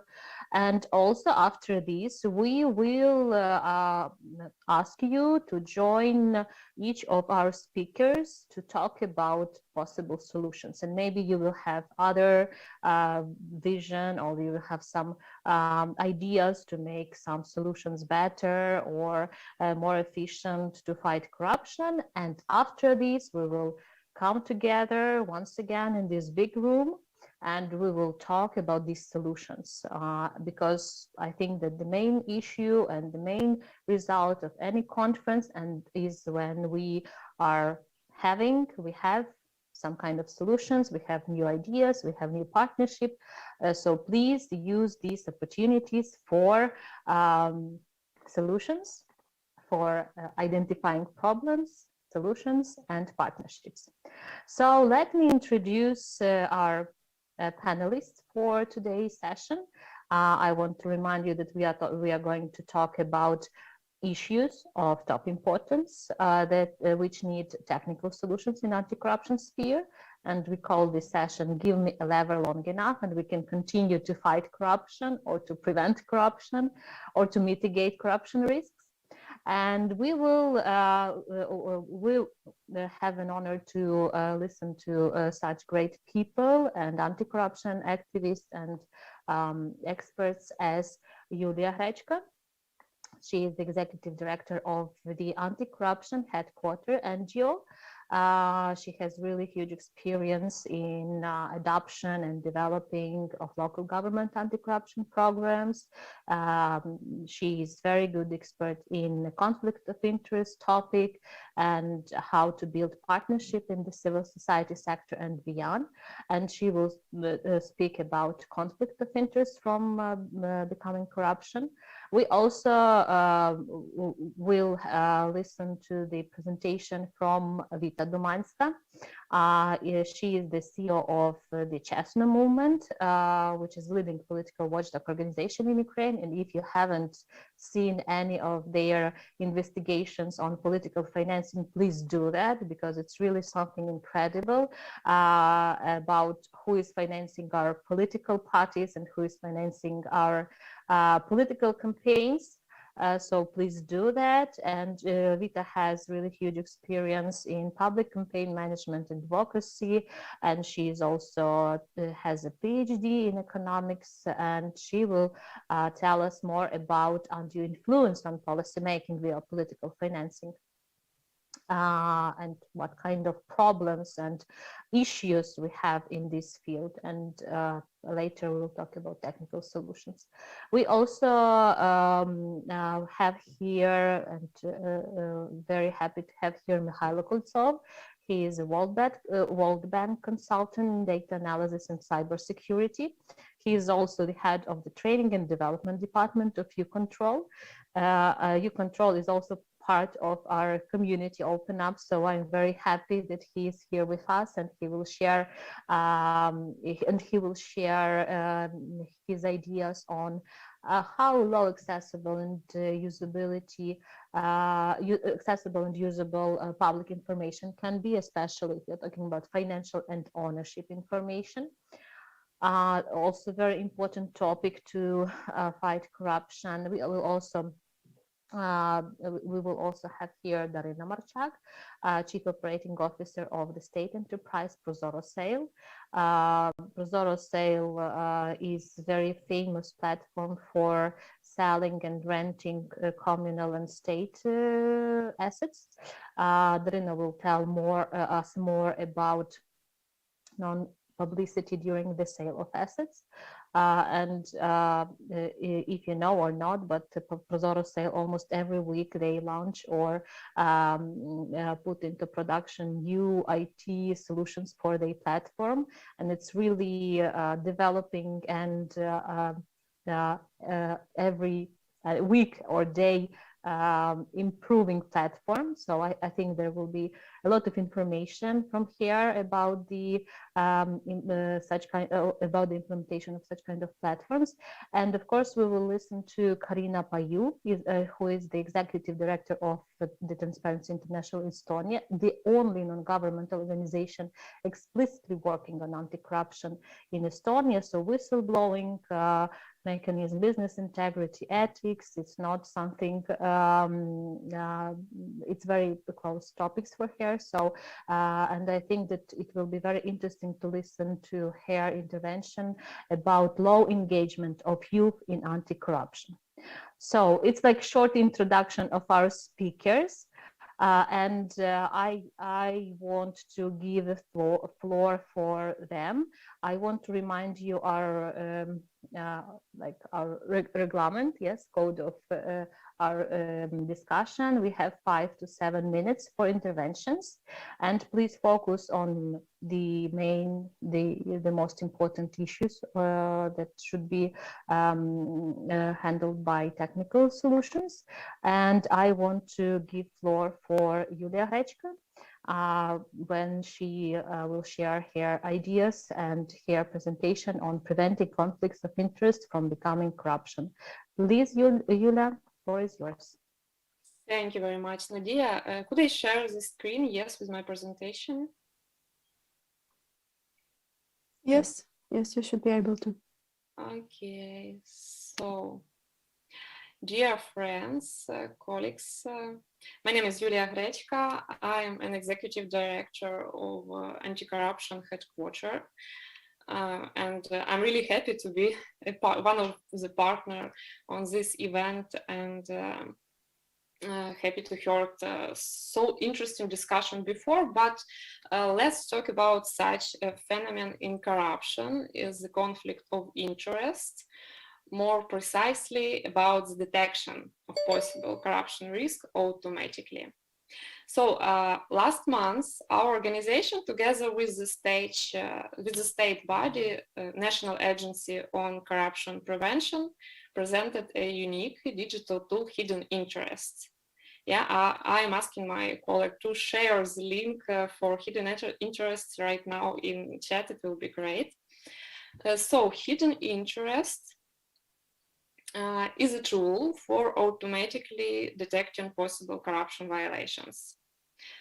On our site, we have integrated information about people, civil servants, deputies of councils at all levels in all Ukraine, judges and others who are required to submit declarations.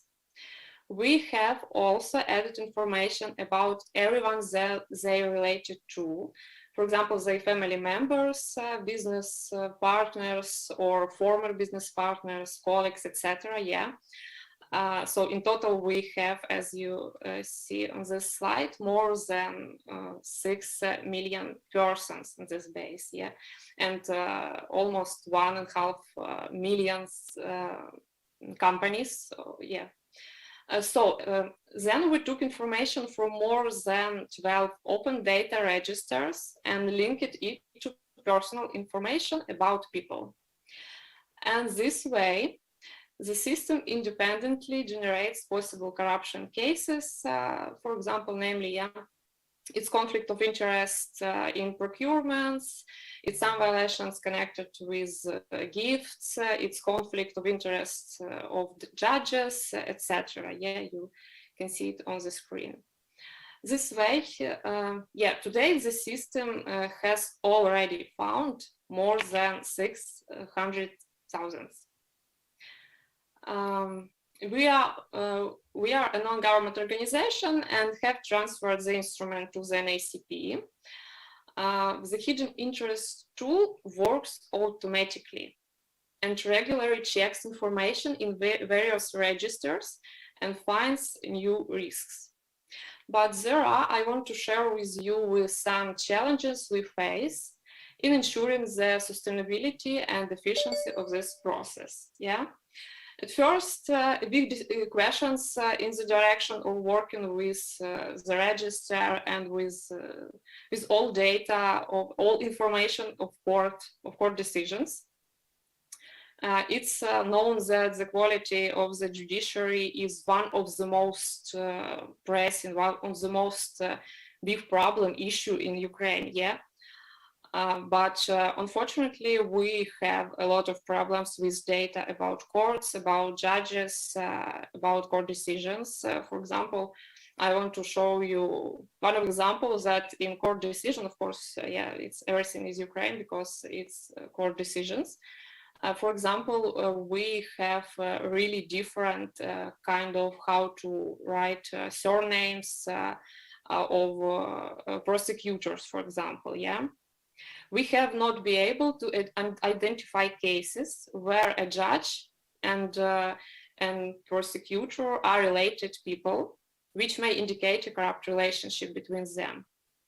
Yeah, and for example, you can some person can skip one lecture, and because of this mistake, we will not find this person in court decisions, especially automatically. The second challenge I want to share with you is, of course, that we haven't information from different registers of other countries about real estate and some property from different countries, yeah, of our deputies, civil servants, judges, for example. And the third problem, third challenge, that we don't have the place, yeah, we don't have the platform where we can find the all open data in the same format and use it, yeah, use it automatically, especially, yeah, in Ukraine we have data.gov.ua, but unfortunately not every state body, yes, especially on local level, has open data on this site, data.gov.ua, and unfortunately we have a separate sites with different kind of information with different formats, and it's really hard to use all this information in all these formats. So it's 3 our challenges of our tool, and it will be great to looking for decisions, yeah, for decisions what to do with these challenges, with these problems. I will waiting for discussion with all participants here. Thank you very much, Yulia. Your challenges is so resonating with me, and it's like everyday challenges we face during our advocacy or our work. So this low level of consistency, interoperability of our public data is awful. But I think that here we have more than 90 participants. I think we will be able to find at least some kind of directions for solutions. Thank you very much. And I want to give the floor to Karina Paiu from TI Estonia. And I would ask her to talk about low engagement of youth in anti-corruption. I think it's very important issue because, you know, in this new post-COVID world, and we are all closed, and youth is closed in their TikTok, Instagram, or whatever social media life. And it's really hard to engage them into something so serious as anti-corruption. I think it's some kind of word they can be afraid of. So, Karina, it will be very nice and very interesting to hear from you what kind of issues do you face while searching for some tools to solve this problem. Karina? Yes, thank you. Just a little bit on, I have a little slideshow here as well. And why did we pick youth integrity or low engagement of youth for this session? I'll come to the statistics in a little bit. And it might be, I also warn you that this might be very context specific. The reasons why youth are engaged less in anti-corruption are different. But I'll map a little bit of what is happening in Estonia, and in the next session I want you to, but because we've all been young, we have young relatives, we come together and map what we think the main problems and the main solutions might be. So our main thing with TI Estonia has been when we, for example, meet with different stakeholders, when we have a public discussion, we ask, how do we solve a solution to every problem imaginable we hear? Youth will come and change it. The next generation knows better, they will be more ethical, they will save the world. But what does the statistics show us? In Estonia, what we found out this year was that the highest level of people, or the highest percentage of any age group that agrees that it is acceptable for the government to engage in a bit of corruption, as long as it gets things done, is youth. So until 29-year-olds and below that. When we talk about people who, or how people understand corruption, then young people recognize what corruption is less than older people, but they also tolerate it more. They also see it in many different places. So when we ask people, who do you think is corrupt, for example, do you think president is corrupt? Do you think businessmen are corrupt? Do you think bankers are corrupt? Then in most of these groups, young people tend to think more than older people that they are corrupt. So it's a little bit of an odd situation here where we don't really understand what's going on. But what we've come to conclude is we've tried to elaborate a little more on this. We just conducted a study that hasn't been published yet, but this was conducted on this very young segment of young people, so 15 to 9-year-olds. And we searched or asked them what they consider wrongdoing and whether they would report it. So these are just some examples that we picked out from there. There were also examples of, let's say, if somebody is underage and drinks alcohol, or if somebody does narcotics, etc. But these are something to relate with corrupt behavior as well. We can see that young people do think that for example, using common funds to buy something for yourself is bad. But in every aspect of these things, we see a discrepancy between people saying, okay, this is wrong, but also they are not ready to really go out and talk about this or shed light on this, go and report and tell someone that this is bad behavior. The same goes for example, cheating in sports games, doping, or kickbacks in that. If there's talk about school settings, submitting an essay written by someone else, actually not a whole lot of people even think that's a wrongdoing in itself. Buying a present to a teacher to get a higher grade, only a little bit more than 30% think that this is wrong behavior, but less than a quarter are ready to report it. So what do we learn from this to map out what is happening with youth? We understand that agency is low, so young people who are not ready to report, they do not see also that they could change anything when it comes to the wider corruption issues, but also they don't really understand what the problem is. They don't really see what could be the what exactly corruption is. So there is no action, but also low awareness. So our question to this, we've tried to find different solutions, and what we'll actually try to, I'll bring just an example of what one of the solutions that we have tried ourselves, and it's a hybrid method between physical and digital solutions. This is participatory budgeting in schools. To give students a real life experience of what it means to engage in democratic processes in the example of their school. And that goes together with the research that I just showed you, or the survey results, is that in school settings, these are already places where young people encounter dishonest or not completely transparent behavior. And if they think it's normal, that will come with them to later life as well.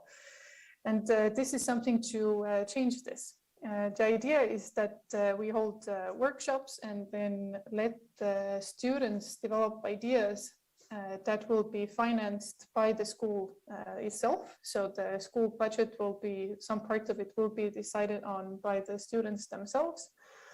And the digital part of it is that we have created a website together with the Estonian Cooperation Assembly, where they can, in practice, use the digital services that they will need as citizens of Estonia. So they can use mobile IDs, smart IDs, and ID cards to vote. And through voting that is secret and honest, they will also see how it feels to either win or accept that somebody else won in this setting. And within the process, they will also have to learn how to cooperate and how to get better. And after participatory budgeting, the results were pretty encouraging. So 15% more students reported higher engagement in school community activities. More students understood how the school budget works. A lot of more students also figured that being participants in school decision-making processes is important, and they wanted this to repeat. So this is one of the examples that is semi-digital. But for the next part, what I'll want to hear is whether there's something that could be added to this, or how can we really, based on one target group, how can we really change young people's behavior so that they are more engaged in anti-corruption activities and help us prevent corruption from becoming a norm. Thank you. Thank you very much, Karina. I think that we will return to this part of presentation during our second half of our discussion, when we will searching for or discussing these solutions. And as you know, probably that Ukrainian youth is very similar to Estonian youth. They also they are not so bothered by corruption, and it's not a big issue for them, in contrary to the more older people, and they also are very kind to corruption, to corrupted people, and they also don't want to punish them a lot for their misdoings. And also, as far as I know, we have these school budget, the participatory budgeting initiatives in some schools, and I think it's also a very good instrument for engage youth into public life, into decision making, and to show them how they can decide without any corruption risks or corruption interests. We hope so. Yes, thank you very much, Karina. And I want to remind all our participants that we can use our chat to discuss problems that bothers you, your community, or you the most. I mean, corruption problems. And probably you can share some best examples in your chat, share links to these examples. I think it will be very interesting for all our speakers and participants. And we continue our discussion, and I want to give the floor to Darina Marchak.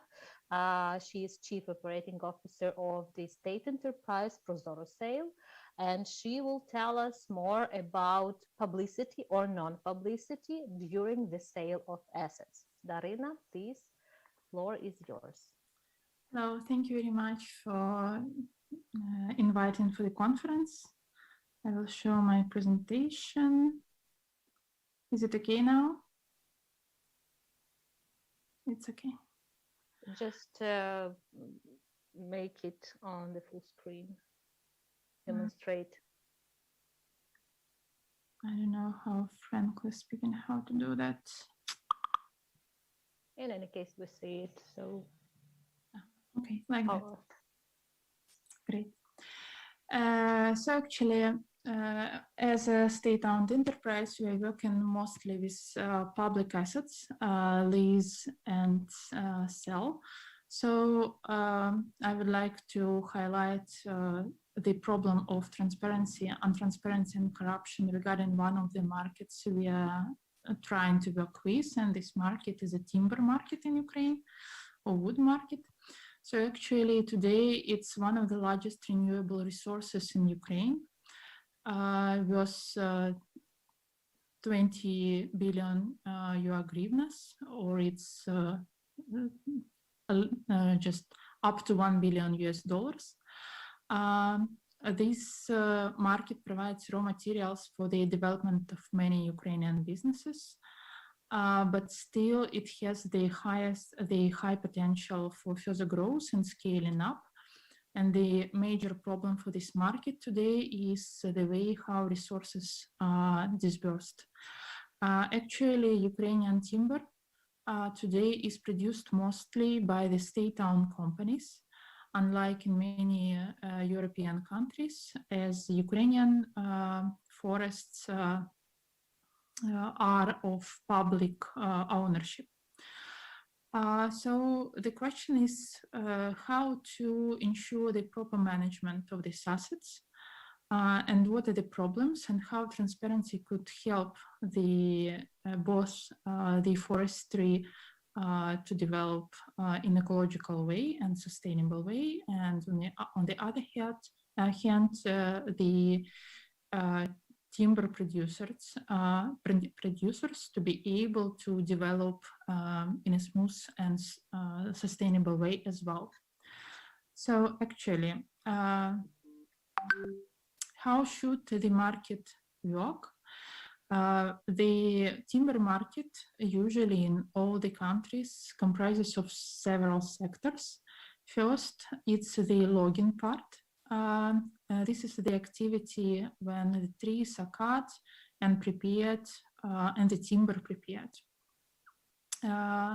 Then The timber is sold. Today in Ukraine, it's sold mostly through different electronic auctions or exchanges. And after that, this raw material is sold to the producers that prepare furnitures, export the furnitures, and so on. But unfortunately, in Ukraine, the market looks like now, today. We have the login scheme, we have producers, and we have a mess in the sales systems. Why the sales chaos is happening? Because actually there is no regulation. It's not just no clear regulation. There is no particular regulation of the public assets selling in this market in general. No law, no regulations of the Cabinet of Ministers. So every top of the state-owned enterprise selling timber does his best or not his best. And actually the untransparency and the mess in the sales procedures creates the great difficulties both for Ministry of Ecology and for producers. The major reason for this mess is that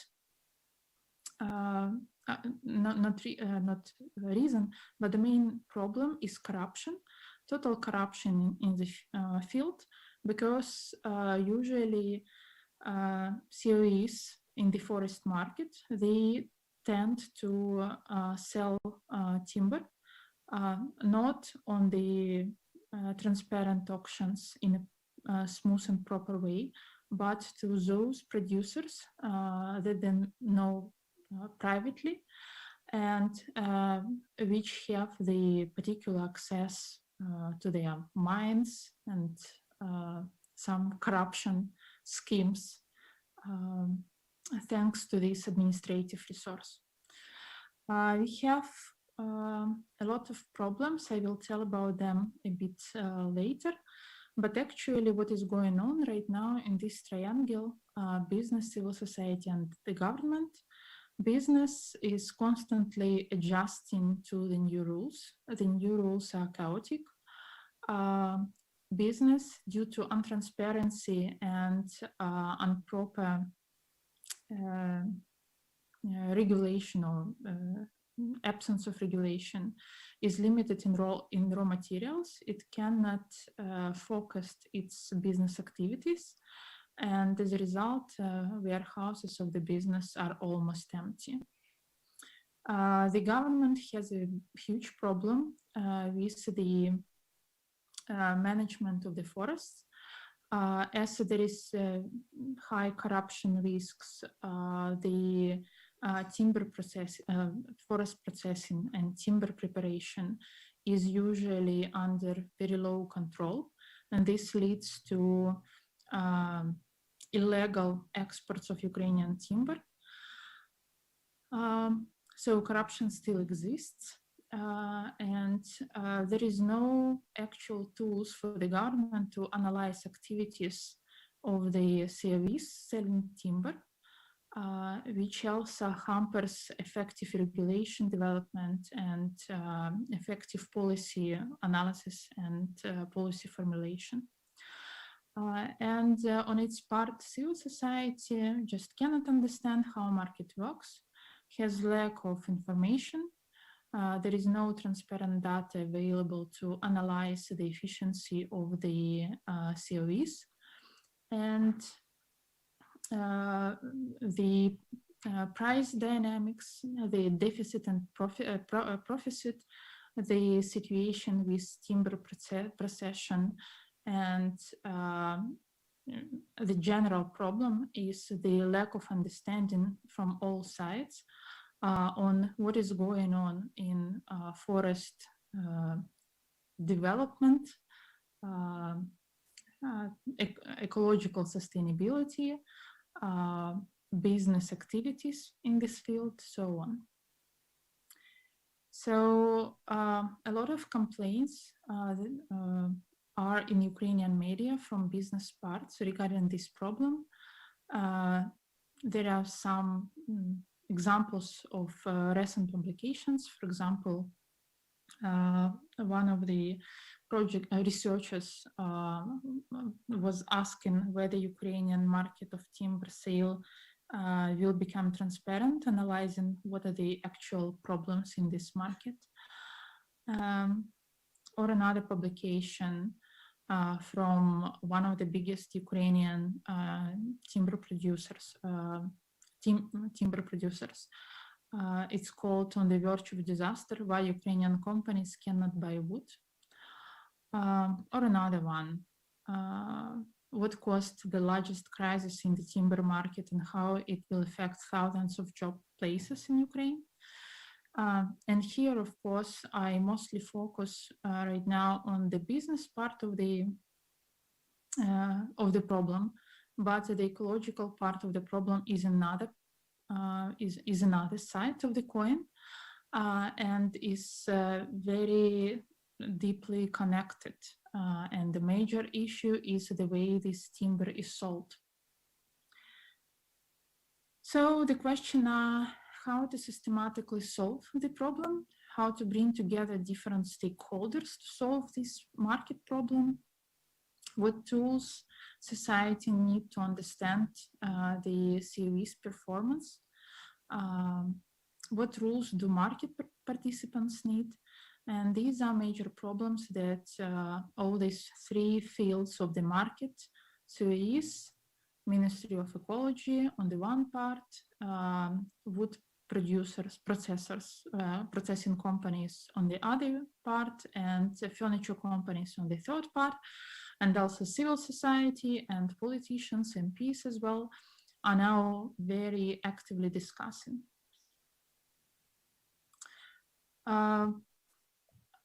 As a Prozora sales system, we are deeply, we are believers that the major tool to deal with these problems and to lack with the problems in general is to increase transparency. And all our previous experience shows that when transparency is in place, the trust between all the participants is built, and the trust and the data available helps the government to develop really effective regulation that is very important here, both from ecological and business point of view. What systemic solutions could help on our mind, and in what way?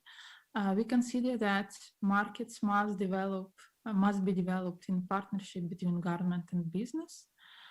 And of course, the problem should be solved through the electronic instruments, but digitalization only one part of the problem solution. The other part is institutionalization, reform of the institutional capacity of the government to be able to provide and to develop the proper market regulation. So currently,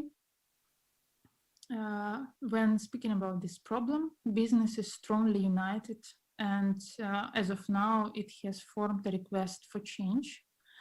The state is trying to offer a tool based on principle of transparency, and the relevant draft regulation has been submitted and voted in the first reading in the parliament, and we hope that it will be voted in the second reading in the coming months. And also, we are trying to help society to get the tools to control and monitor the markets.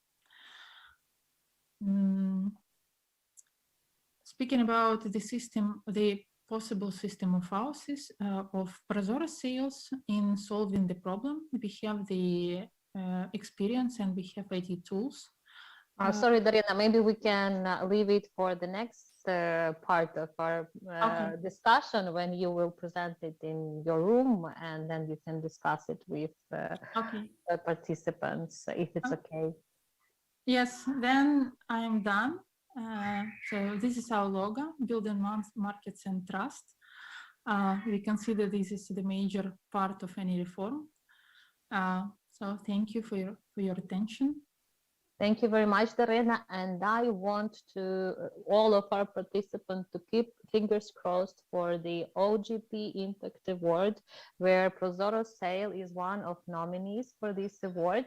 And it should be somewhere in December, yes, when the award holders will be announced. So OGP is a big initiative of national governments that promotes openness and transparency. And Prozoro used to be OGP Impact Award winner, and we hope that Prozoro Sale will be as well OGP Impact Award holder. So let's keep our fingers crossed for this really important global award for all work you've done.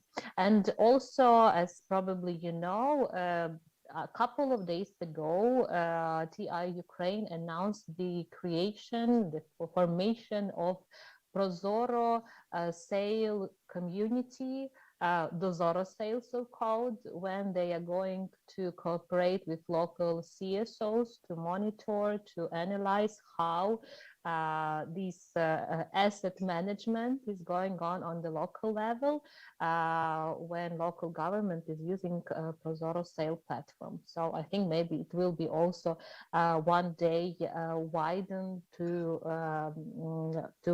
the topic you were talking about as well, about timber. And we continue our presentation interventions, and I want to invite Vita Dumanska, Chief Executive Officer of the Chesno movement, to talk about influence on policymaking via political financing, and to share your vision on what kind of issues are of the top importance which need technical solutions. And as far as we know, there are also some legal problems with political financing, disclosure, and access to this information, but we also focus on technical solution as well. So Vita, the floor is yours, your 5 to 7 minutes. Hello, everybody. Thank you, Nadia, for the introduction and for the pressing the floor. You know, when you're expert in your sphere, everything seems to be so clear, but then I am listening to the presentation of other participants. I do understand how hard it is and how hard to suggest something to develop solution. I know that area of party finance issues, it's a bit narrow. It's not so sexy for like regular citizen and even for NGOs, but still. Ukraine had a reform in 2016, and all Ukrainian parties were obliged to report. So they report on their incomes and the expenditures. And some political parties which are represented in the parliament, they are gaining state support. We also have the body which is responsible for control of party finance. It's the National Agency of Corruption Prevention. As well as Ukrainian NGOs and journalists also are working in terms of verifying data from party financial report. We clearly understand that this official reporting, it's only small part of actual spendings of political parties and their incomes. So, you know, we are playing games where we believe that everything is reported and they say they did. So what challenges do we have? So actual reform was started in 2016, 5 years passed, and now we truly understand that nothing has significantly changed. Why? because the department of the agency who is responsible for controlling party finance has about 20 employees. It's a really small amount that because, first of all, Ukraine is a really great, big country. I mean, and they don't have regional offices, so they can't control anything what is done in the regions. We have about 400 political parties, and each party submit report, and each report is at least 50 pages. So that's huge volume of information. And as well, agency has very short time period, which it can check this report and make their conclusions. We have many TV channels which produce political advertisement. We have about 100,000 billboards and satellites. If we're talking only about legal billboards and satellite, but you know that we have a lot of illegal them in Ukraine. We have a lot of media. We did research and we found that we in Ukraine more than 5,000 pages who distribute Facebook political advertisement. We have a lot of advertisement in Google, in YouTube, and we understand that those 20 people are not, they are not capable to check everything and do like good inspection and of party financial reports. Now, even like today or yesterday, they sent me a form asking if they increase amount of employees, would it help? I can say that no. Even they have 3 times or 4 times employees, like they've got, for example, 100, still they were not able to control all this information. And when information when party know that reports are not controlling, it doesn't force them to be like to report properly and to be transparent. So basically, we were fighting for the reform. We did a lot, but actually there is no punishment and no responsibility for not declared expenditures and income. So the idea was to decrease impact of oligarchs and make activities of political parties transparent. But within 5 years, we see that we are not able to get there. So what exactly we have to do? We have to estimate volume of political advertisement and presence of political parties at TV, in the internet, and on outdoor advertisement. And after all, we have to compare this information with party financial reports. It sounds very simple, but actually you don't have like full data on that. For example, TV channels, they are not obliged to report about political advertisement. They produce and they show to their clients. 3 years ago, we did research. We bought data from TV monitoring agency and tried to compare with financial report. You know, when we did the presidential election, we saw that great portion of the expenditures were not reflected in the party in their electoral financial reports.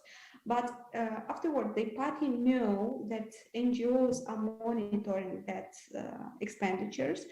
During the parliament election, almost 100% were reported. So if there is a control, it means that they trying to comply with rules and they following rules. So my point is that we have a lot of data. We have very, very limited human capacity of the controlling the body to check the reports. And we have to do something that to match those information. I mean, what is reported and what is actually spent. Here I show you the like on October, at the end of October, we had the electoral to the parliament in one district, and here you can see the basic structure on what politicians spent their money. So still the huge portion belonged to TV advertisement, as well good share of the outdoor advertisement and printing, but here we see also good portion of internet advertisement. So basically, to solve the issue, we have to find out the way how to get information from those service providers and how to match it with the party financial report. From our side, we have like close cooperation with the National Agency of Corruption Prevention, and we submit them on a monthly basis information about spending on Facebook. And we did it for more than a year, and thank God, within last quarter, they issued several protocols to the political parties. For that, the parties didn't declare spending for the Facebook advertisement. I think it's a good sign. So they started working with that data set. But during that elections, we collected almost 700 pictures of outdoor advertisement.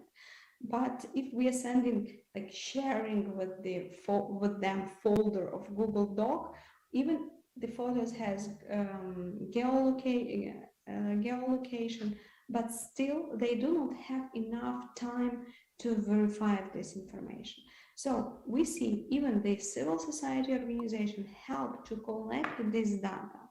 Still, there is no realistic way to verify this information with the party financial reform. So here I am seeking a solution how to first measure, like not measure, but how to get the data set for TV, outdoor and online advertisement. And the second, how to match them with the official financial reports, how to get red flags, and how to help the agency people to verify this information and to punish those who are not complying with the standards. So basically, that's it from my side. I would be really grateful if people with their bright minds came to our room and we can think together how to solve these issues. Thank you very much, Vita. And I will ask all who doesn't present to mute themselves. Ludmila, please mute yourself. Ludmila Grinko. Okay, thank you once again, Vita. Sorry for these noises. I will ask moderators and hosts to mute people who are not presenting. And we continue. Our last panelist is Mikhailo Kultsov, head of the Training and Development Department of Control. And he will talk about low accessibility and usability of public information, especially financial and ownership data. Please, Mikhailo, your 5 to 7 minutes. Thank you, Nadia. I try to be fast because we have we need time for discussion. So what challenges will need to be addressed in our issue? I will narrow this topic to the concrete problem. And this is a problem that to understand the company, we need to go beyond the local data sources. For example, if we take to the account the result of the international journalistic investigation, such as the Panama Papers and Pandora Papers, and we have this question which is interesting to find your variant your options about solutions, and how can the results of this investigation can be included in the company's profile. I already know some possible solution, but it is interesting from you to hear. If you know the offshore leak database has some information about companies, and it has information about the financial information of such companies that are located in Ukraine and in other countries, and why it is a problem, why we need to address. Because we already have some possibility to check the foreign registries for some information. For example, I can check some basic information about the company or about some director or about founder in registry of United Kingdom, Cyprus, or European Business Register. But it is information is not enough because if you check the concrete company, we find out that they have some owners in offshore zone. We can also check the media reputation via journalistic journalistic investigation, and we find out some insights from there. But it's also not enough. We can connect them on local level, but we cannot connect it with this offshore leak database.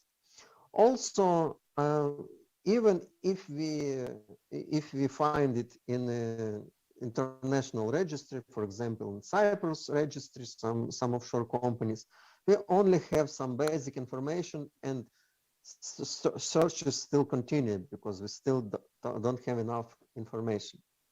And also, we cannot connect this information on, we cannot find the links, because even if I can find the links in Ukraine, between Ukrainian companies, for example, by some of the other parameters like this, so we can find these links. But if we check these offshore companies, we cannot go further. So we need to stop us. We cannot see these links. That's why it is important from the anti-corruption perspective, and also it is important for understanding the financial information. In Ukraine, this information only partly available. We have some information only for several years, and for us, it's also important to open this financial information on a local level. But for you, I give you this question because I'm interested about IT solution. So how we can connect this profile of a Ukrainian company which has connection with offshore zones by individuals or by other companies with this database, which contain a result of journalist investigation. Thank you, Nadia. Thank you, Mikhailo, very much. And as far as I know, Panama Papers opened up their database yesterday. Maybe I'm mistaken, but I heard this information. So probably we have here people who knows or who can provide some insights about how to find a solution for this problem. Very important problem for business integrity and ethics as well. Thank you very much to all our panelists. We have one more speaker from North Macedonia, is Goran Lazarevsky. He will have a couple of minutes to talk about his problem. Problem he wants to talk about. So Goran, please, floor is yours.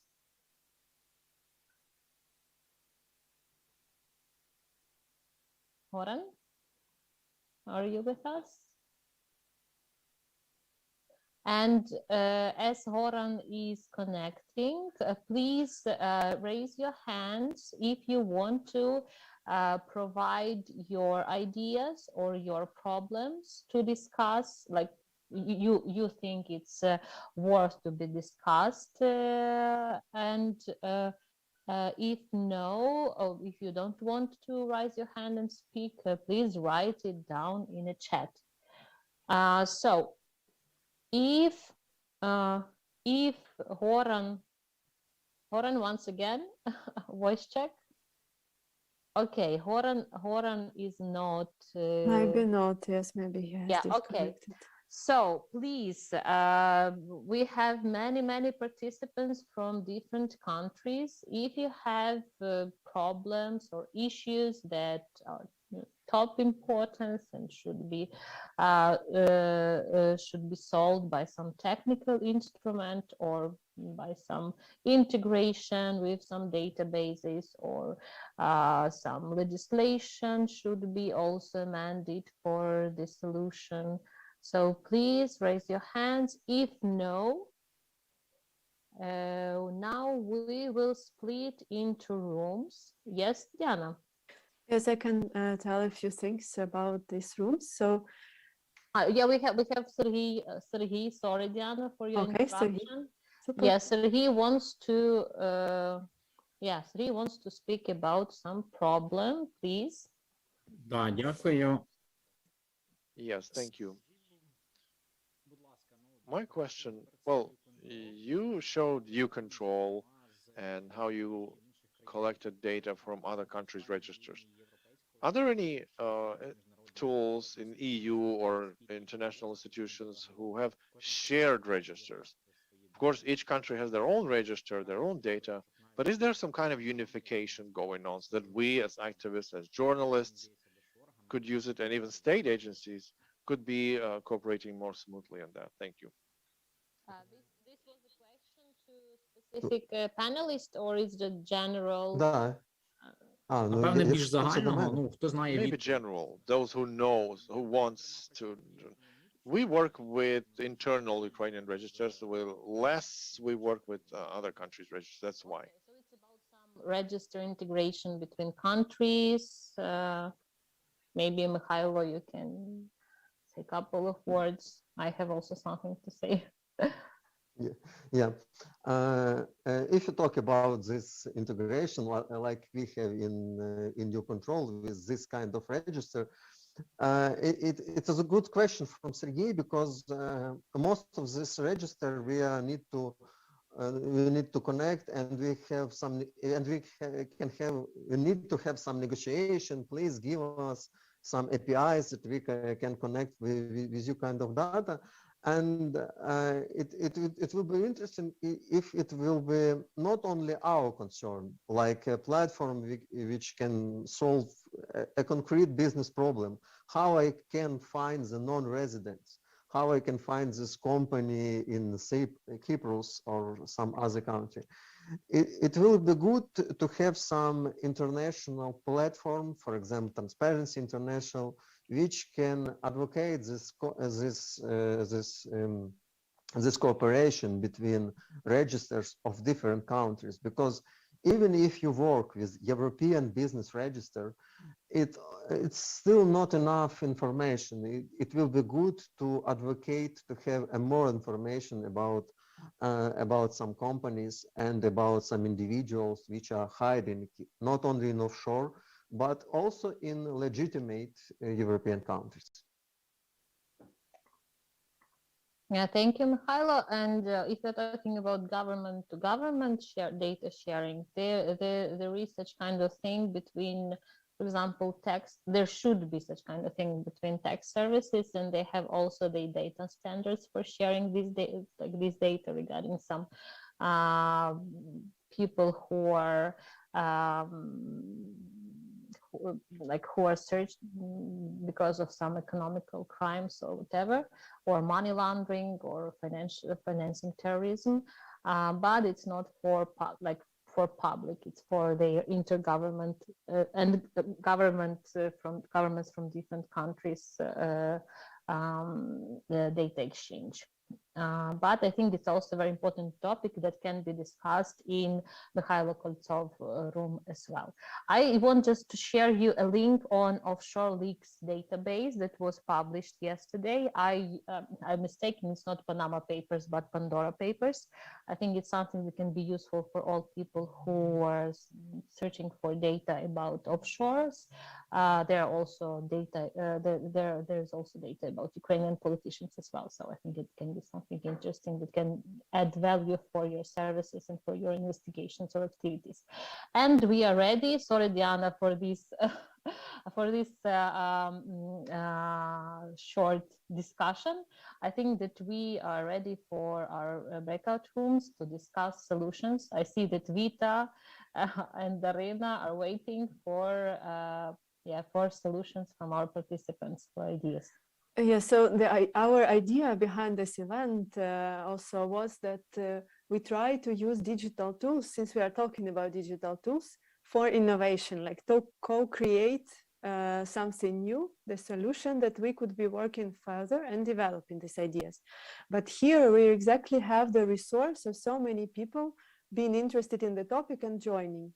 So we would like to make these breakout rooms and to ask you to follow into the rooms as if you would be in the physical space. So the rooms are named after the panelist who was presenting. We will have 4 rooms and this main conference space where all of us are together right now. And our suggestion is that in this common conference space, there will be staying exactly 1 participant, and this is Karina Payu, since she might need translation first off from Ukrainian participants of the conference, and she would not be able to switch into Ukrainian in the rooms. But the other 4 rooms, they are named after Vita, after Darina, after Yulia, and after Mikhailo. Just that Mikhailo is not looking at me from the screen right now. Yeah, I'm here. I'm still here. I know you are. Yeah, I didn't recognize. Sorry. So yes, and we would like to ask that you follow as the participants of the event, that you try just to test, you know, these digital instruments right here and right now. Yeah, to try to go into the room that sounded particularly interesting to you. What will be going on in this room? I would suggest that the panelists will open again this slide with the solution. Since you have already pre-announced what the solution could be, we can use this time until 4:25 to brainstorm on this solution with the people who are gathered in the room. So if you would like to ask some extra questions for their feedback, how they see it, does your suggested solution, does it sound like user-friendly? Does it sound like a project already? Would you maybe share if you have a team about it? And the people, if you are participating, please try to ask as many questions as possible. Try to partake in creating something together. So that's indeed our pilot. We checked it with Oleg from Well Done, who is also here, and he told me, no, we were not dividing into so many groups. So let's try how it works. And in any case, Zoom will bring all of us back into the main conference space at 4:25. Nadia, does it sound clear, or would you like to specify something if it was? I think everything is clear, and just for people to know what kind of room they have to choose. So maybe room 1 is for... Yeah. Okay, Oleg, could you please show us the rooms already, and I will be announcing them. Так, вже кімнати доступні.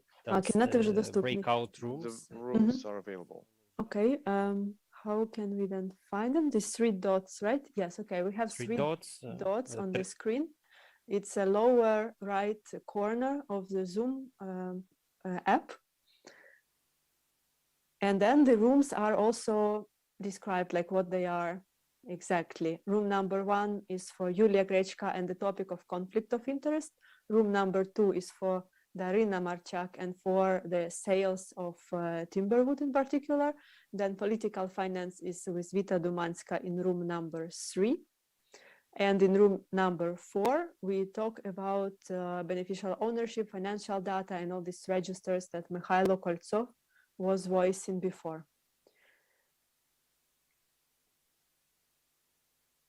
Yeah, and we are staying here to talk about low engagement of youth in anti-corruption with Karina Payu. So maybe we will wait for 1 minute more till all people or participants will decide where they want to go.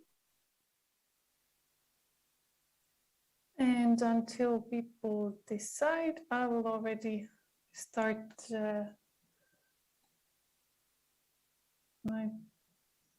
I'll put the screen up. So I have, we don't have much time, but who's here can go to on your phone or on an extra browser sheet can open mentimeter.com and type in you'll see this. I assume you all see what the code is. Yes, it's right behind my own bar that I see upwards. So, but if you go to menti.com, type in this, and do I have just a few quick questions to start and warm you up with?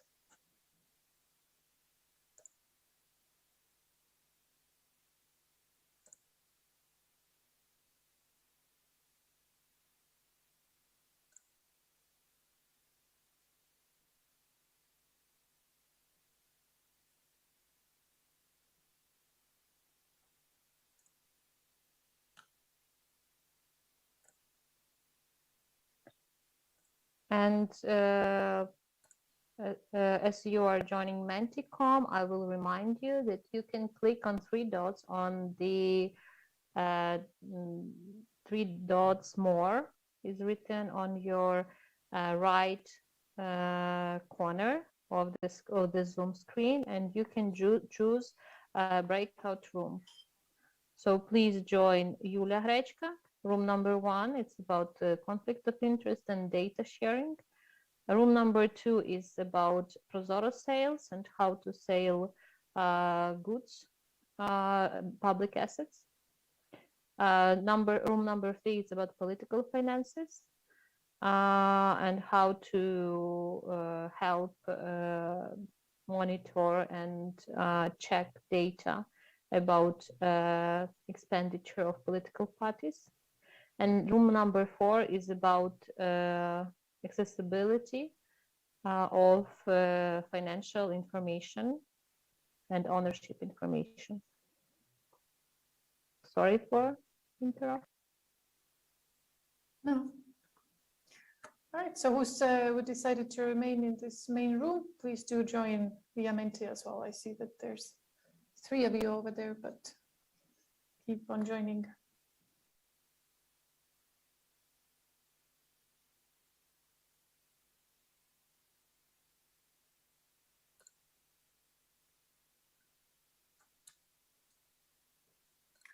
All right, so let's start this off. I actually wanted first to ask you this question. If when you were young, what do you remember?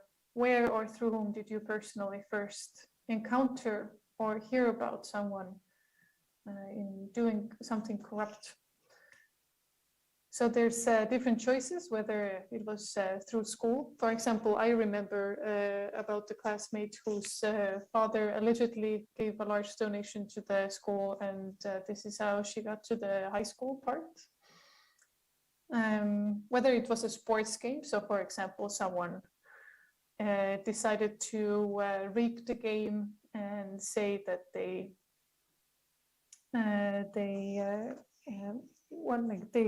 faked some competition, whether it was home. For example, when I was younger, then or some years ago at least, what most Estonians knew about corruption was that in Latvia you could bribe the policeman when you speeded. You can't do it anymore, luckily, but this is a story that was commonly heard at home. And through friends, perhaps someone had a friend whose friend did something corrupt. All right, very, very even answers to our questions now. Is anyone going to tip the point to one direction?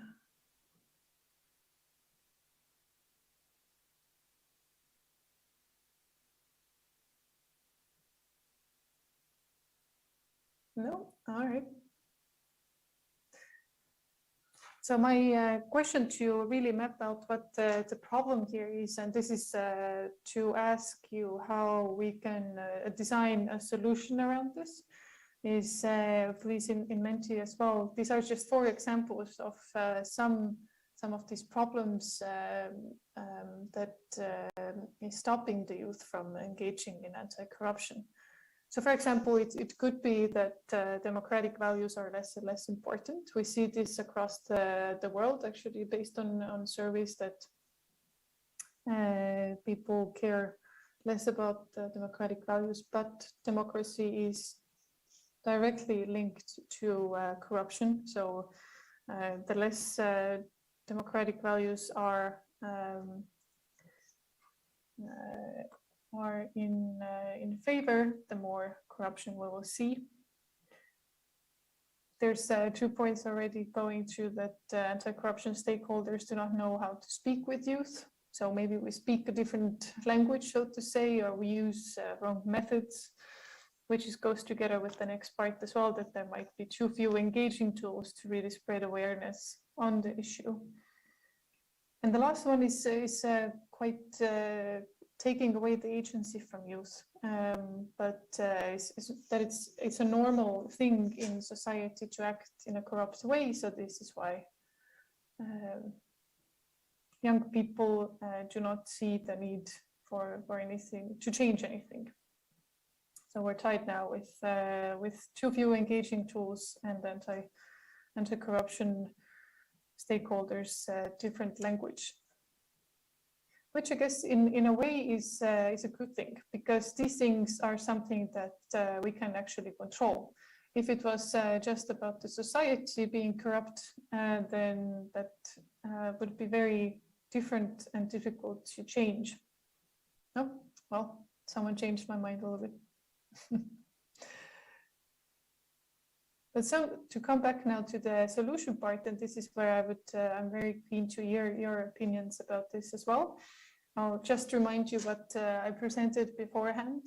This is a comparative survey that we conducted in Estonia in participatory budgeting before it happened and then after it happened.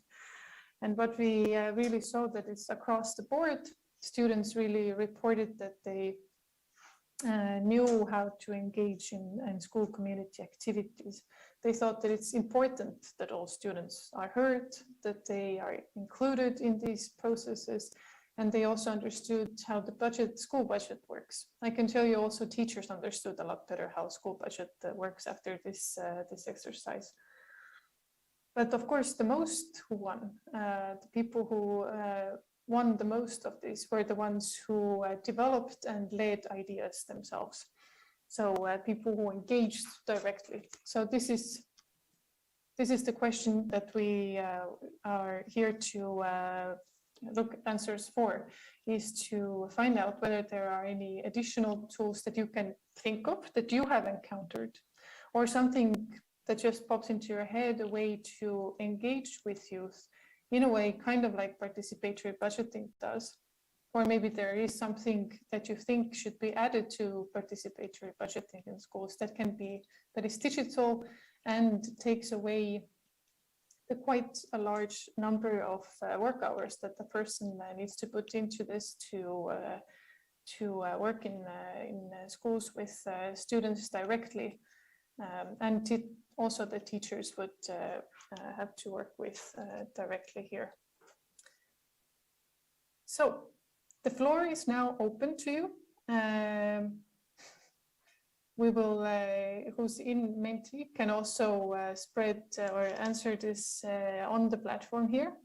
But I'm very excited to just, if you open your camera or microphone and also shout out some ideas, who wants to write it can do so in Menti.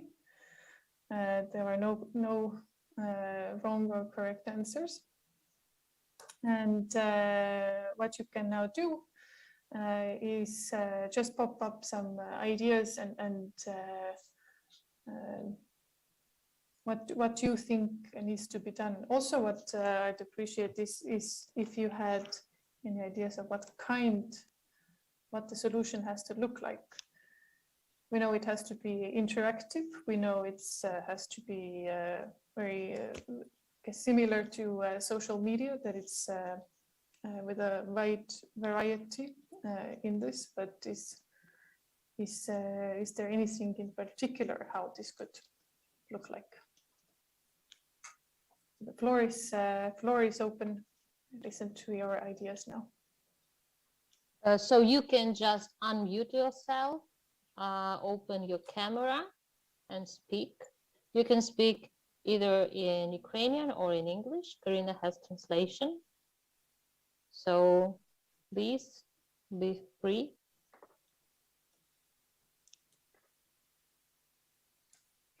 Hey, Karina. Hey, everyone. In general, I like the questions that you're asking yourself and the research, because I believe from the experience that we have in Ukraine, the gamification, engagement,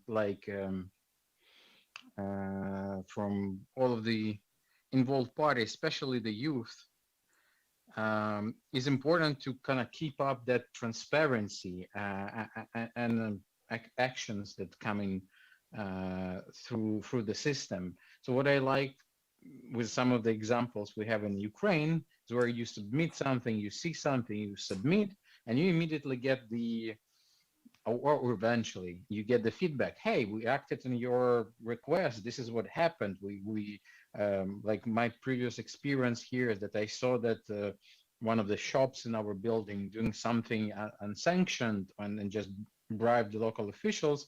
I submitted a request through the app, and they replied in a month that they did an investigation, and they're now opening the court case to investigate the crime and the corruption, while direct confrontation and direct communication with local officials in the region said no, they can do this, everything's fine, which were things were obviously not fine. So having in that instance ability to voice your opinion to a central body and have a direct, transparent feedback on saying, hey, the action happened, this is what is the results, this is the actions we're taking, is keeping the high engagement levels. Because myself, I'm using that app once again and again. This is in Ukraine and in Kyiv is known like 1551, the app for submitting your inquiries to I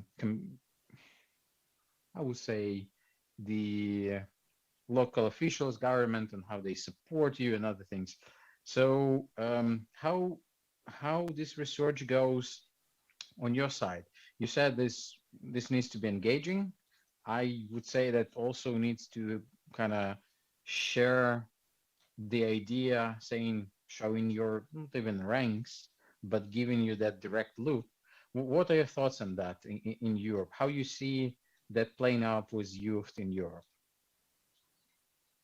So if I understand correctly, and thank you for bringing this example. So if I understand correctly, you're asking how you see this similar app to the 1551 working in a different setting in Estonia or somewhere else in Europe. Well, that's I think I guess why it's something that you also remembered yourself as an example is because it gives a very direct link, the feedback loop, right? This is kind of something that I've encountered a lot in when we work with whistleblower mechanisms, So if you want the person to report, and if you want more people to report, and if you want the person who reports to be happy and not go external, you have to have a direct feedback with the person, and in that way show that you are accountable, show that you are working on this, and explain why you can give certain kind of information and not other kinds of information, for example. So I definitely see this this working across the board, not only for youth. I do have more questions for you though. Is 1521 designed specifically for youth, or is it something that all citizens can use? It's an all citizen thing, but I've talked with one of the engineers in the conference earlier a few years back who was developing that, and he shared the statistics that majority of folks who are using the app is usually 30 and younger, who are inactive users, because most of like my parents, my older friends, they typically used to just calling in or going to the local office of these utilities and supplies and other things and writing the paper thing. But it happens only when the things are dire, like there's no other way. So like some lines were crossed, calling up the police and other things. But fixing like small, like a pothole, something doesn't work incorrectly, or you just have generally like you have a suspicion, you don't know if it's illegal or stuff. It's an easy case where you can just ask the expert, drop your thing, drop your inquiry, and then it will be forwarded to the expert or to the service that is responsible for answering you. Alexander, thank you very much, because our breakout rooms are closing now and all people are coming back to our main room. I just want also to voice one of proposals shared by Oleksiy Babansky, almost Babinsky. If Oleksiy wants to tell himself this idea, or I can just read Oleksiy it. is an interpreter and he's a teacher as well, so that's why. Enterprises and companies, school entrepreneurship as a real hands-on experience where youth can see how and why it is important to be democratic and honest in the first place. Such an idea. So if you have other ideas, please write on the chat how you can engage youth in schools or in universities into anti-corruption activities. If no, I think that Diana, can you please provide me information whether all people came back from their breakout rooms? Yeah, they're all back automatically. Okay, so we can close up this part of our session. Yes. Right. So yes, we have tried how it was working. What we have noticed, also I've been in a few rooms, that the topics in which we work, maybe indeed, like what Vita was saying to us, they might seem very clear and very already simple and maybe like very familiar, but it's a challenging to engage also people who are in the same anti-corruption field, but just from a slightly different, slightly or significantly different sphere, to a constructive dialogue, right, to this co-creation of ideas. So that's been an interesting takeaway for me personally. And so in what we did in the rooms with the panelists where I was, I asked them that for the next part of the conference, the concluding part, they should use exactly maximum 2 slides of their presentation, one with the problem and the other one with the solution, because they will have 1 up to 2 maximum minutes to make the experts there interested or like, curious of how to turn this problem and this solution into a project of something that can be done tomorrow, or like next day after a few things are fixed. So how to make sure that these ideas that are so dear to us get support within our field also from our peers. This is what I would like also, to suggest you to think over. We will have a short break afterwards. Maybe Nadia, you would like to maybe ask our panelists also to sum up what was their feeling or, experience of presenting and discussing. Yeah, I think if any of our panelists who were leading the breakout rooms have some reflections, please share briefly. I have one reflection is that, like every question here is like such a big and huge topic that you have to spend the whole day to discuss the solution. And it's like you have to organize hackathon, for example, for some of these problems, such as Prozoro sale problem or political financing problem. I think it's really challenging to find at least ideas or people who can discuss or such kind of topics in such a short period of time. So it's really, really ambitious, and I think it's worth it. But yeah, Vita, Darina, Karina, Yulia, Mikhailo, any reflections? Short?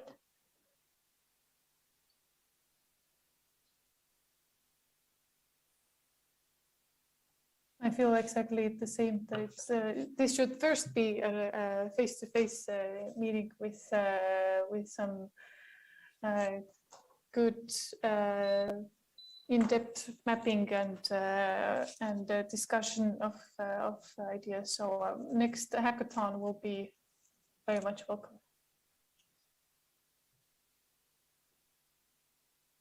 Anyone else? If no, I want to thank you. I want to thank you, all of our panelists and participants of our discussions, for your valuable inputs and interventions. And I hope that at least some of you have found some inspiration and some ideas for these solutions. And maybe you can share contacts with participants. Maybe they were shy to share the ideas. So I think that they can reach you directly, as Karina said that it's probably easier face-to-face communication, to have face-to-face communication. And I hope that we will have, thank you, Darina, for sharing your contacts, and you can do it as well, other panelists. And as you know, the next session will be about the reflections, yes, as Diana said. And I want to thank once again for this really interesting discussion. And Diana, I give you my role, give you back my role. Yes, so thank you very much, Nadia, for facilitating and for being here with us. And also good luck to the Open Up community. I wish that it's growing and we have more and more open data for also all our exciting projects that we are working on. You are, our Christmas spirit, I would say. So, yes, now on a more serious note, indeed, we will have, I would just would like to say that I really appreciate what you did. I know it's a sort of a, killer exercise, because indeed the topics are vast. We work on them long time and there is lots of information there already, and just to squeeze it into 1 or 2 minutes, it's very, very challenging. But why also we wanted to offer it to you, because sometimes, as I was asking also in my room for other panel, sometimes it's always like it can be a compromise on us as the creators of some solutions, and then in the audience for whom we are creating. Sometimes, if we could find it difficult maybe to discuss, to ask questions within one panel, then we need to think like what would be the way for us to involve others, and who are these others. Maybe we don't need to engage so many people, right? Or those who don't have this background that we would need. But it's indeed a food for thought for any creator of whichever product, and digital anti-corruption solutions also to a big part, because maybe sometimes me personally, I may be over ambitious to that the citizens will jump on and we'll use everything we create super, you know, user-friendly, because we have invested so much time and effort and money also with our partners. This is why I would ask also that for the next panel, you try to treat this group of experts whom we invited as also, you know, as equals. Obviously, all of you are experts. We call them experts just because we ask them to come from the outside bubble to comment to what they will be able to see from your presentation. They will, of course, pick up something that will be closest to them. Please pay attention to this closest thing. What they did was what caught their attention. Yes, maybe this could be then some also, you know, add on to the products you will be working on, and also treat them not only as equals but also as friends, because I would say the community of anti-corruption people in Ukraine, in Europe, with Europe a little bit bigger, but also in Ukraine, it's not too vast. And when it is, then there are also lots of things that, you know, taking place at the same time. So I would say that the attention today is one of the biggest assets, and the attention that you all are, you know, sharing here and giving to each other. That's exactly also this community that I would like to see growing in Ukraine and supporting each other as well. So we will stop right now to have some 9 minutes break until 4:45. This will be the same room, so you can just, you know, switch off the microphone and camera to feel comfortable and to walk a little bit. Yes, and then we join and come back here. I will be here if you want to also ask something. Just also write in the chat, we can discuss. Thank you all.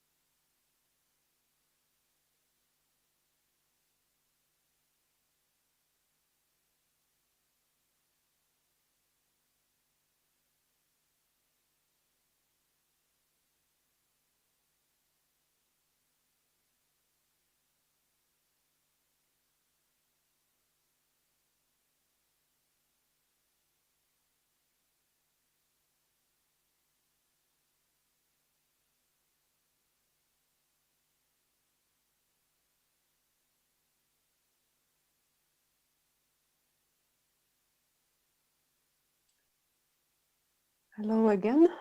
I see that it's already the time, so we should be getting back to be on time with also this discussion, which is already the final discussion. I would say that's been a long day of following from the international solutions and finishing with good Ukrainian practices.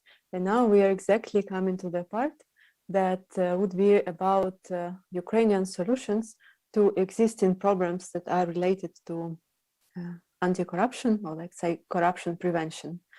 And I would like to pass this microphone of the moderator to Katerina Onilioglu. And Katerina will be our facilitator, and she's, I'm sure, well known to you as the international open data expert, and also currently as a component lead at the EU-funded EU for Ukraine project. Please, Katerina, now the floor is yours.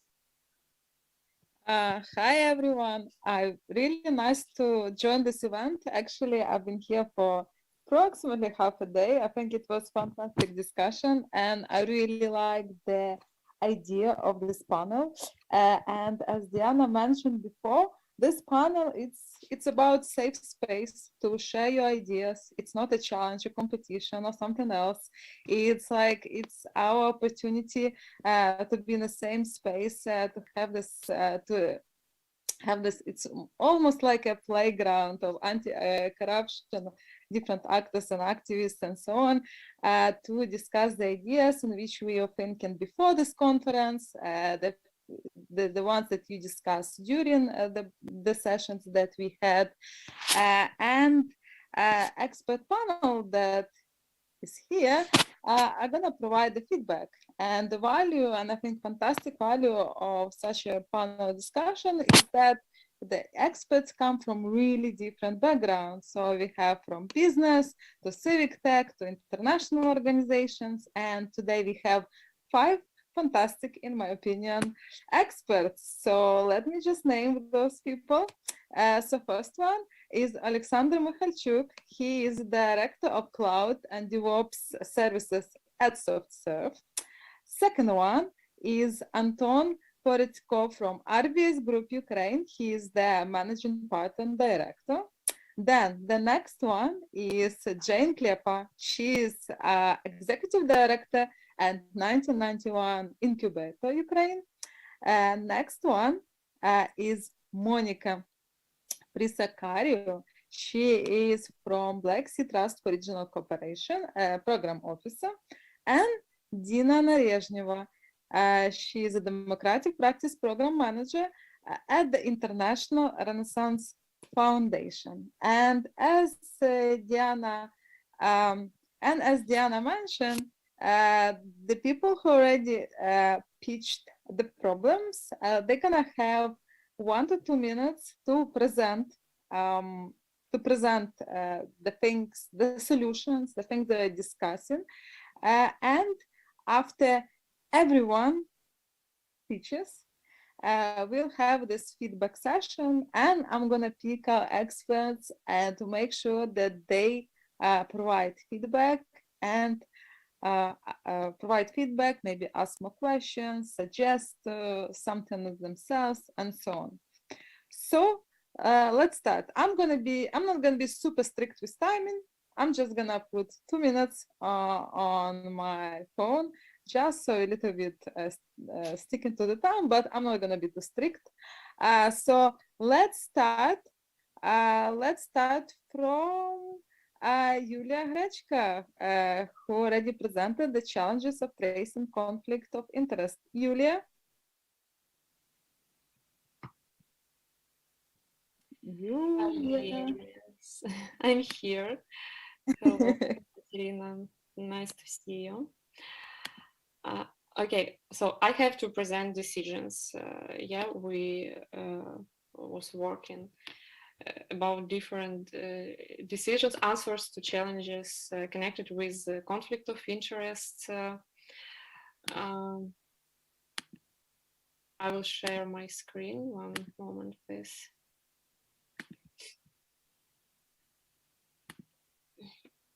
So we had 3 challenges. Yeah. they're very huge, really. As Nadia said, this challenge is connected almost with every digital tool or every NGO which works with data in general, really. But of course, these challenges also connected with our hidden interests. At first, we told about data on courts and court decisions. A second challenge was data from registers of other countries on real estate, foreign property, and third one, no unified open data platform. Maybe, of course, I have to add that we have data.gov.ua, we have it, but I meant that there are no every information, there are no all of data, open data of different bodies, especially local governments, etc. And in the same format. So we have, and our developers have to looking for different sources from different sites of different bodies, of course. And in our discussion group, we was speaking about several decisions.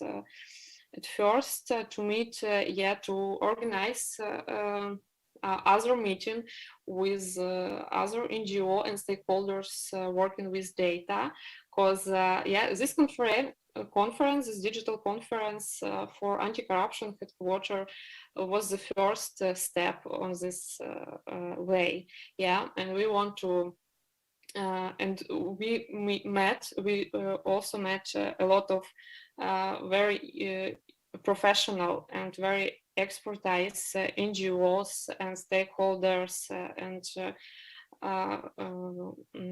on this conference, and want to continue our communication after the conference, of course.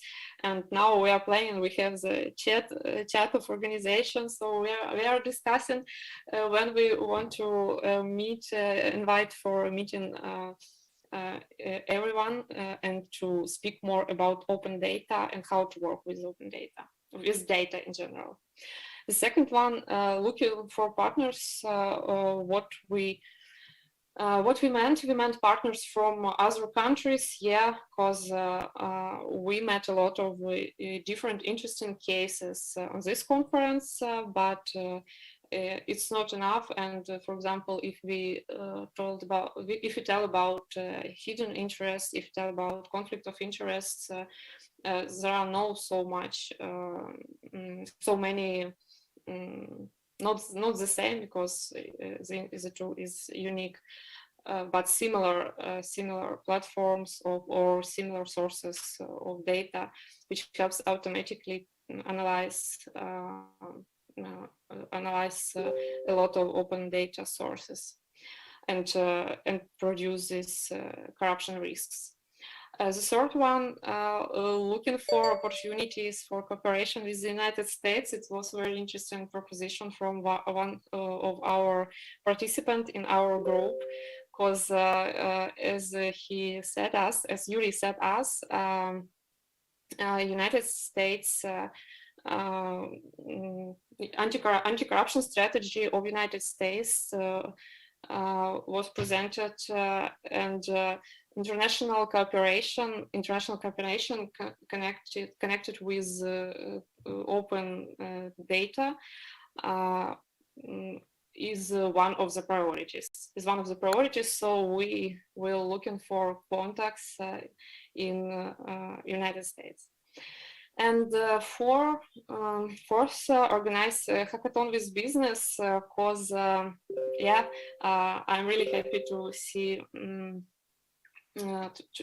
today some participants from companies, but we're really sure that if we will organize some hackathon with business, with developers in more in format like this last part of our conference, when we can discuss about different problems, challenges, and to ask developers, to ask team leads how we can fix these problems. For example, what we can do on the level of NGOs and business with these problems and challenges. So it's that's all, because we haven't a lot of times, but I think it's huge decisions, and thank you for your attention. Thank you, Julia, for presenting the possible solutions to a problem. I would like to us to move to another person who is a presenter, and then in the end we're gonna gather all the feedback. So I would like to ask Karina from TI Estonia to tell us what things were discussed in her session. All right, I'll try and present it as I am in an elevator, right? So what problem I posed, or what is something that we should all be worried about, is that young people are not engaged enough in anti-corruption activities.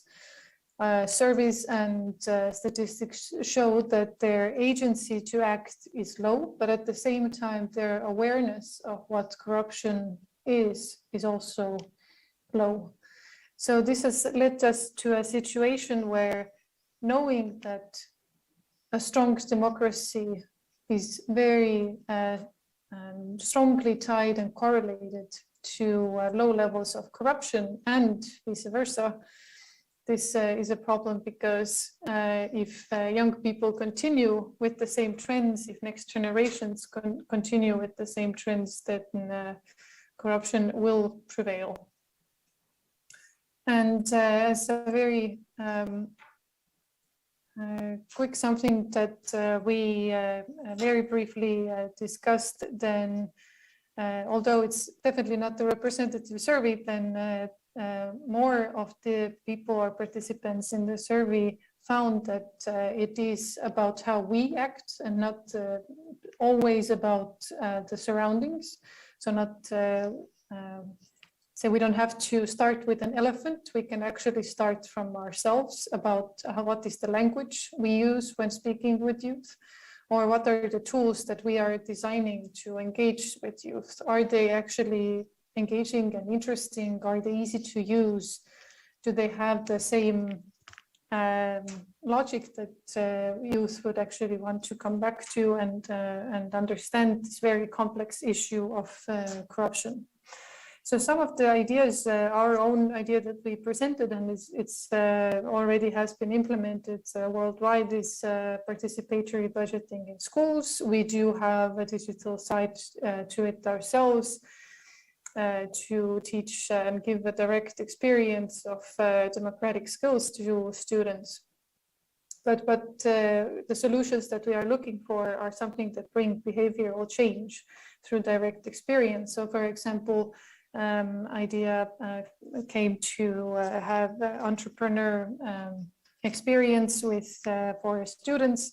So if they create, for example, in Estonia, in many of the schools, there's also classes where students can create their own companies, and they get a direct experience of this, and perhaps tying this together with processes that are more directly connected with corruption, either, for example, procurements, or playing through situations of different corrupt behavior is something that we could do. And another good example came from where same logic as with whistleblower mechanisms is used, where to gain trust and to make people interested in engaging with you is to have an accountability and feedback loop. So the example brought was from an application that would give citizens, and including youth who use it a lot, is to who then report on small things that needs to be changed. So let's not say that change the prime minister, but let's say that, for example, that I noticed something weird, or I noticed that there's something that needs to be fixed in the city. I let the public officials know, and then they also give feedback to the citizen on how this has been dealt with.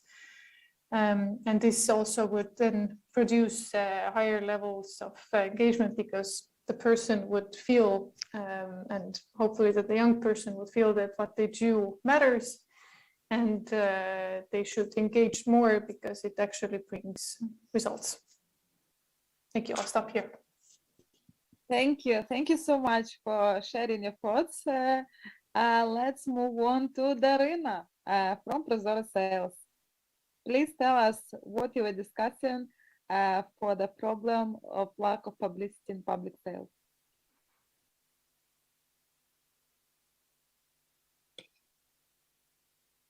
Darina?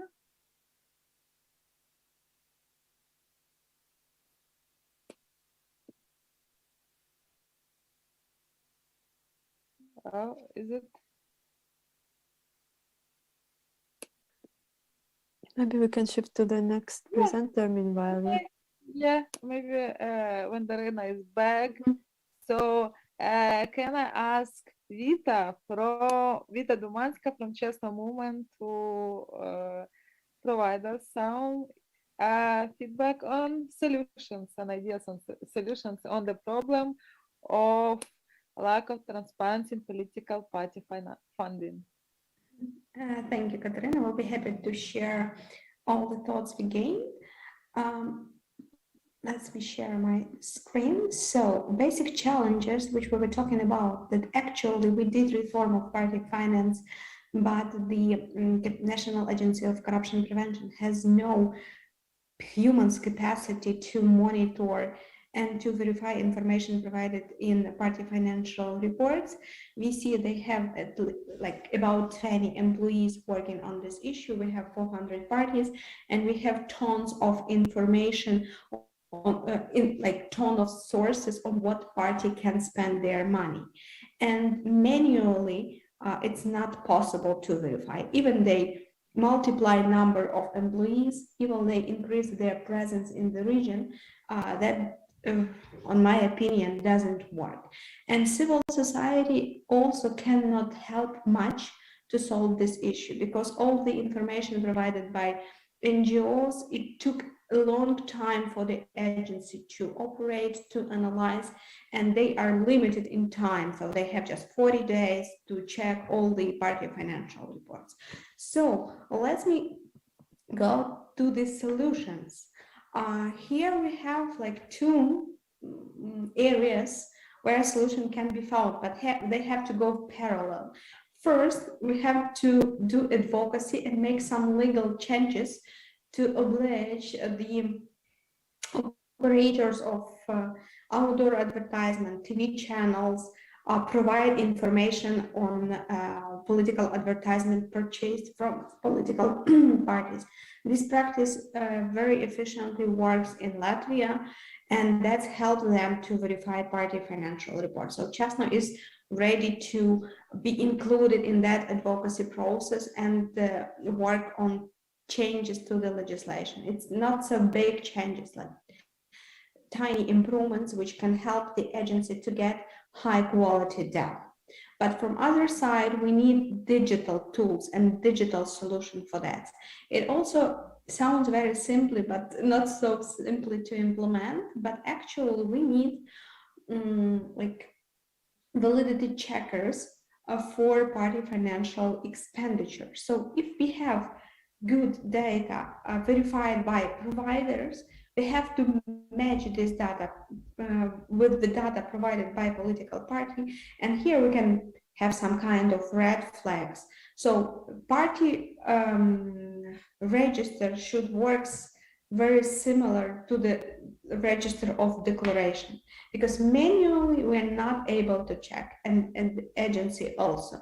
To make the reform work, we have to use all the power the digital solution give us to I don't know, to build and to try to work in that on that issue. So actually, we have to make some legal improvements, and we have to make a tool, like a tool of database, which will gain all the data from providers and which allow the agency to verify information provided by a political party.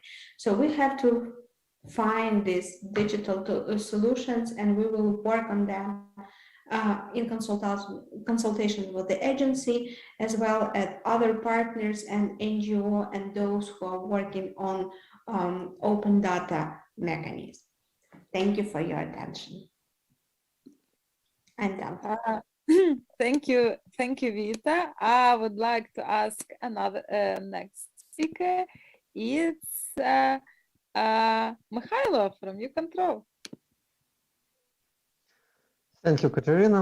So we are trying to find the solution about simple problem because we already have this offshore leaks database with Panama Papers, Paradise Papers, and so on. And our question is simple: how we can connect this kind of information, the financial one and the owner's one, to the company profile, so we can match the Ukrainian company and the offshores which belongs to it.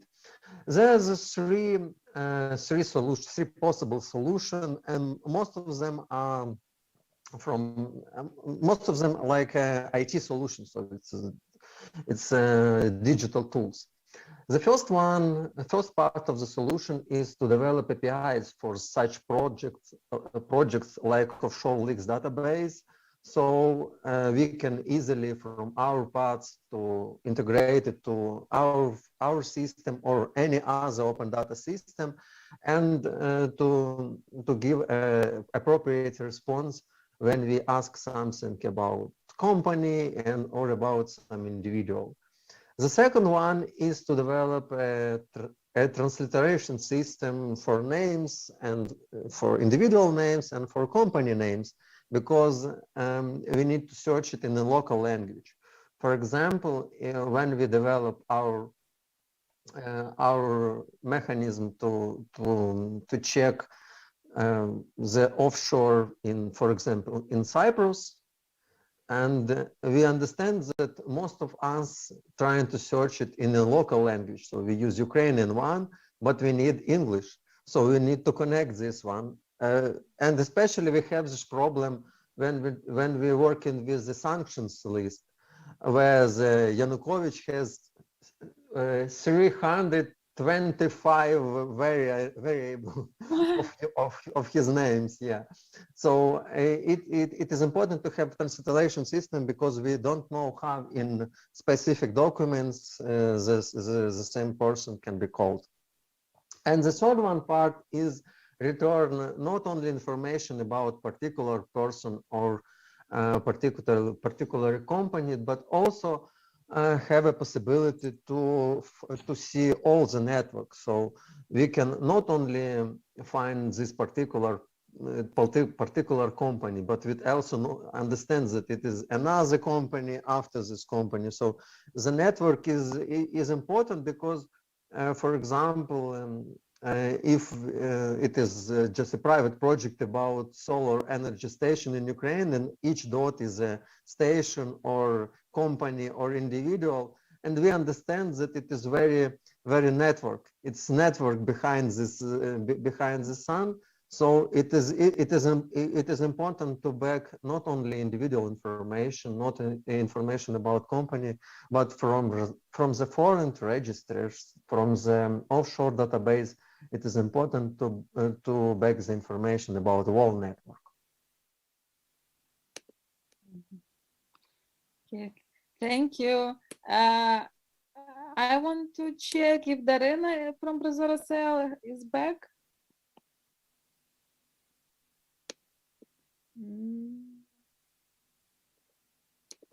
I guess not. Okay, then I would like to thank everyone who presented the solutions to the problems that they were mentioned. So I would like to ask for experts to comment on actually on what they heard. Does it make sense? Is it the idea? Does the solutions would solve the problem, right? Is it realistic? Is the digital side of idea works or social? So let's let us to hear experts. So maybe without me calling names, somebody would like to volunteer first. So I have a list of 5 of experts, but maybe somebody wants to start first. Oh, Anton, you raised the hand first, so you go. Yeah. Okay, fantastic. Yeah, I've heard carefully all 4 problems and solutions, and I believe I do have something to say to everyone. As of core data decisions and data from registers for foreign property, I think that the core data itself is a big source of information, and if we will analyze it properly, we will already get a patterns, and especially if we will unite it with the data from, let's say, U-Control and networks of companies and organizations, we will see that certain certain judges are more often designated for the court proceedings related to certain groups of organizations, and that's already a risk factor that must be followed, because this might say a lot about distribution of the court proceedings. So I believe this a whole big range of information which must be analyzed with a professional tools. As of the connecting with the data from registers, I think that that's a fractional solution, and there are a lot of other data which can be blended or enriched court decisions data to work with, and it depends on what is the goal we are following. If you want to have and what is the final goal, because we know that I'm a member of Automaidan, and one of the topics which Automaidan is dealing with, it's a registry of the corrupt judges in Ukraine, and they already created a big database of corrupt judges and decisions, but it is not possible to do anything with that, because the court system in Ukraine and legislation doesn't actually creates a situation when courts are protecting the judges as much as they can, even if there are evidence that decisions they are making are almost a crime, and not only the conflict of interest, but also a crime, but there is no way to execute this. So of course, if we will continue doing that sense, there probably be another window of opportunity when this data will become of use, and it is vital that court system of Ukraine will feel and know that every decision is recorded. So the risk indicators are there.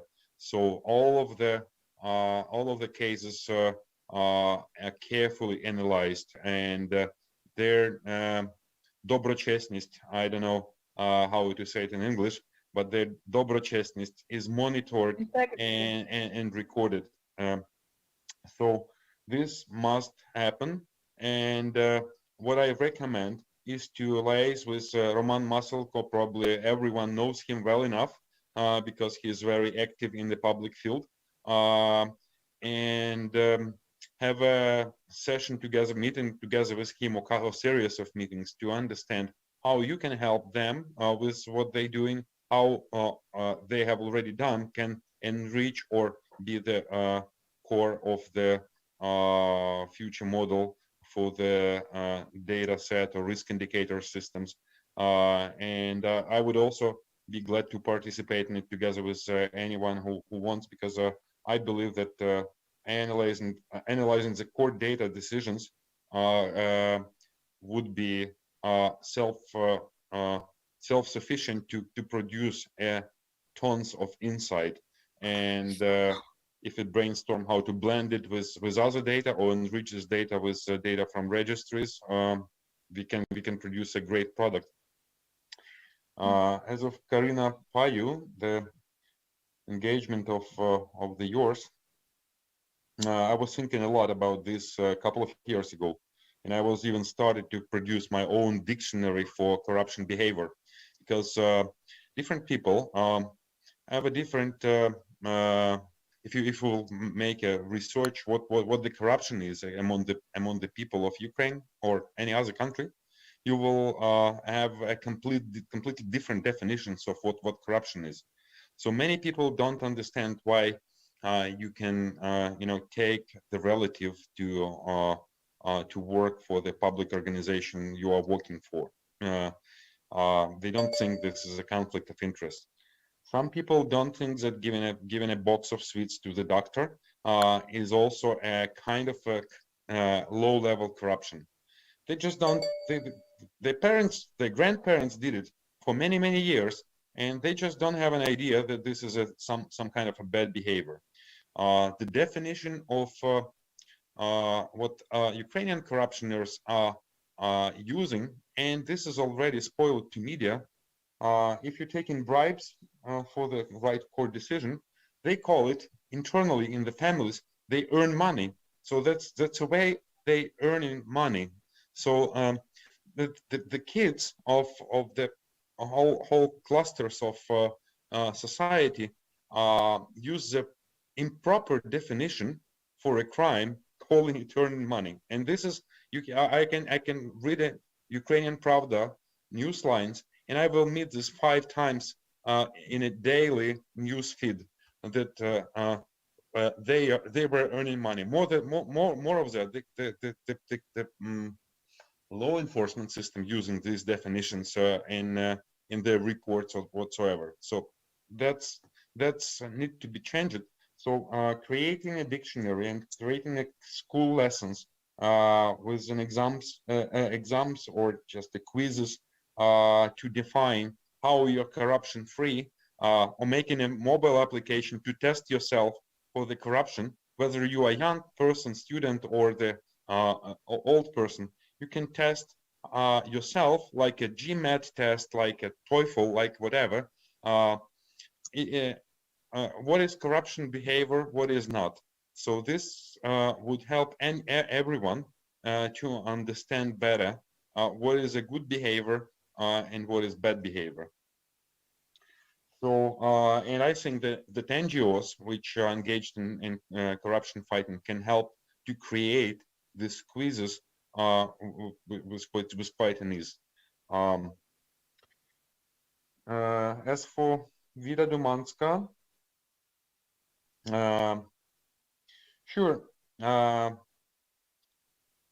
take control of our expenses of political parties by 20 people is hardly possible if there is no proper tools in place, and if the data that is supplied by the political parties is in different formats and doesn't enables to do analysis of the data. But whatever data it is, today's tools can help to bring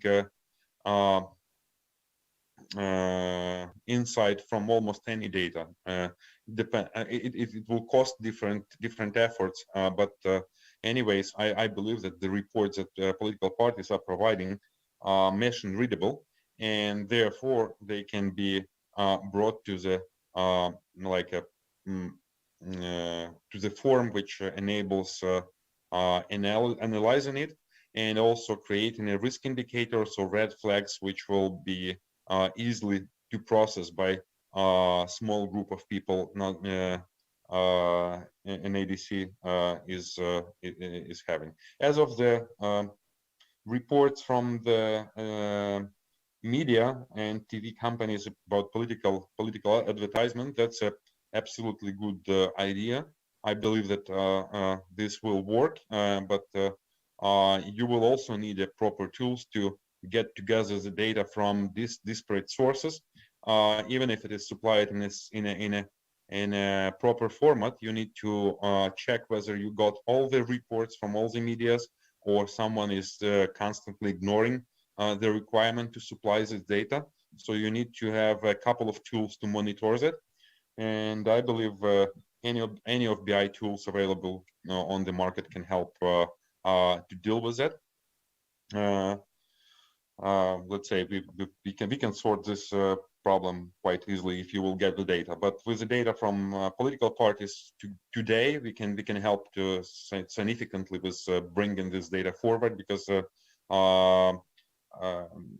lot of financial information is analyzed by commercial sector, by large holdings, which consolidate data from 20, 50, 100 of holding structures to a single dashboard, providing all the indicators that is required by business.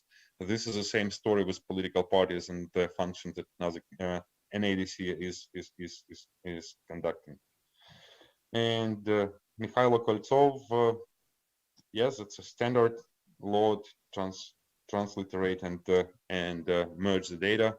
So ETL tools can do that all, and in transliteration, of course, the machine learning mechanism can be applied to connect to identify different ways of spelling the name, and learn the system how to interpret this and connect this data to the registers you have. So I think we can have another call with our AI team, and we might probably give you some ideas what can help in that. I wouldn't say that I have a ready solution to propose, but I know that some of my team will have a solution, definitely. You're on the right way, and I don't have too much to add. Thank you. That's it. Thank you, Anton. This is just not feedback, but already suggestions, some tangible steps, and the way you can support as well. So thank you very much for that. I would like to ask Alexander to provide feedback. As I understood, Alexander wanted to be volunteer second one. Yeah, thank you. Thank you, Anton, as well, for very well-structured feedback to the team. And the only thing I can add on top of that is there's a lot of passionate people right now across the IT industry that want to impact and change the world and their immediate surroundings and the country, and still strongly believe that we together can make it better. So one of these ideas I heard during our short pitches right away was the idea of the hackathons. And I want to expand on that idea, saying, hey, I strongly believe if you would point those questions and topics you have right now to the open audience and say, like, hey, let's do an open hackathon, send out invites to Ukrainian-based IT companies, to the folks within the IT industry, saying, hey, in 2 weeks, we're doing a hackathon. This is some of the challenges we want to crack on. Please join in, and we'll try to kind of have a swing on those challenges. You would be surprised how many ready solutions there are, how many similar experiences people were solving. Because I didn't remember who exactly that was, but the translation question about Ukrainian surnames having 200 different spellings in one, like Alexander Michalchuk having Alexander, KS, X, and many other things where the things can go vastly different. I heard about some smaller product who was already doing that for other industry, for other challenges, but they were trying to mix and match that. So as soon as you start communicating that to the wide audience, saying, hey guys, have you have experience with that? Is there any solutions you can propose? I would say that with a great confidence, people will unite and go and kind of connect with you as well, because even looking back to my team right now, as they heard that will be a part of this session, they was asking me, hey, can you share more about uControl? Because many folks on my team is using that. Me as well is using that, because many of the IT folks are using private entrepreneurs type of work. They want to check on stuff. So same things. I would like to say thank you for Yulia Grechka and her work, because finding those conflicts of interest, that was usually the interesting thing, how you can connect all of these data sets and how much information inside will reveal that I believe we can find even more there. So yeah, on my side of things, I already pinged our director of R&D, who's also our ML practice lead, because their team is like that. They like to explore things. And yeah, I saw the comment from you, Yulia. Yeah, sure, let's connect and see where it can go with this story's experience and that. But just a little word of encouragement. Don't be afraid to share the things that you're doing, the challenges you're trying to solve, because the community will just build around that. And yeah, thank you. I spent half a day listening to all of the speakers today, and I literally, every session got me surprised on how actually a lot of things that I didn't know existed exist. So thank you, everyone.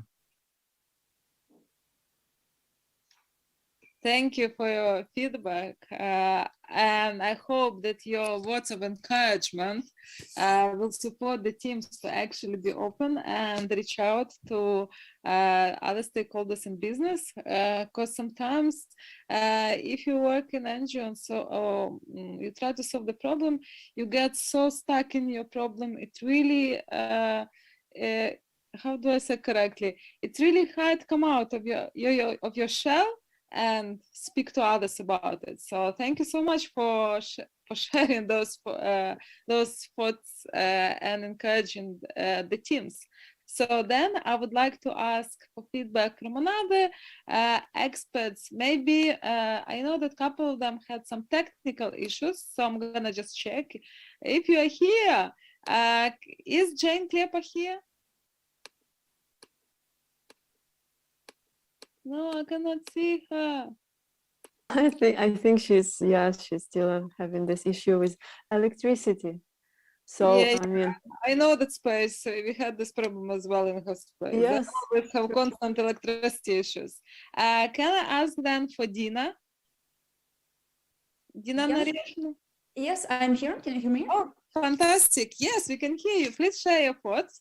Yeah, hi everyone. It is great that IT people took the floor before I speak, because it's always interesting to hear what the clever people saying about all these IT issues. And my first feedback is that it is cool to have such event, bringing together like NGOs and IT. So the idea itself, I like it very much, but not to take too much time saying huge thank you to the organizers. I switch to practical issues and I'll try to provide my feedback in some sentences.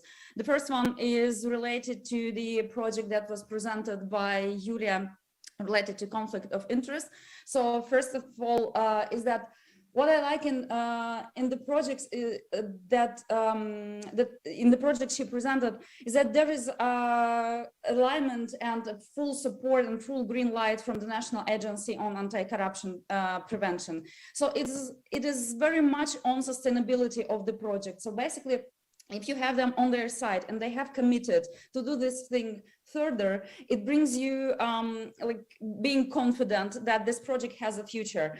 The only thing you can use here is you can probably, this is not the best word, but you can use the National Agency on Corruption Prevention for further advocacy. Like we have discussed now that there are so many challenges in open data, etc. But if you have like a strong partner as the NAPC on your side, this is a governmental partner. So let's use him.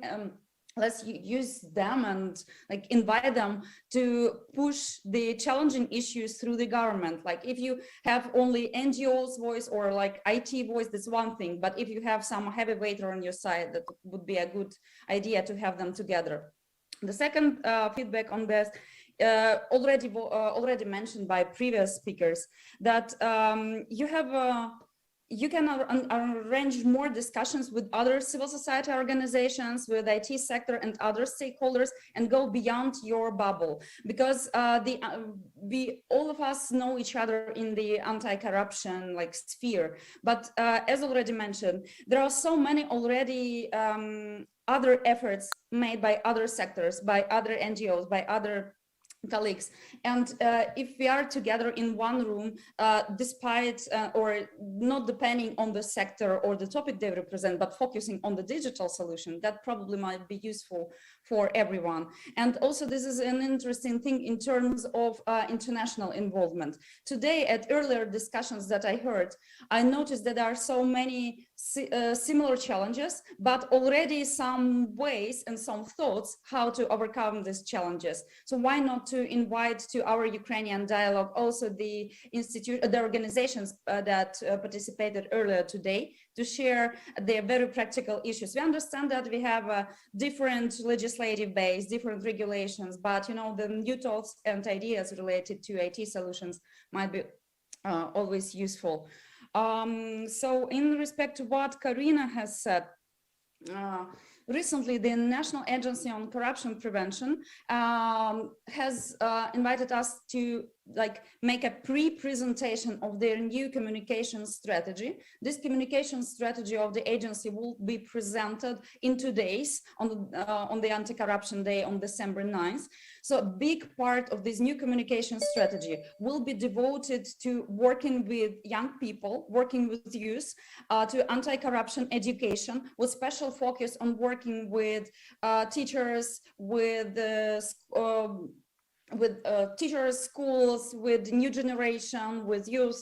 And I think it will be not fair from my side to talk more about this, because the National Agency on Corruption Prevention and SACHI USAID SACHI project will present that soon. But if Karina might be interested, we could share the outcomes of this presentation, and I know that it will be also translated in English, at least the slides and the key ideas. So probably we might share it with Karina for her to see that in our case, like operation of the National Agency on Corruption Prevention and international donors can produce some new ideas. So basically the key role will be played by the office, integrity office at the National Agency on Corruption Prevention. So we will be happy to share also the context of this office, because they have more ideas than outlined in this strategy. And you work with YOS is one of the key priorities. In terms of what Vita has said, I think my conclusions will be too obvious, but still it is very important to make some state body to be responsible for the product that will be developed in the end. So if you have someone to be responsible to put the expenses for the project to the state budget and to bear the full responsibility of its sustainability, it adds more credit to this project. Of course, we know that in our country, the civil society is the key driver for any positive changes we can benefit from now. But again, like seeing the development that happened with the decision of the Constitutional Court later this year show that only the state agency can advocate more for restoring, together with the civil society. So my idea is to make, for example, National Agency on Corruption Prevention be the leader and champion for this, owning this product. And in terms of what Mikhailo Koltsov has said, I fully share his concerns about the transliteration and share an example of the global register of beneficial owners. Because there at the end when you type in Cyrillic, there are like 20 or 10 or 20 options how this can be transliterated. And I think this is the big challenge. And at the same time, this example can be taken to see how they tried to overcome the challenge. Because this one was among the first ones when Ukraine put the data to this global beneficial owner registers. So not to take anyone's time, that's short feedback. Thank you, Dina. And actually, I would like to really thank you all experts who commented, because your comments and feedback is super practical, and that's why I like this kind of session. So thank you for that. And since I'm a moderator, and one expert has a technical problem, so I would like to suggest advice from me as well. I'm sure you would like to hear that. So in general, when we talk about data, and we hear a lot that, oh, data has a bad quality, or some data is lacking information, for example, is incomplete. And we have a lot of things around data. And actually, what I would suggest to think and engage in, it's about data standards, because usually we deal with quality of data afterwards, but actually a lot of NGOs and activists, they forget that they can influence how this data is collected. So, and the good way is around data standards. And for example, Ministry of Digital Transformation created the standards for local governments of how publish data. And actually we noticed that on National Open Data Portal, the quality of data is actually improving, because slowly cities do take a look at those standards and really implement them, and the quality of data is growing. So maybe it's about thinking about the quality of data and the issues that you have.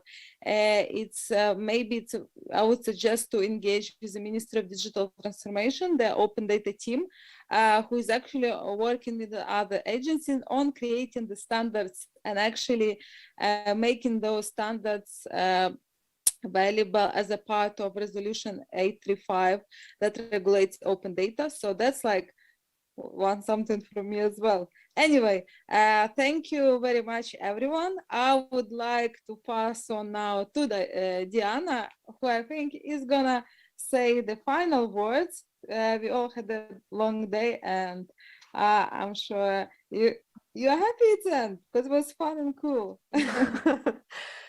Thank you. It was so lovely to have you. You are so fresh and full of energy. And really, this is exactly the session where I think this spirit is what we need. Yes, to often share this support of the community.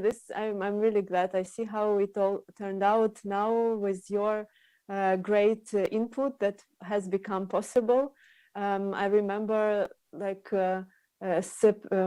what was it, Julia? It was August, yeah, when it was only an idea, and now look at us, now that has happened, and this is already what has been co-created. So I believe in this co-creation spirit, and thank you for staying with the anti-corruption headquarters NGO from Kyiv, Ukraine, and with Transparency International Estonia, our partners from the region. And we are happy that this event has become possible owing to the donor support also, which I have to mention now myself, since Monica couldn't join us for this session. And Black Sea Trust for Regional Cooperation is the organization that had made this event possible financially, and just been a very supportive donor and very understanding as well, I must admit it. So thank you also to our hosts, the Well Done Translation Agency, who was helping us with translation, particularly challenging in the very busy, intensive parts, but also giving us all this technical space, these rooms and stuff, also to share, to try, to test, to walk around, and to talk to each other. Just one more time, thank you for being the part of it, for making it possible. And yes, maybe somebody else would like to say something, then I would just give the floor to you. Actually, maybe Karina, what would you think? If you still have... yes, the words are still there after 8 or 9 hours. Thank you so much. This has been an excellent day. A lot of very practical ideas, new research, wonderful practitioners. I'm very happy that this became a reality, and we had such an international participants and speakers with us today. And thank you, Diana. It was a pleasure working with you these past months to organize this. I'm happy that we're here. Thank you. Thank you for your kind words. And I see also Serhiy and Yulia. Somebody of you could start first. Yes, I just want to add several words. Foreign Corruption Headquarters, it's really a very important day, and it's really a very important conference, very important event. It's because we was dreaming about this event, about digital anti-corruption conference before, during several years, really. And really thanks to Black Sea Trust and especially and everyone who took part in this event, all speakers, all participants. We had today, I know that more than about 200 people during the day. It's a lot, I think, for the online event like this. And yeah, I want to tell thank you for everyone, and especially for Diana, especially to Diana, because you did a lot of work. It's enormous, enormous work for organization and coordination this conference. And we hope to continue this dialogue we started today. We will connect, of course, with SoftServe and all speakers, all participants, all NGOs we met today for our other activities, for hackathon, for example. Yes, I hope, I think.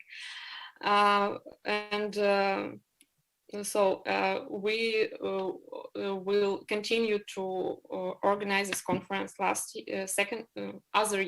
year, sorry.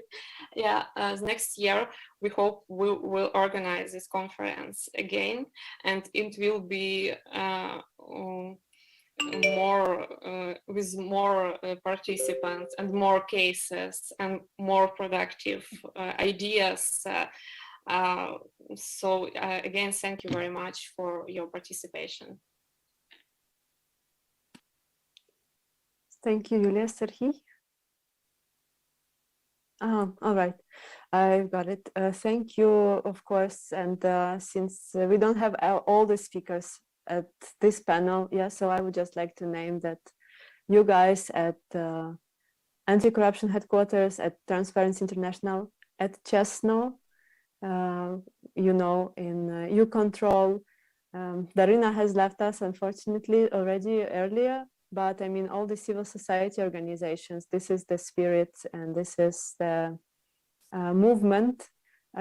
So you all made it possible together with us, and I like this us, you know, this part. So, I mean, we should celebrate now. Thank you for all the viewers who were present. I hope you also found this event useful for something you are doing and working with. And I hope that you will be joining more and more for different reasons, for different projects. So please stay with us, subscribe to our social media. You will find us among the organizers of the event on the Facebook, but also if you Google, I think, anti-corruption in the country, you would see the list exactly of the people whom you met at this conference today. So thank you and have a nice evening.